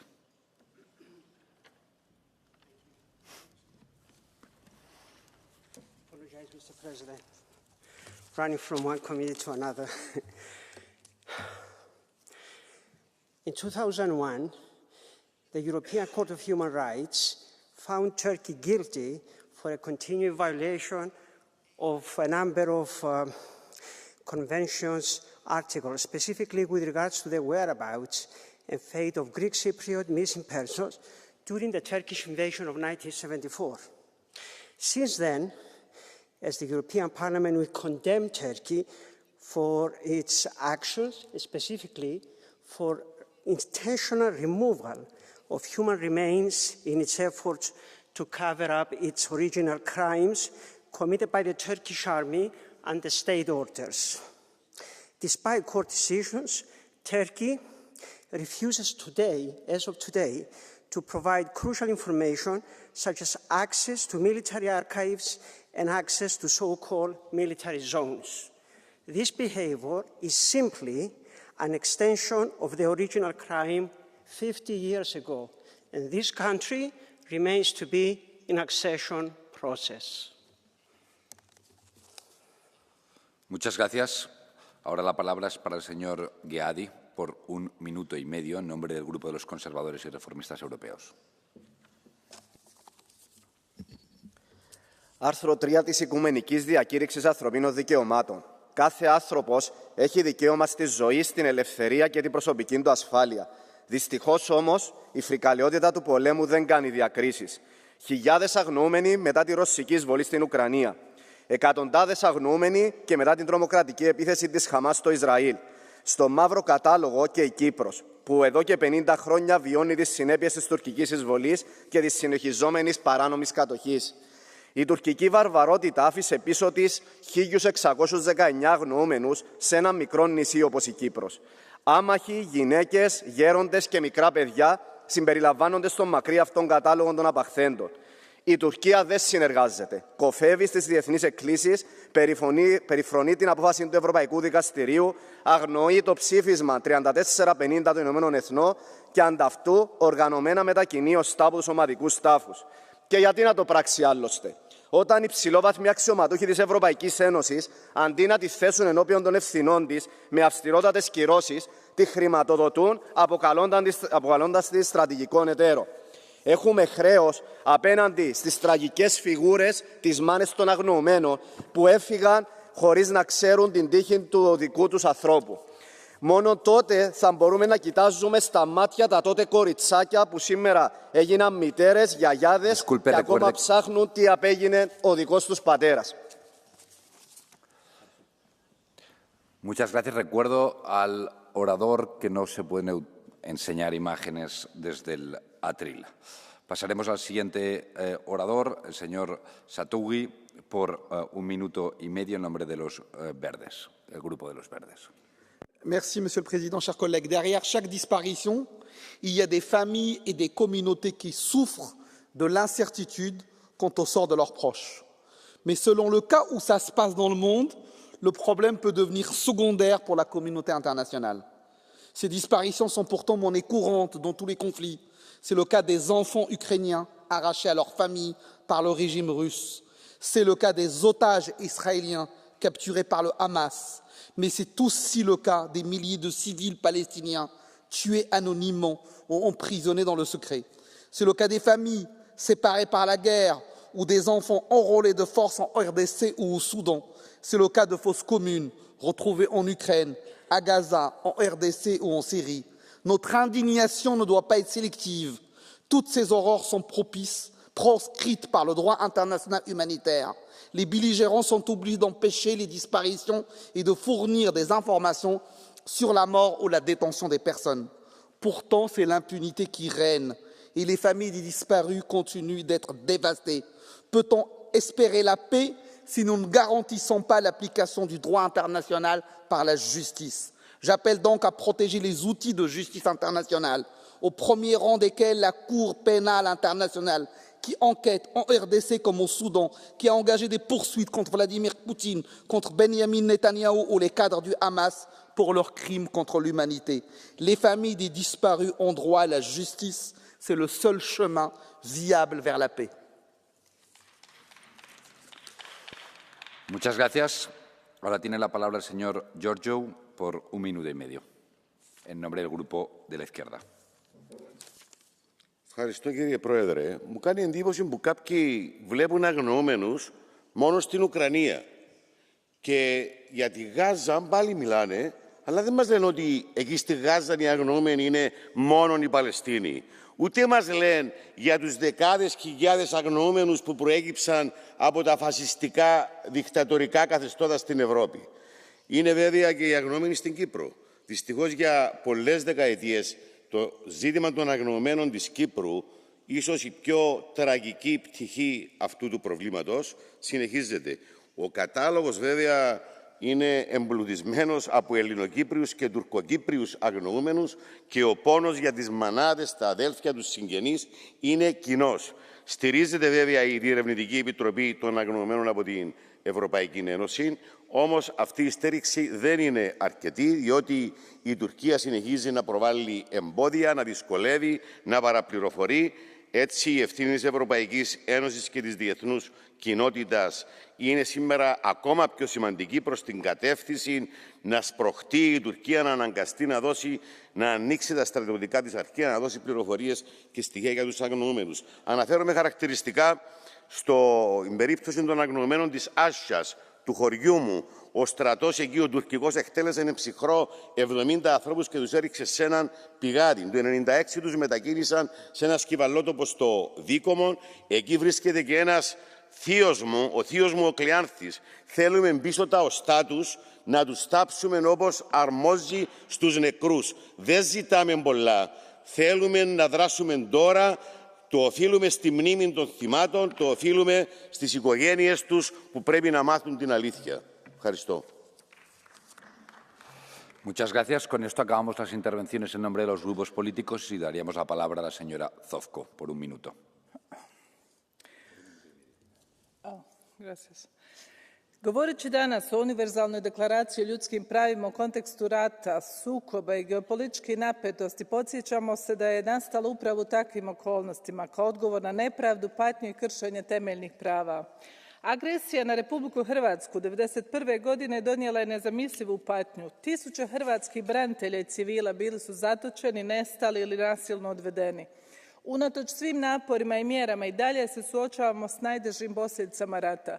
1782 osobe i dalje se vode kao nestale. Nažalost, u Bosni i Hercegovini još se uvijek traga za 7608 osoba. Ova pitanja ne smiju ostati otvorena. Pravda za nestale ne može biti prepuštena zaboravu. Pozivam Srbiju i Crnu Goru da konačno preuzmu odgovornost, otvore arhive, podijele informacije i omoguće rješavanje sudbina onih koji su nepravedno nestali. Europska unija mora iskoristiti svoju pregovaračku moć i osigurati da se ovo pitanje stavi visoko na dnevni red predpristupnih pregovora. Pristup Europskoj uniji podrazumijeva vrijednost istine, pravde i ljudskih prava i u tome ne može i ne smije biti kompromisa. Dok obitelji s neizmjernom boli još uvijek tragaju za svojim najmilijima, a njihovi domovi odzvanjaju najglasnijom tišinom, mi imamo odgovornost. Neprihvatljivo je da oni koji imaju informaciju o nestalima i dalje šute. Otvorite arhive, bez toga nema zaključavanja pregovora. Zahvaljujem. Muchas gracias. Ahora tiene la palabra la señora Insir por un minuto. Nunca más, never again, became the rallying slogan for justice, truth and accountability in Argentina and across Latin America in the 1980s. The transitional justice movements that followed across the world have proven a fundamental truth. No society can achieve peace without confronting the legacies of political violence and human rights violations. After 54 years of authoritarian rule and 14 years of brutal conflict, Syria remains scarred by enforced disappearance, torture and mass graves. Tens of thousands are still missing. Families are left without answers and communities are searching for closure. The European Union must remain at the forefront of transitional justice efforts in Syria. The work of UN accountability mechanism and UN's missing persons institution will be essential in this process and deserves all our full support. Truth and accountability are the strongest defense against renewed authoritarianism and impunity. Muchas gracias. Ahora es el turno para la vicepresidenta Sberna por un minuto y medio. Grazie Presidente, colleghi. Oggi 10 febbraio in Italia celebriamo il giorno del ricordo, una giornata dedicata alla memoria delle vittime italiane delle foibe e delle centinaia di migliaia di persone costrette all'esodo dalle terre giuliano-dalmate. Una ferita ancora aperta perché molti di loro restano senza nome e molte famiglie senza una verità. Ma il dolore dei dispersi non è solo un ricordo del passato. Ancora oggi in troppi conflitti migliaia di persone scompaiono senza lasciare traccia. A Cipro, a 50 anni dall'invasione turca, oltre 2000 persone risultano ancora disperse. Nei Balcani, durante le guerre degli anni 90, sono molti i casi irrisolti, così come in Ucraina migliaia di bambini sono stati deportati, separati dalle loro famiglie, vittime di un'ingiustizia che segnerà intere generazioni. La tecnologia, a questo punto, può essere un alleato prezioso nella ricerca delle persone scomparse. L'uso del telerilevamento satellitare e della tecnologia LIDAR possono aiutare a individuare fosse comuni e raccogliere prove fondamentali per identificare le vittime e restituire loro la dignità. L'Unione Europea deve investire in queste tecnologie, ma oltre alla tecnologia serve la volontà politica. L'Unione Europea deve farsi promotrice di meccanismi vincolanti per la ricerca delle persone scomparse affinché nessun paese possa ostacolare la verità. Cari colleghi, il diritto alla verità non ha scadenza. Le famiglie di chi è scomparso continuano a cercare, senza scelta e senza tempo. È nostro dovere stare al loro fianco, trasformando i valori dell'Europa in azioni concrete. Grazie. Muchas gracias. Ahora tiene la palabra la señora Newman por un minuto.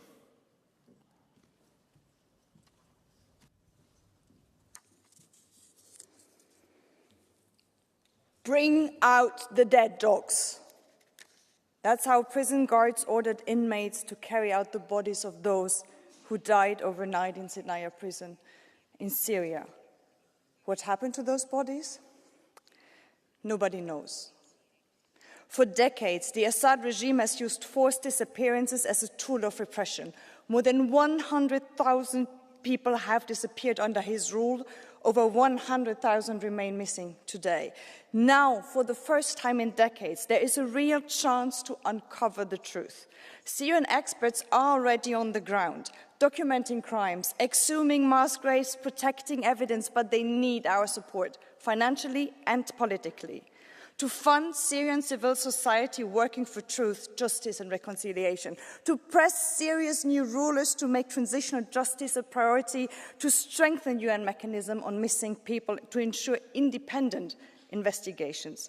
Because this is the only way to hold perpetrators accountable, to help families find out what happened to their loved ones, and to support Syrians rebuilding a country that heals its wounds and will be a free country for everyone. Muchas gracias. Ahora tiene la palabra el señor Arbanitis por un minuto. Καλησπέρα κυρίες και κύριοι. Συμφωνώ με τη συνάδελφο από τους σοσιαλιστές. Είχαμε ζητήσει στην προηγούμενη θητεία να γίνει ένα ίδρυμα για το θέμα των αγνοωμένων. Το είχαμε απαιτήσει.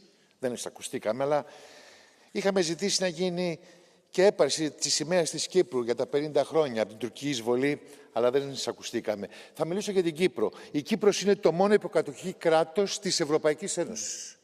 3 παράγοντες συνέβαλαν στο δράμα. Η τουρκική επεκτατικότητα, η ελληνική χούντα και το ΝΑΤΟ. 51 χρόνια οι Κύπριες και οι Κύπροι γεύονται τη διεθνή ατολμία και υποκρισία παρά τις αποφάσεις του Οργανισμού Ηνωμένων Εθνών. Το δικαίωμα των ανθρώπων να θάψουν και να αποχαιρετήσουν, να τιμήσουν για τελευταία φορά τον άνθρωπό τους. 951 οικογένειες, κυπριακές οικογένειες, αναζητούν συνέστηση ευθύνης από τα ευρωπαϊκά όργανα για το έσκατο δικαίωμα, για τους αγνοούμενους τους. Για μια ενωμένη λοιπόν ομοσπονδιακή Κύπρο, όπου Ελληνοκύπροι και Τουρκοκύπροι θα ζουν μαζί στην κοινή τους πατρίδα.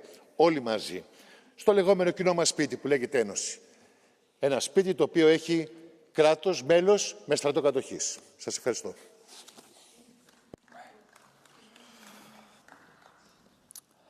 Ahora es el turno para el señor Panayotou por un minuto. My uncle has been missing since the Turkish invasion of my country Cyprus in 1974. This had a huge impact in my family. My father was 7 years old when he witnessed a suicide attempt by my grandmother because she couldn't handle it.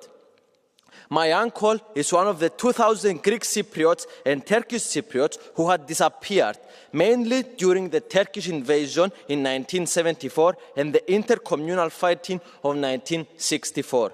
The remains of these communities people are searched by by communal committee, and by today, half of them have been identified and returned to their relatives, who, unlike my grandmother, were lucky enough to live until that day of relief. I want to thank the European Union because it's the biggest funder of this committee, giving so far 35 million euros. Please continue fund this project, which not only brings peace to the families like mine, but it also encourages the cooperation between the two communities of the island, increasing the chance of a potential solution to the Cyprus problem. Muchas gracias. Ahora tiene la palabra el señor Belleris por un minuto.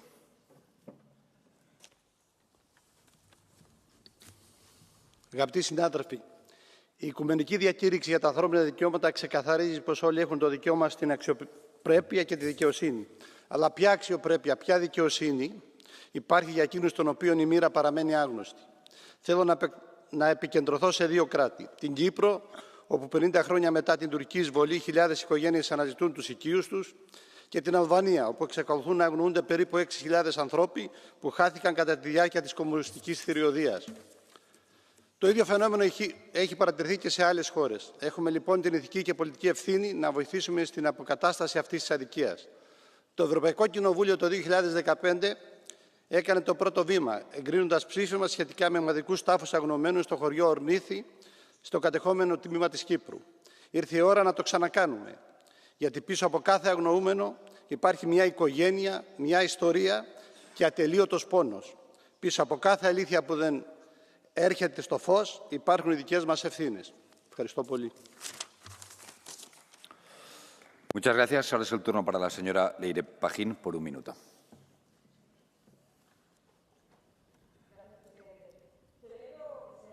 Aquí este debate, pero les invito a que sea un debate sincero, fuera de hipocresías. Porque la Declaración Universal de Derechos Humanos es una declaración de paz para que todas las personas vivan libres e iguales en dignidad y derechos. Y hay grupos en esta Cámara que diferencian las crisis humanitarias y también a las víctimas. Solo hay que ver lo que dicen o cómo responden a las víctimas de Gaza o de otras crisis. Tampoco lo hacen en mi país, donde mucho tiempo después de esa declaración, todavía sufríamos una larga dictadura llena de desapariciones y de muertes. Señoría, una Europa sin memoria es una Europa que no puede mirar al futuro ni a la convivencia en paz. Una Europa sin memoria es aquella donde los jóvenes no saben lo que pasó ni lo que fue la conquista de la libertad. Por eso queremos una Unión Europea que garantice el derecho a la memoria, a la reparación y a la justicia en todo el mundo, también en España, y que impida la derogación de leyes de la memoria que condenan a las víctimas a seguir en las cunetas. Por eso, dejémonos de hipocresía y luchemos por la memoria y la dignidad de todas las víctimas en el mundo, también en Europa y en España. Muchas gracias. Ahora es el turno para el señor Everding por un minuto. Liebe Kolleginnen und Kollegen, wie soll an vielen Stellen auf der Welt ein dauerhafter Frieden vermittelt werden, wenn Familien keine Antwort auf das Schicksal ihrer Angehörigen haben? Dies stellt eines der größten Hindernisse für die Heilung, Versöhnung und den Wiederaufbau von Gesellschaften dar. Die Zahlen sind dabei mehr als erschreckend, denn mehr als 71.000 Menschen in Afrika gelten als vermisst und rund 42.000 Menschen in der Ukraine. Dabei sind es wohlgemerkt nicht nur Soldaten, sondern auch viele Zivilisten. Aber wir müssen gar nicht so weit wegschauen, denn auch in Zentraleuropa werden rund 10.000 Menschen vermisst, deren sterbliche Überreste nach dem gewaltsamen Zerfall Jugoslawiens nie gefunden wurden. Die internationale Gemeinschaft und auch die EU müssen dringend Schritte ergreifen, um einen wirksamen Weg zur Klärung des Schicksals und Verbleibs vermisster Menschen zu finden. Denn ohne Fortschritte kann es aufgrund der Schmerzen, des Verlustes und der empfundenen Ungerechtigkeit keinen dauerhaften Frieden in vielen Regionen geben. Ich schließe mit den Worten von George Bernard Shaw, der sagt, Krieg ist ein Zustand, bei dem Menschen aufeinander schießen, die sich nicht kennen, auf Befehl von Menschen, die sich zwar kennen, aber nicht aufeinander schießen. Vielen Dank. Muchas gracias. Ahora es el turno para el señor Saudargas por un minuto. Thank you, President. Dear colleagues, 63,000 Ukrainian people, both military and civilians, are listed as missing. Arbitrary detentions and enforced disappearances have become routine Russian tactics. Among those reported missing are Ukrainian prisoners of war who face brutal treatment and are unlawfully prosecuted under false criminal charges. In its treatment of Ukrainian prisoners of war, Russia is violating the Geneva Convention. One of the most distressing aspects of this crisis is the abduction of Ukrainian children. Since the beginning of the invasion, nearly 20,000 children have been forcibly taken to Russia. This is part of a calculated policy of genocide against Ukrainians. The identity of these children is being erased.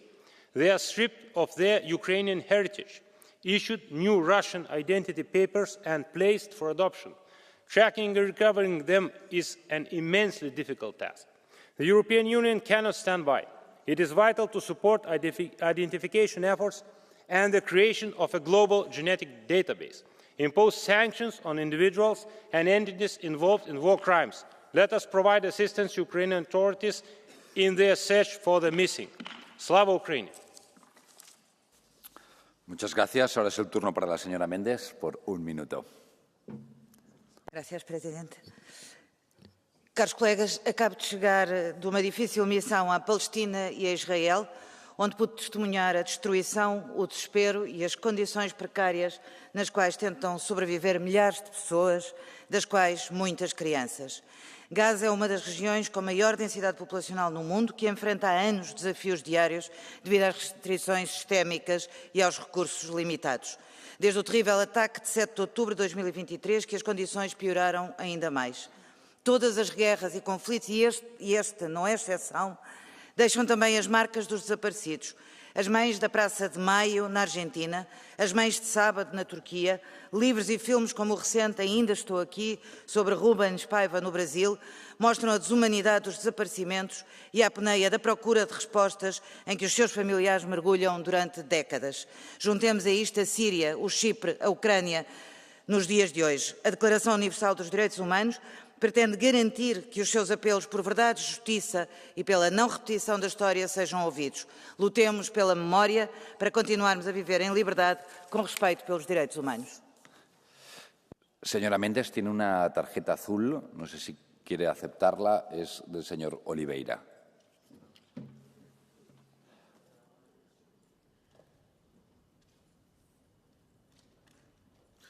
Obrigado, Sr. Presidente. Sra. Deputada Ana Catarina Mendes fez referência na sua intervenção à situação na Palestina e na faixa de Gaza e queria colocar-lhe uma pergunta precisamente sobre isso. Ouvimos há poucos dias as declarações do presidente norte-americano Donald Trump dizer que pretende comprar e ocupar a faixa de Gaza, expulsar os palestinianos, impedir o seu regresso e encontrar um sítio qualquer por onde possam ser empurrados à força. E a pergunta que lhe faço é se entende ou não que este Parlamento Europeu devia tomar uma posição firme de denúncia, de condenação e de rejeição dessas afirmações e de repúdio pelo que elas constituem de violação do direito internacional, de negação dos direitos nacionais do povo palestiniano e de uma atitude que verdadeiramente é uma atitude de limpeza étnica e de contributo para o genocídio que Netanyahu tem levado a cabo.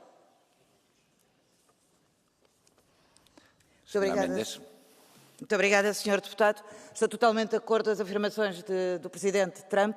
São afirmações que constituem não só uma infâmia, uma vergonha, como uma violação descarada ao direito internacional.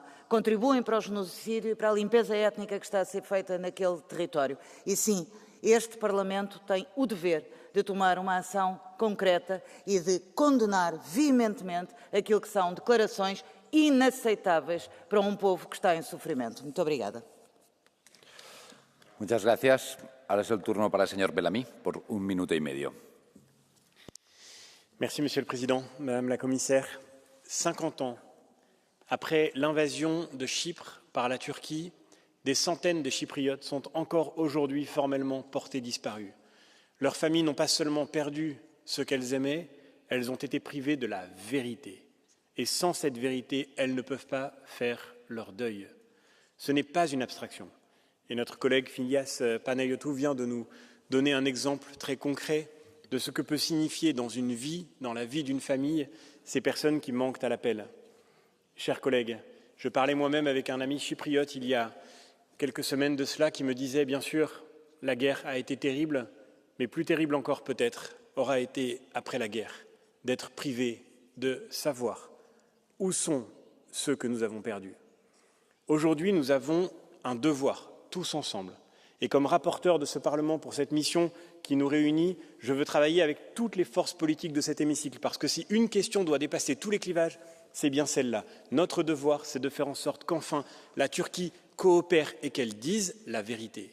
Que nous puissions savoir enfin offrir à ces familles endeuillées la vérité à laquelle elles ont droit, parce que le temps passe et le temps court, et ce temps qui court, c'est celui des générations qui vont bientôt nous quitter et qui ont droit de connaître le sort de ceux qu'elles ont aimés avant de partir.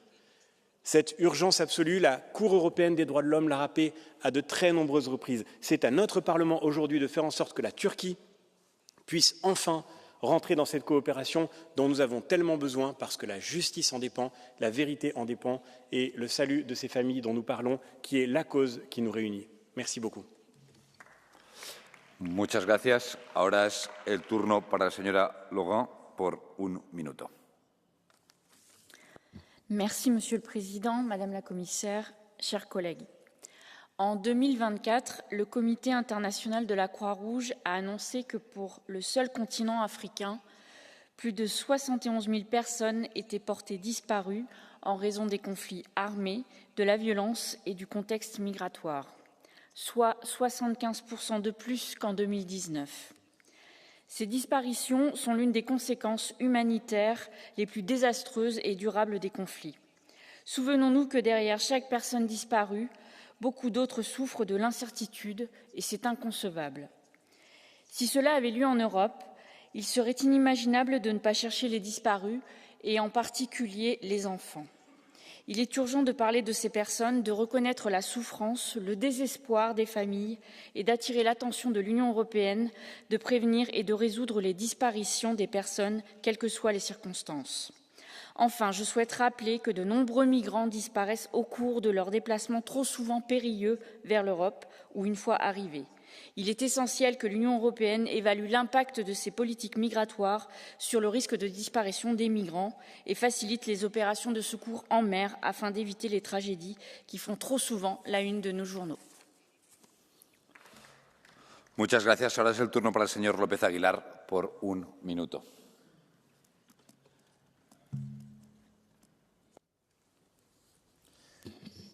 Gracias, presidente. El papel de la Unión Europea en la resolución de crisis humanitarias por la identificación de personas desaparecidas en guerras, conflictos y las dictaduras que han asolado a los Estados miembros de la Unión Europea no solamente fundamental, sino plenamente coherente con nuestros valores, además de imperativo. Y está claro que la memoria, la reparación y la verdad son el camino, como se ha demostrado en Chipre, en el que he tenido el honor de ser el ponente de este Parlamento Europeo para las personas desaparecidas. Y es el camino correcto señalado por la ley española de memoria democrática, pero es el camino contrario, el que señalan las comunidades autónomas gobernadas en España por la derecha y la extrema derecha, que han cancelado el censo de víctimas, que han eliminado los programas de exhumación de fosas comunes y de eliminación de los símbolos de la dictadura. Para hacer justicia a las víctimas es imprescindible que combinemos esas tres virtudes: memoria, reparación y verdad. Gracias, señor presidente. Muchas gracias. Ahora es el turno para el señor Andriukaitis por un minuto. The Commissioner, thank you very much indeed. Syria, Sudan, Ukraine, Gaza, coming at the end of a long list of failures by the international community to prevent abuse of human rights and mass atrocities, makes one thing clear. The direction of the human rights initiative today is no longer a question of advances or setbacks.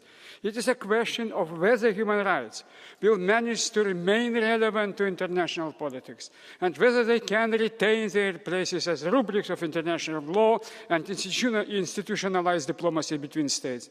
The European continent and the Middle East are at war.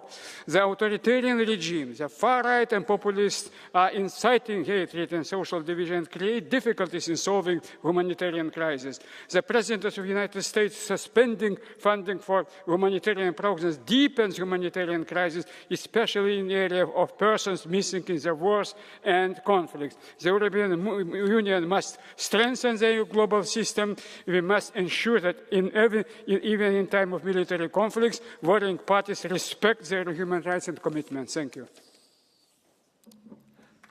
Muchas gracias. Ahora es el turno para la señora Guzenina por 1 minuto.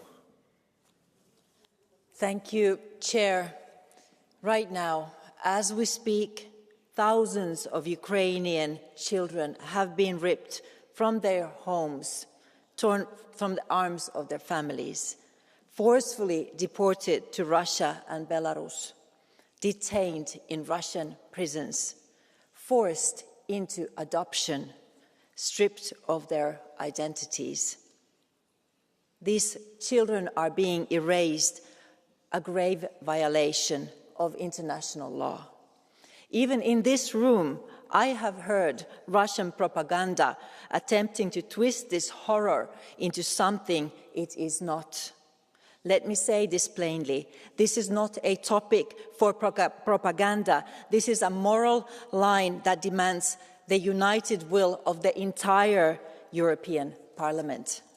We must act now. The EU must impose sanctions against those responsible for these atrocities. And more than that, we must demand that these children, these stolen lives, are returned to their homes, to their families, to their loved ones. These children are not just numbers in a report. They are lives stolen.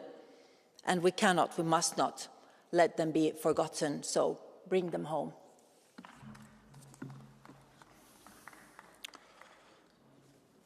Muchas gracias. Con esto daríamos por acabada el turno de intervenciones, pero tendremos que pasar al Catch the Eye.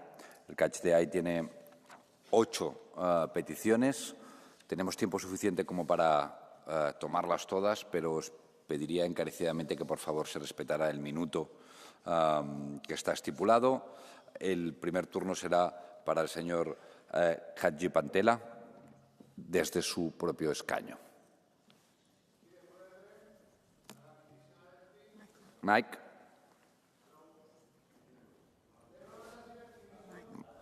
Mike.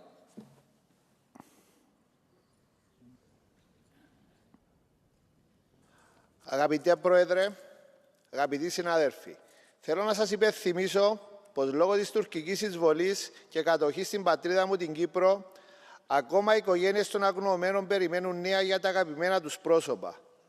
Ο κατοχικός στρατός του Ερντογάν εδώ και 50 χρόνια αρνείται να συνεργαστεί και να δώσει στοιχεία για την τύχη αυτών των ψυχών. Ζητούμε τη βοήθεια και συμπαράσταση της Ευρωπαϊκής Ένωσης για να επουλώσουμε αυτήν την ανοιχτή πληγή που αμαυρώνει ολόκληρη την Ευρώπη. Σας ευχαριστώ. Muchas gracias. Ahora es el turno para el señor Tinkyunen por 1 minuto.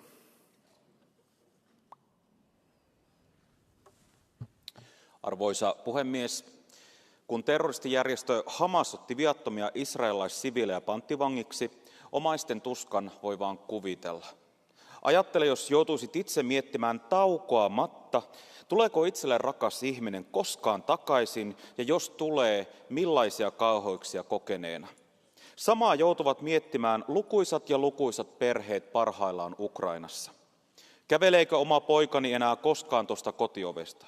Jos ei kävele, millaiset mahtavat olla hänet viimeiset hetkensä? Kun me vahvistamme Euroopan turvallisuutta, oli kyse sitten puolustuksen ylösajosta tai terrorismin kitkemisestä, kyse ei ole vain poliittisista päätöksistä. Kyse on eurooppalaisten perheiden suojelusta. Kun Euroopalta tällaisten uhkakuvien edessä vaaditaan kovaa linjaa, vasemmisto yhä edelleen vastustaa. En voi käsittää ja siksi kysyn, mikä teidän arvoissanne on oikein vialla? Gracias. Ahora es el turno para la señora Miranda por 1 minuto. Merci, Monsieur le Président.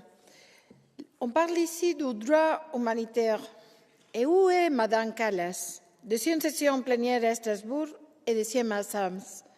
Considère-t-elle que le rôle du Parlement est inutile, sans importance? Combien de personnes sont disparues à Gaza?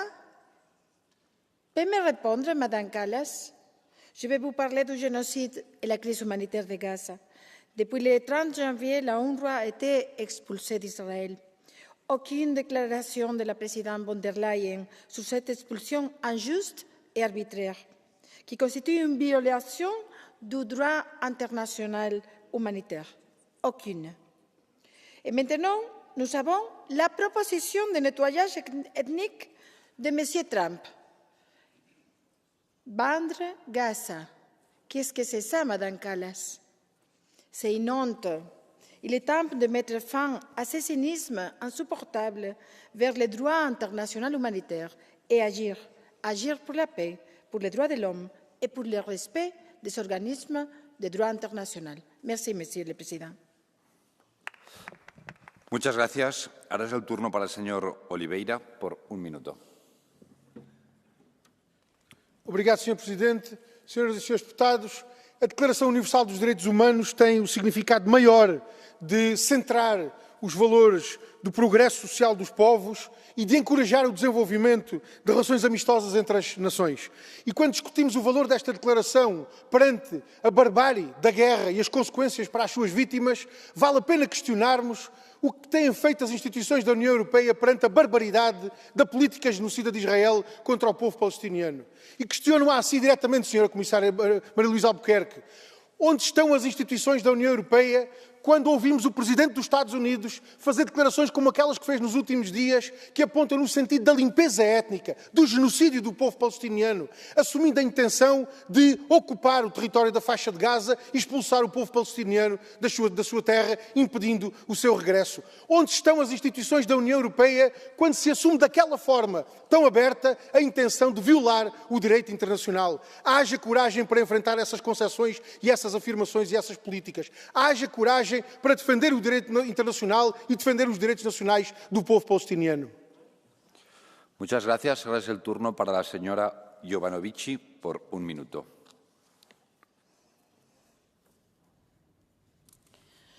Mulțumesc. Vorbiți de drepturile omului și sunteți instituția care le încalcă cel mai mult. Începând cu pandemia, ați distrus tot ceea ce înseamnă drepturile omului. Vorbiți de Israel, le luați apărarea, dar nu vedeți că au murit peste 45.000 de femei și copii. Vorbiți de Ucraina, dar de ce nu vorbiți, vă rog, de românii din Ucraina, peste 1 milion care sunt supuși exterminării de Zelenski, pe care dumneavoastră îl luați în brațe? Nu vedeți nici măcar că Ursula von der Leyen l-a sprijinit pe președintele României, domnul Klaus Werner Iohannis, care are dosare pentru vânzare de copii. Vă anunț că astăzi domnul Klaus Werner Iohannis, la presiunea politică, inclusiv a partidului meu pe care îl conduc, SOS România, și-a dat demisia. Ați încălcat dumneavoastră și ați permis încălcarea drepturilor omului, ați omorât oameni în pandemie, omorâți oameni trimițând arme în Ucraina și vă bateți joc de tot ceea ce înseamnă din fâșia Gaza palestinienii. Nu așa se face politică, cu tot respectul, învățați să respectați. It's okay. Para el siguiente punto, para el siguiente orador será el señor Aftias por un minuto.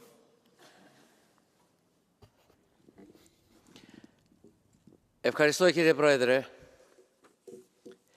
Κυρίες και κύριοι συνάδελφοι, πρέπει να κινηθούμε αποφασιστικά με μέτρα κοινωνικά, γιατί χωρίς τον άνθρωπο οι κοινωνίες δεν μπορούν να προχωρήσουν. Μισθοί, συντάξεις, ασφαλιστικό, ακρίβεια, στέγαση. Όλα αυτά λοιπόν απαιτούν από μας άμεση δράση, άμεση κινητοποίηση. Καμία κοινωνία δεν μπορεί να στηριχθεί αν δεν έχει τον άνθρωπο μπροστά σε όλες τις δραστηριότητες. Παράλληλα, θα πρέπει να στηρίξουμε τους ανθρώπους οι οποίοι απειλούνται από την τεχνητή νοημοσύνη.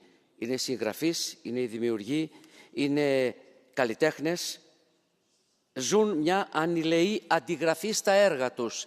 Άπειρη προσοχή λοιπόν να κινηθούμε προς αυτή την κατεύθυνση, να στηρίξουμε ανθρώπους, να στηρίξουμε τη γνώση, γιατί η κοινωνία δεν μπορεί να περιμένει άλλο. Σας ευχαριστώ θερμά.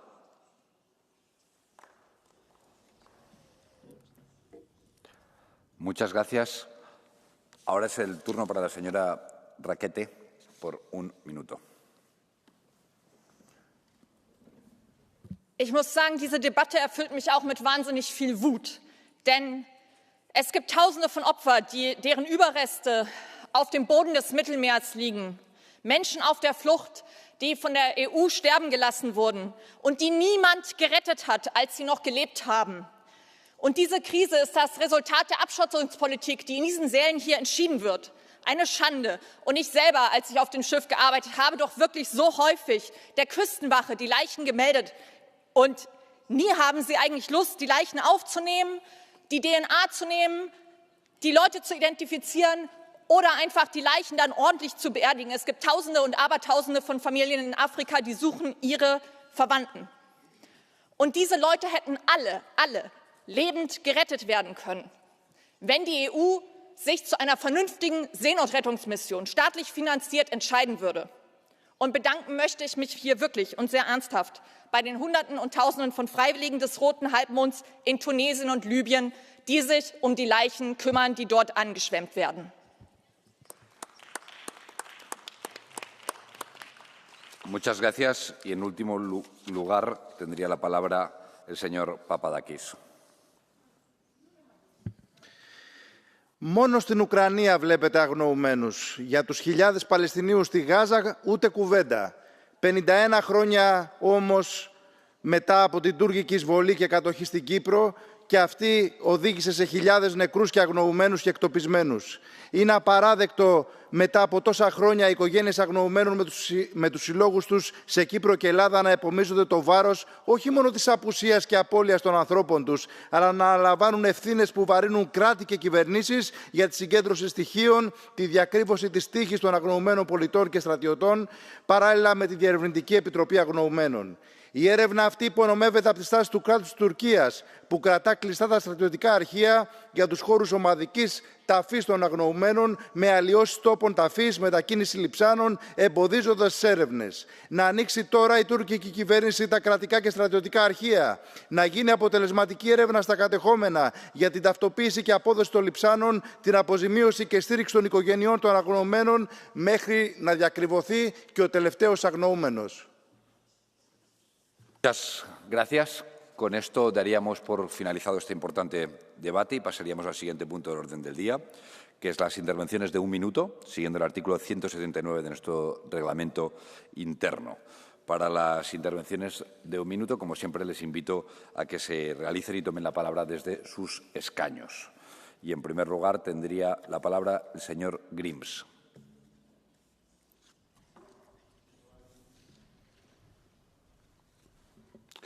Spoštovani, v Sloveniji se že ves čas njenega članstva v Evropski uniji očitno zlorablja pravosodje za onemogočanje opozicije, zlasti SDS in njenega predsednika Janeza Janše.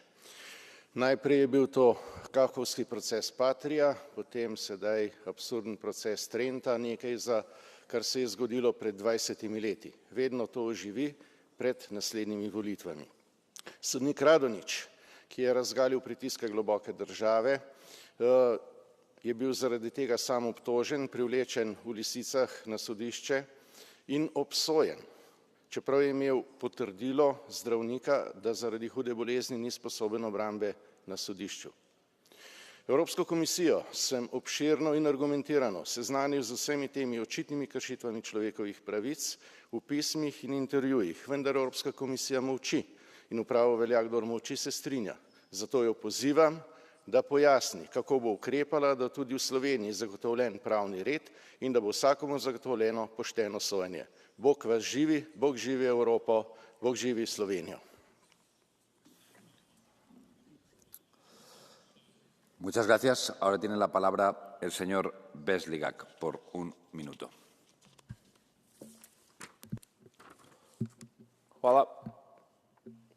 Hvala predsjedavajući. Pa danas je realnost sustav u kojem je stanovanje umjesto prava postalo zapravo mehanizam za profit. U raspravi o problematici stambene politike valja podsjetiti da Europa nije samo urbani dio, ne čine samo gradovi europske metropole, nego su to i ruralna područja koja pokrivaju 83% teritorija Europske unije i u njima živi 137 milijuna ljudi. Oni se također bore sa problemom dostupnosti i priuštivosti stanovanja, kao i s pitanjem energetske održivosti. Uz ruralna područja jedna od grupa koja trpi najveće posljedice stambene krize su i mladi. Zato bez konkretnih financijskih programa i potpora mladi si neće moći priuštiti vlastiti krov nad glavom. Ovim putem ponovno apeliram na komisiju i povjerenika na stanovanje da prilikom kreiranja stambene strategije ne zaborave na naša ruralna područja i na naše mlade, jer oni su nešto najvrednije što Europa ima. Hvala. Muchas gracias. Ahora tendría la palabra el señor Olivier. Monsieur le Président, les carburants alternatifs sont l'illustration d'une certaine inconséquence de l'UE. Vous édictez des règles, les imposez à nos filières, en l'occurrence l'aérien et le maritime, puis vous laissez le marché décider. Le résultat, ce sont des filières qui ne savent pas à quel procédé technique se vouer. Des infrastructures, par exemple, sur les aéroports dont vous ne vous préoccupez pas, mais surtout des filières de production qui profitent aux Chinois, comme par exemple la phase d'électrolyse pour certains carburants. Que dire des distorsions de subventions quand les USA subventionnent à 3 tout le secteur? Vous subventionnez à 0,5 en étant exagérément sélectif. L'Europe doit rapidement sortir de sa naïveté et protéger ses industries émergentes en mettant en œuvre une protection économique. Sans cela, la révolution des nouveaux carburants surviendra, certes, mais hors de l'Europe et surtout à son détriment. Je vous remercie. Ahora tiene la palabra el señor Eriksson por un minuto. Tack. I USA har Dodge, Department of Government Efficiency, på kort tid skapat stora rubriker när man avslöjat slöseri i statsförvaltningen. Ett sådant initiativ som Dodge behövs inom EU. Någon som ifrågasätter prioriteringar i rådande budgetar och fördelning av resurser. Europeiska revisionsrätten och andra gör ett gott jobb i att kartlägga hur resurser används inom ramen för gällande beslut. Men redan här ökar felnivån och det är oroväckande. Vi behöver därför någon som gör mer än revision. Vi behöver någon som ifrågasätter rådande rättsakter utifrån ett strikt effektiviseringsperspektiv. Gör anslagen och regelverken nytta eller gör de skada för konkurrenskraften i Europa? På ena sidan står alla som vill ha mer pengar till goda ändamål. Detta behöver balanseras av en motkraft. Vi behöver en insatsstyrka likt amerikanska Dodge Mavericks som blottlägger slöseri och ineffektivitet. En kraft som driver på verklig förändring. Tack. Muchas gracias. Ahora es el turno de la señora Miranda por un minuto. ¿Saben qué significa la palabra facha? Se lo explico. Vean los vídeos y fotografías del cónclave de fachas que se celebró en Madrid el fin de semana pasado. Abascal, Orbán, Le Pen, De Wilders, Salvini, André Ventura. Lo peor de cada casa, pagados por el grupo Los Patriotas del Parlamento Europeo. Teorías conspiranoicas, negacionismo climático, discursos de odio contra la democracia y la Europa de los pueblos, contra los colectivos más vulnerables, contra el colectivo LGBTIQ+, contra nosotras, las mujeres. En definitiva, una exaltación y un ataque democrático y fascista. Fascismo que campa a sus anchas, que ya controla y marca la agenda en algunos Estados miembros de la Unión Europea. ¿Cuándo va Europa a despertar y parar este monstruo de fanatismo contra los derechos y libertades? En 2018 fui ponente de este Parlamento en la resolución sobre el avance del neofascismo en Europa para pararles los pies y resistir contra esta nueva embestida. Esa resolución decía claramente que no se exaltara el neofascismo. Poco ha hecho Europa para pararles y lavarles la cara, sobre todo el PP español, que permite y blanquea esos cónclaves fachas. Recuerden la palabra, señores de allí, fachas, que no se les olvide, una peste para Europa. Muchas gracias. Ahora es el turno para la señora Funchen por un minuto.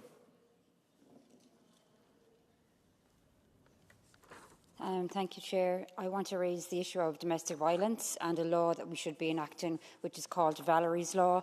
So currently, an absolutely horrific loophole exists within the law in Ireland and other member states, which means that when a partner intentionally kills their partner, that person still retains guardianship rights of their shared children. It's actually difficult to believe that this is still the case and that family and loved ones of those murdered, already going through the worst thing imaginable, have to then deal with the added trauma of challenging this in the courts. I want to commend in particular David French from Cork in Ireland. He has been campaigning vigorously to get this law changed as his own sister Valerie was murdered by her partner a number of years ago.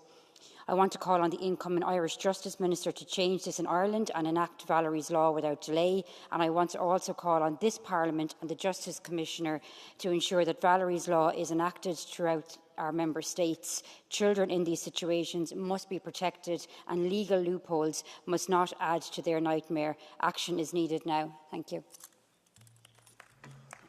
Gracias. Ahora es el turno para el señor Jungbluth por un minuto.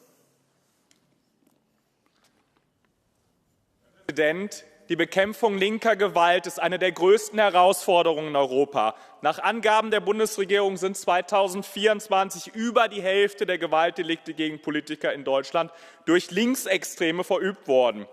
Wie das in der Praxis aussieht, konnte man an diesem Wochenende sehen. An einem AfD-Wahlkampfstand wurde ein ehrenamtlicher Helfer mit einer Metallkugel beschossen. Aber bei solchem linken Terror, bei solcher linken Gewalt sieht die EU weg, weil sie wegschauen will. Diese Gewalt ist auch Auswuchs von Demonstrationen gegen rechts. Vor Wahlen ist es in Deutschland nämlich neuerdings Usus, dass die Regierung ihre eigenen Truppen und von Staatsgeldern finanzierte Demonstranten gegen die Opposition auf die Straße schickt.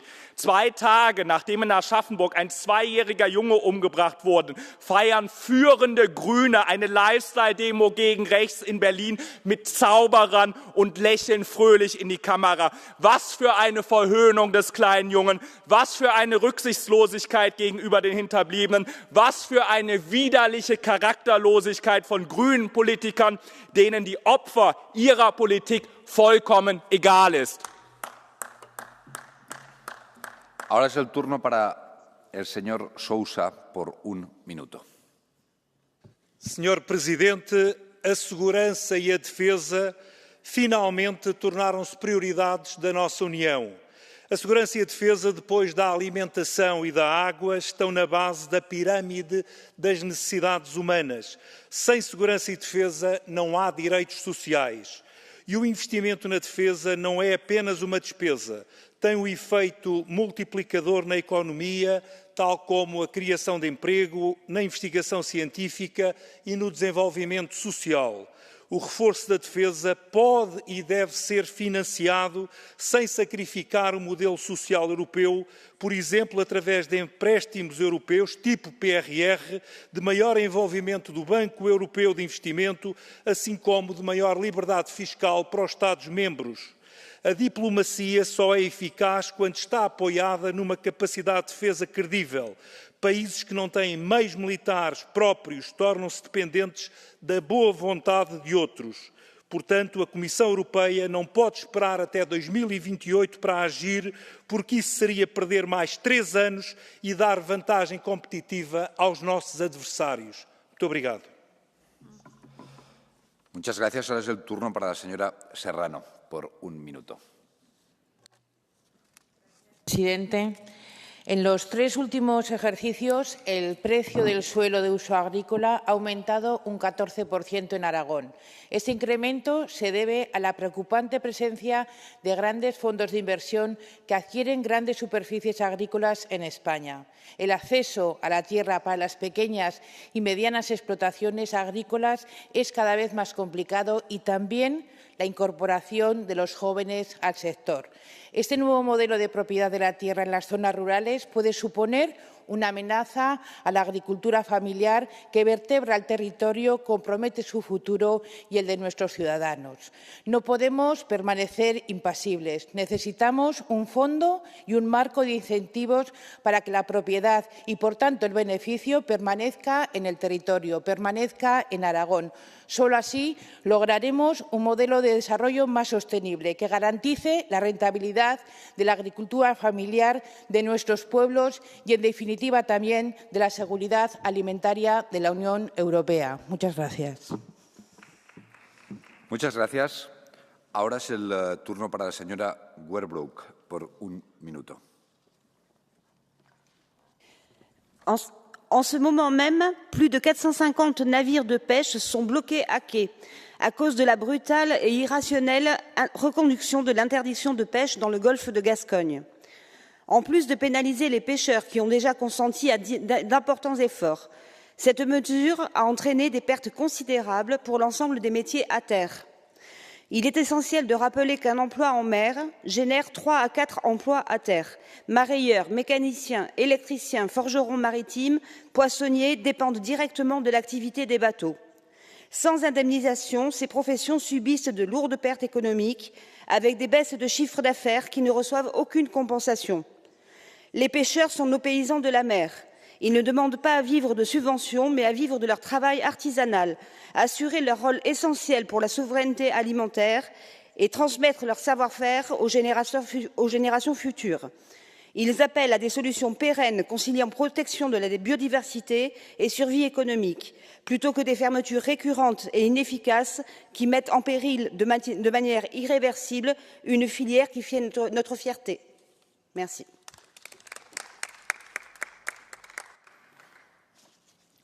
Muchas gracias. Ahora es el turno para el señor Buda por un minuto.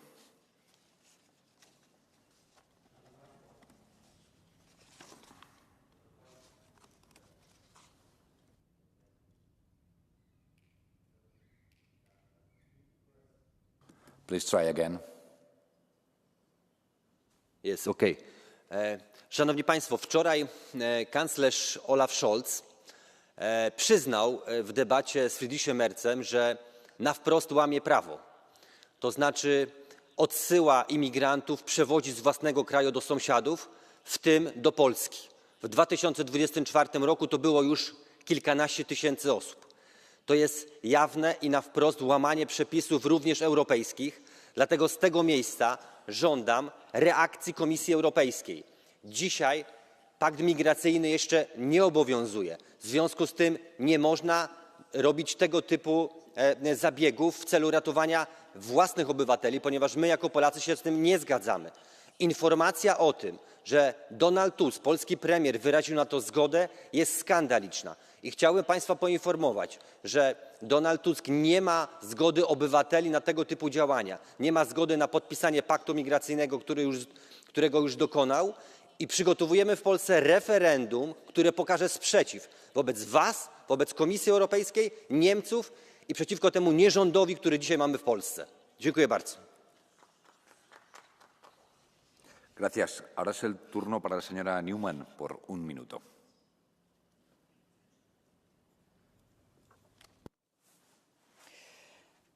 Dear colleagues, even loving your parents is a crime under the brutal rule of the Iranian regime.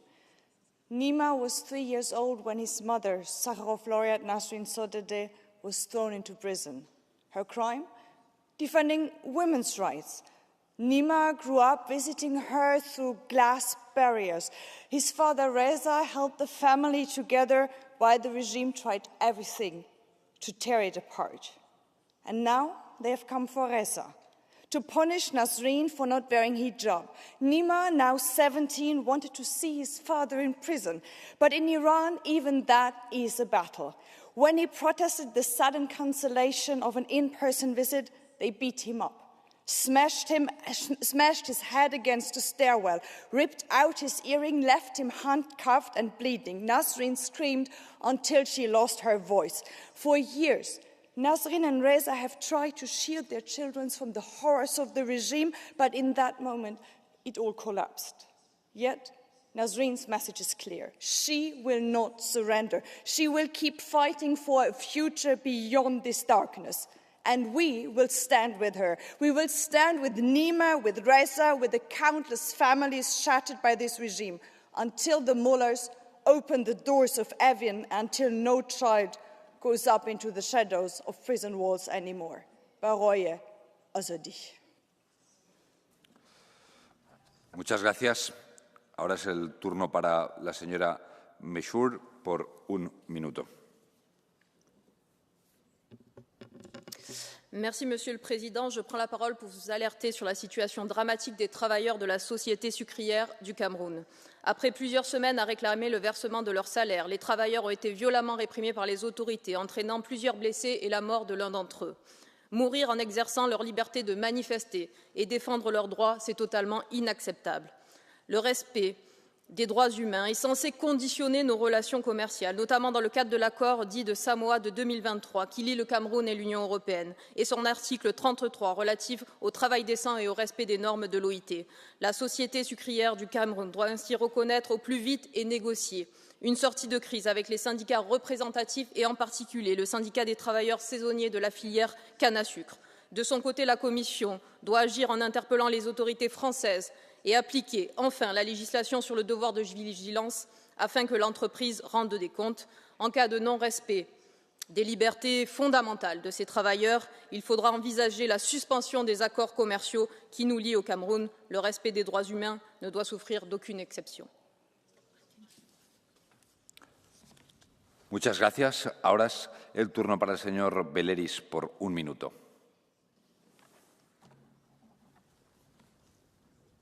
Ευχαριστώ, Πρόεδρε. Τα νησιά των Κυκλάδων πλήττονται από ένα ακόμα έντονο φυσικό φαινόμενο. Η σεισμική δραστηριότητα έχει οδηγήσει την ορθή κινητοποίηση του κρατικού μηχανισμού από την ελληνική κυβέρνηση. Ταυτόχρονα όμως υπάρχει μεγαλύτερη ανάγκη από ποτέ για ενίσχυση των ευρωπαϊκών εργαλείων πρόληψης. Οι τοπικές και περιφερειακές αρχές χρειάζονται οικονομική στήριξη, ώστε να χρηματοδοτήσουν μελέτες και έργα για την καλύτερη προετοιμασία των νησιωτικών και απομακρυσμένων περιοχών της Ευρώπης, με σκοπό να αντιμετωπίσουν περιπτώσεις ακραίων φυσικών συνθήκων. Καλώ την Επιτροπή και όλους τους συναδέλφους στο σχεδιασμό της νέας προγραμματικής περίοδου να ενισχύσουμε και να απλοποιήσουμε το Ταμείο Αλληλεγγύης ώστε να μπορούν να αποζημιώνονται άμεσα επιλεγείς περιοχές. Πρόβλεψη πρέπει να υπάρχει και για τη στήριξη της τοπικής οικονομίας, που επίσης πράττει τους κραδασμούς τέτοιων φαινομένων. Μόνο έτσι θα μπορούμε να συζητήσουμε την επιχειρησιακή μας ετοιμότητα και να στρέψουμε το βλέμμα μας στο μέλλον με σιγουριά. Ευχαριστώ. Muchas gracias. Ahora sería el turno para el vicepresidente Negrescu. Mulțumesc, domnule președinte. Să cumpărăm local, să susținem producătorii și fermierii. Asta spuneam în urmă cu câțiva ani tot aici în Parlamentul European. Între timp am promovat o petiție aprobată de Legislativul European, am interpelat Comisia, am amendat legislația, am obținut fonduri europene suplimentare pentru fermierii și producătorii români și am îmbunătățit drepturile lucrătorilor din supermarketuri și ale celor care lucrează pentru platformele online. Extremiștii din România tăceau atunci și făceau cumpărături în magazine de lux. Nici acum nu vin cu vreo soluție viabilă, copiind și suindu-se pe un trend european pe care nici măcar nu-l înțeleg. Dincolo de gălăgia eurosugativelor suveraniste, avem responsabilitatea să ne concentrăm pe soluții. Mai puțini intermediari, accesul micilor producători în supermarketuri, fără taxe de raft, susținerea brandurilor locale, mai puțină birocrație și subvenții mai mari pentru fermieri. Doar prin măsuri comune la nivel european putem să sprijinim micii fermieri, să nu abordăm acest subiect cu populism, să ne concentrăm pe soluții reale pentru oameni. Mulțumesc! Muchas gracias. Ahora es el turno para el señor Tolasi por un minuto.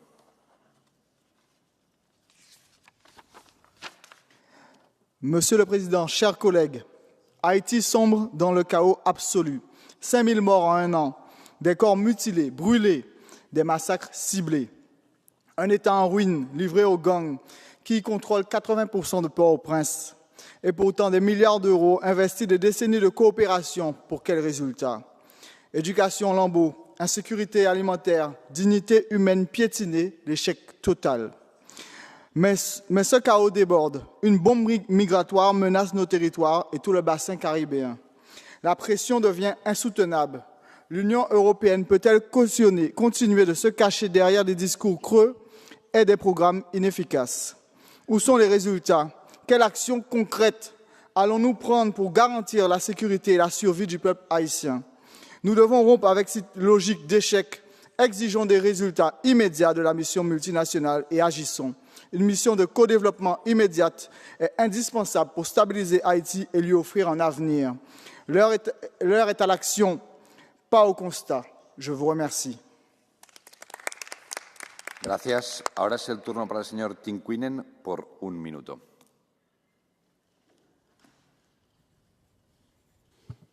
Mr. President, in a society that is civilized, there can be no place for violence or discrimination against women. What else than discrimination it is if we are stealing from girls and women the opportunity to experience the joy of succeeding in sports, scoring a goal, or being the first to cross the finish line?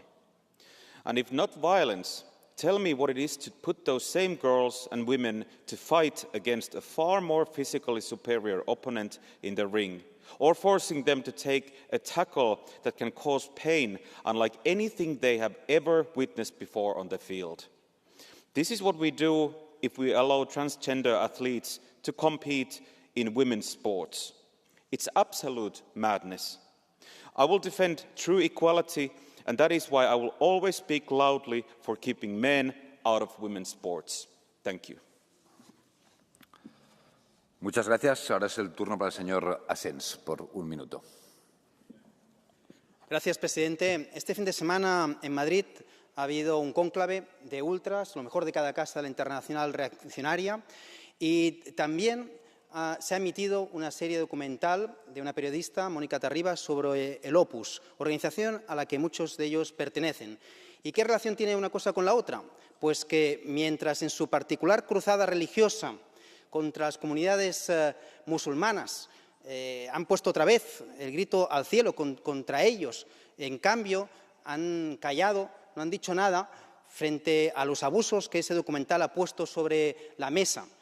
Amenazas, coacciones, secuestros, explotación laboral, sexista, privación de la libertad, etcétera, etcétera. Ese es el modus operandi de una organización que actúa en más de 60 países como una secta peligrosa, como una organización criminal. Y desde Europa no podemos quedarnos callados. Debemos actuar y dar protección a las víctimas que puedan, por eso, ejercer su derecho a la verdad, a la reparación y a la justicia, como hicieron los menores abusados sexualmente por la Iglesia Católica. Muchas gracias. Muchas gracias. Ahora es el turno para la señora Raquete, por un minuto. Vor 7 Monaten hat das Berliner Kammergericht eine Person Maya T. nach Ungarn ausgeliefert. Und letzte Woche hat dann das Bundesverfassungsgericht Mayas Beschwerde darüber stattgegeben und festgehalten, dass die Auslieferung ein schwerwiegender Eingriff in Mayas Grundrechte ist, der immer noch andauert. Explizit genannt wurde in der Begründung die unmenschliche Behandlung in Ungarn, die gegen die EU-Grundrechtecharta verstößt. Frankreich und Italien haben sich in ähnlichen Fällen gegen Auslieferungen nach Ungarn entschieden. Maya T. ist seit 7 Monaten in Isolationshaft und schon 15 Tage sind laut UN Folter. In der Zelle gibt es Kakerlaken und Bettwanzen. Die Dokumente für das Gerichtsverfahren wurden nicht übersetzt. Ich selbst habe Maya schon zweimal besucht und auch die Justizbeamten haben mir gesagt, dass die Haftbedingungen von oben angeordnet wurden. Und zwar, denke ich, weil Maya eine antifaschistisch motivierte Tat vorgeworfen wird. Und die Forderung von 24 Jahren Haft ist ebenfalls politisch. Ich fordere alle europäischen Mitgliedstaaten auf, keine Menschen mehr nach Ungarn auszuliefern, denn wir wissen ja, wie die Haftbedingungen dort sind. Die deutsche Bundesregierung fordere ich auf, Maya T. so schnell wie möglich zurückzuholen. Gracias. Ahora es el turno para el señor Siodras, por un minuto. Αγαπητοί συνάδελφοι, όλοι αναγνωρίζουμε ότι ζούμε σε ένα καινούργιο γεωπολιτικό και οικονομικό περιβάλλον. Επίσης, συζητάμε για τις μεγάλες προκλήσεις. Παράλληλα, όμως, θα πρέπει να δούμε και τις ευκαιρίες. Η Ευρώπη πορεύτηκε πάντα μέσα από δυσκολίες. Είναι ευκαιρία, λοιπόν, για κοινές πολιτικές. Να δώσουμε απαντήσεις στα ερωτήματα των πολιτών. Γιατί όσο δεν δίνουν αυτές τις απαντήσεις, οι φιλοευρωπαϊκές δυνάμεις δίνουν το χώρο σε ακραίες φωνές οι οποίες θέλουν επιστροφή στο παρελθόν. Πρέπει να δούμε πρώτα απ' όλα το ζήτημα της ασφάλειας και της άμυνας. Πρέπει οι Ευρωπαίοι πολίτες να αισθάνονται ασφαλείς. Πρέπει να νιώθουν ότι υπάρχουν κοινά ευρωπαϊκά σύνορα τα οποία προστατεύονται. Πρέπει να υπάρχει κοινή δέσμευση στην άμυνα. Και παράλληλα να νιώθουν ότι με τις πολιτικές που εφαρμόζονται σε ευρωπαϊκό επίπεδο εξασφαλίζεται ένα καλύτερο μέλλον για αυτούς και τα παιδιά τους. Οι καιροί δεν περιμένουν και είναι η ώρα να δράσουμε αποφασιστικά τώρα. Gracias. Ahora es el turno para la señora Grappini por un minuto. Domnule președinte, doamna comisar, politica energetică pe care a făcut-o Comisia Europeană, nu dumneavoastră, cea care a fost, este dezastruoasă. Efectele asupra competitivității, mai ales pentru întreprinderile mici și mijlocii, se vede acum.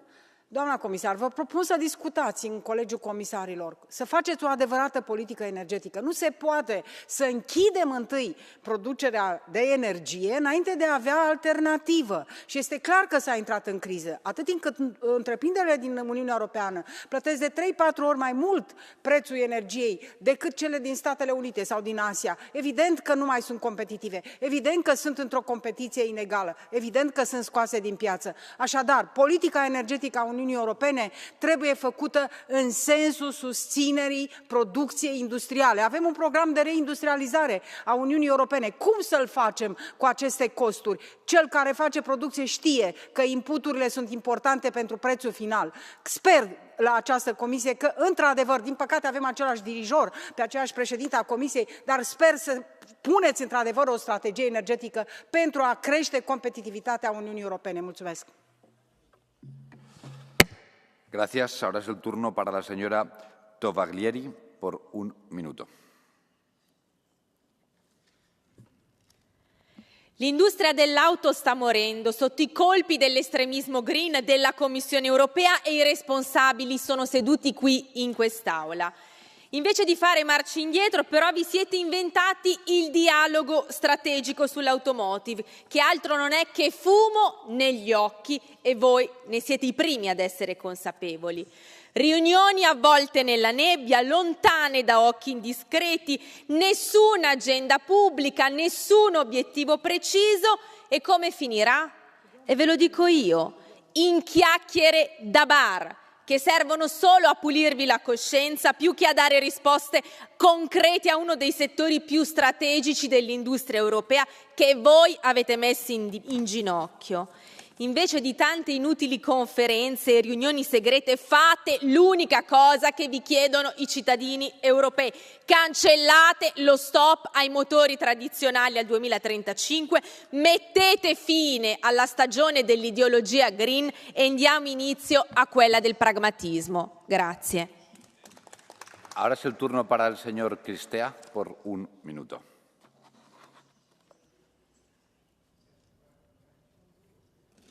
Vă mulțumesc, domnule președinte. Tehnologia informațională accelerează până la derapaje toate procesele sociale, politice, economice cu care noi suntem obișnuiți. Ăsta este motivul pentru care astăzi, în același timp, lucrurile sunt mult mai bune decât erau în trecut, dar și mult mai rele.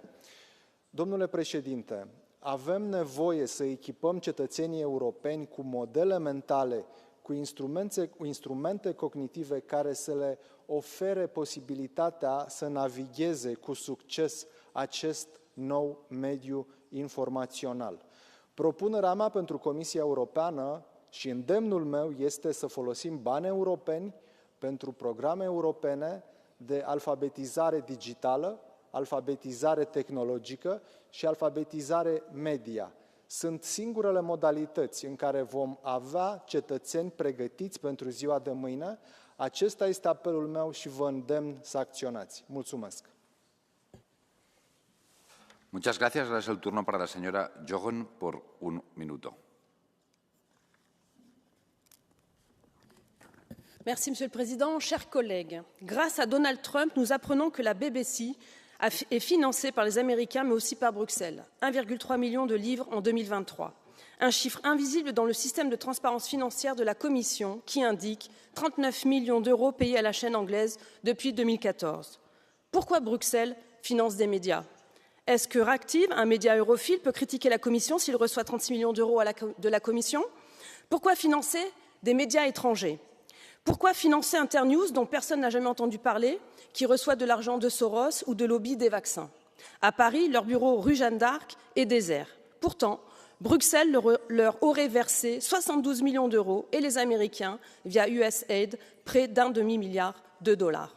Sa présidente gagnerait près de 400 000 dollars par an et l'année dernière, à Davos, elle a recommandé de démonétiser des sites d'information en développant des listes d'exclusion de publicité. La Commission doit nous expliquer et surtout doit cesser ces subventions occultes de contrôle des médias et de corruption potentielle. Je vous remercie.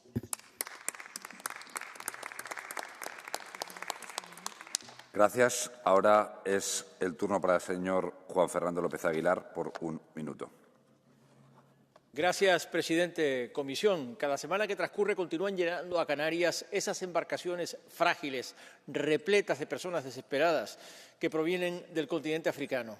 Canarias es Unión Europea, pero continúan llegando también al Caribe las embarcaciones repletas de cadáveres de aquellos desdichados que no lo consiguieron.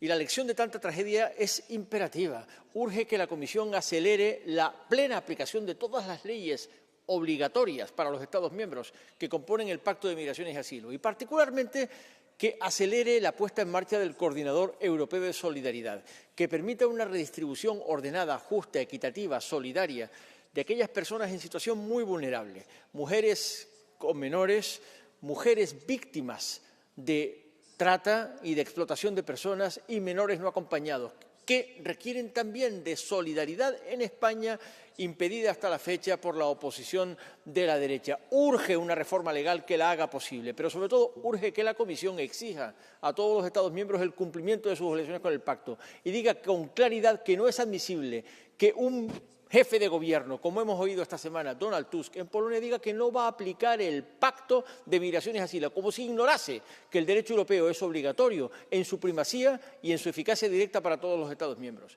Gracias, presidente. Muchas gracias. Ahora pasaríamos la palabra a la señora Deloche por un minuto.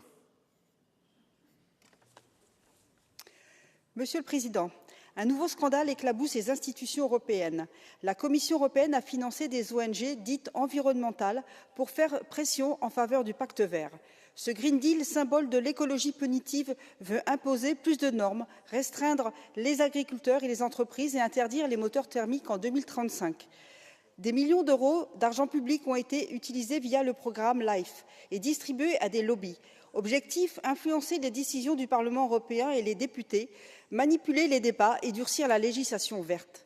Le commissaire à l'agriculture, M. Hansen, incarne cette dérive.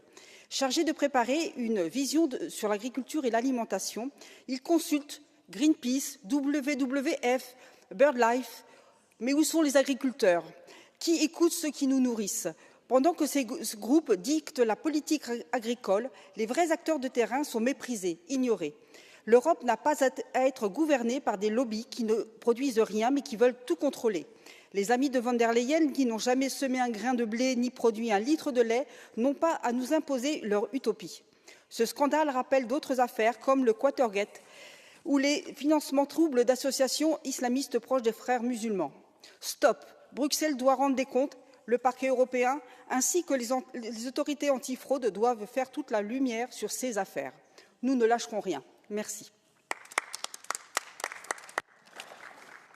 Muchas gracias. Ahora es el turno para la señora Jerković por un minuto. Hvala lijepo. Najveće bogatstvo koje jedna država može imati jesu zdravi građani. Zato je višegodišnji financijski okvir puno više od financijskog plana i brojki.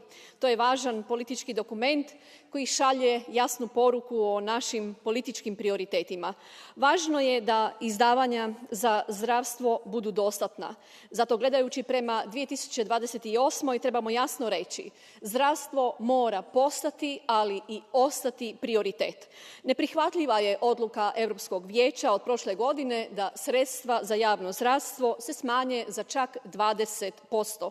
Ovako nešto se ne smije dogoditi u novom financijskom razdoblju. Demografska slika Europe značajno se mijenja. Naši građani sve su stariji, a teret kroničnih bolesti sve je veći. Rak i kardiovaskularne bolesti odnose skoro 2 milijuna života i koštaju naše gospodarstvo stotine milijardi eura godišnje. Samo proaktivnim djelovanjem i izdašnim ulaganjem u prevenciju možemo očuvati zdravlje ljudi i otpornost zdravstvenih sustava, jer svaki uloženi euro u prevenciju vraća najmanje 14 eura u zdravstveni budžet. Ne zaboravimo, samo zdrava Europa je ujedno jaka i otporna Europa. Hvala. Muchas gracias. Y por último, tiene la palabra la señora Firea, por un minuto. Thank you, Chair. Dragi colegi, în România este cutremur politic, președintele României și-a dat demisia și avem mai bine de 3 luni de când agenda publică este ocupată doar de incertitudine. Însă nu trebuie să uităm adevăratul cutremur, mișcare telurică, ce ne poate lovi oricând. Nu vreau să induc panică, dar este un avertisment al specialiștilor. 7 din 10 români trăiesc în zone cu pericol seismic. Sunt copii care învață în școli nesigure, familii care dorm în blocuri fragile, pacienți care merg să se trateze în spitale pericol public. Și totuși, în ultimii 5 ani, în România și în București, unul dintre cele mai expuse orașe, aproape nimic nu s-a consolidat. În martie se împlinesc 48 de ani de la ultimul mare cutremur. Da, există 1 miliard de euro alocat, dar acești bani acoperă doar 55 de clădiri, adică doar 5% din necesar. Birocrația sufocă măsuri vitale.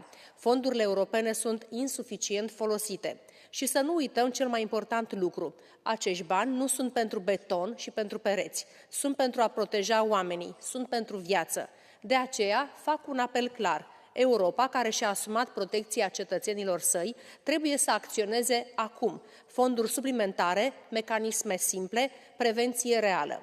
Iar autoritățile locale să folosească la maximum resursele financiare ale Uniunii Europene. Vă mulțumesc. Thank you very much. Muchísimas gracias a todos, muy especialmente a la comisaria, por su paciencia. La próxima sesión tendrá lugar mañana, martes 11 de febrero del 2025, a las 9 de la mañana. El orden del día se ha publicado y está disponible en el sitio web del Parlamento Europeo, como ustedes bien saben. El acta de la presente sesión se someterá a la aprobación del Parlamento Europeo mañana, al comienzo de la tarde, y con todo esto se levanta la sesión. Buenas noches.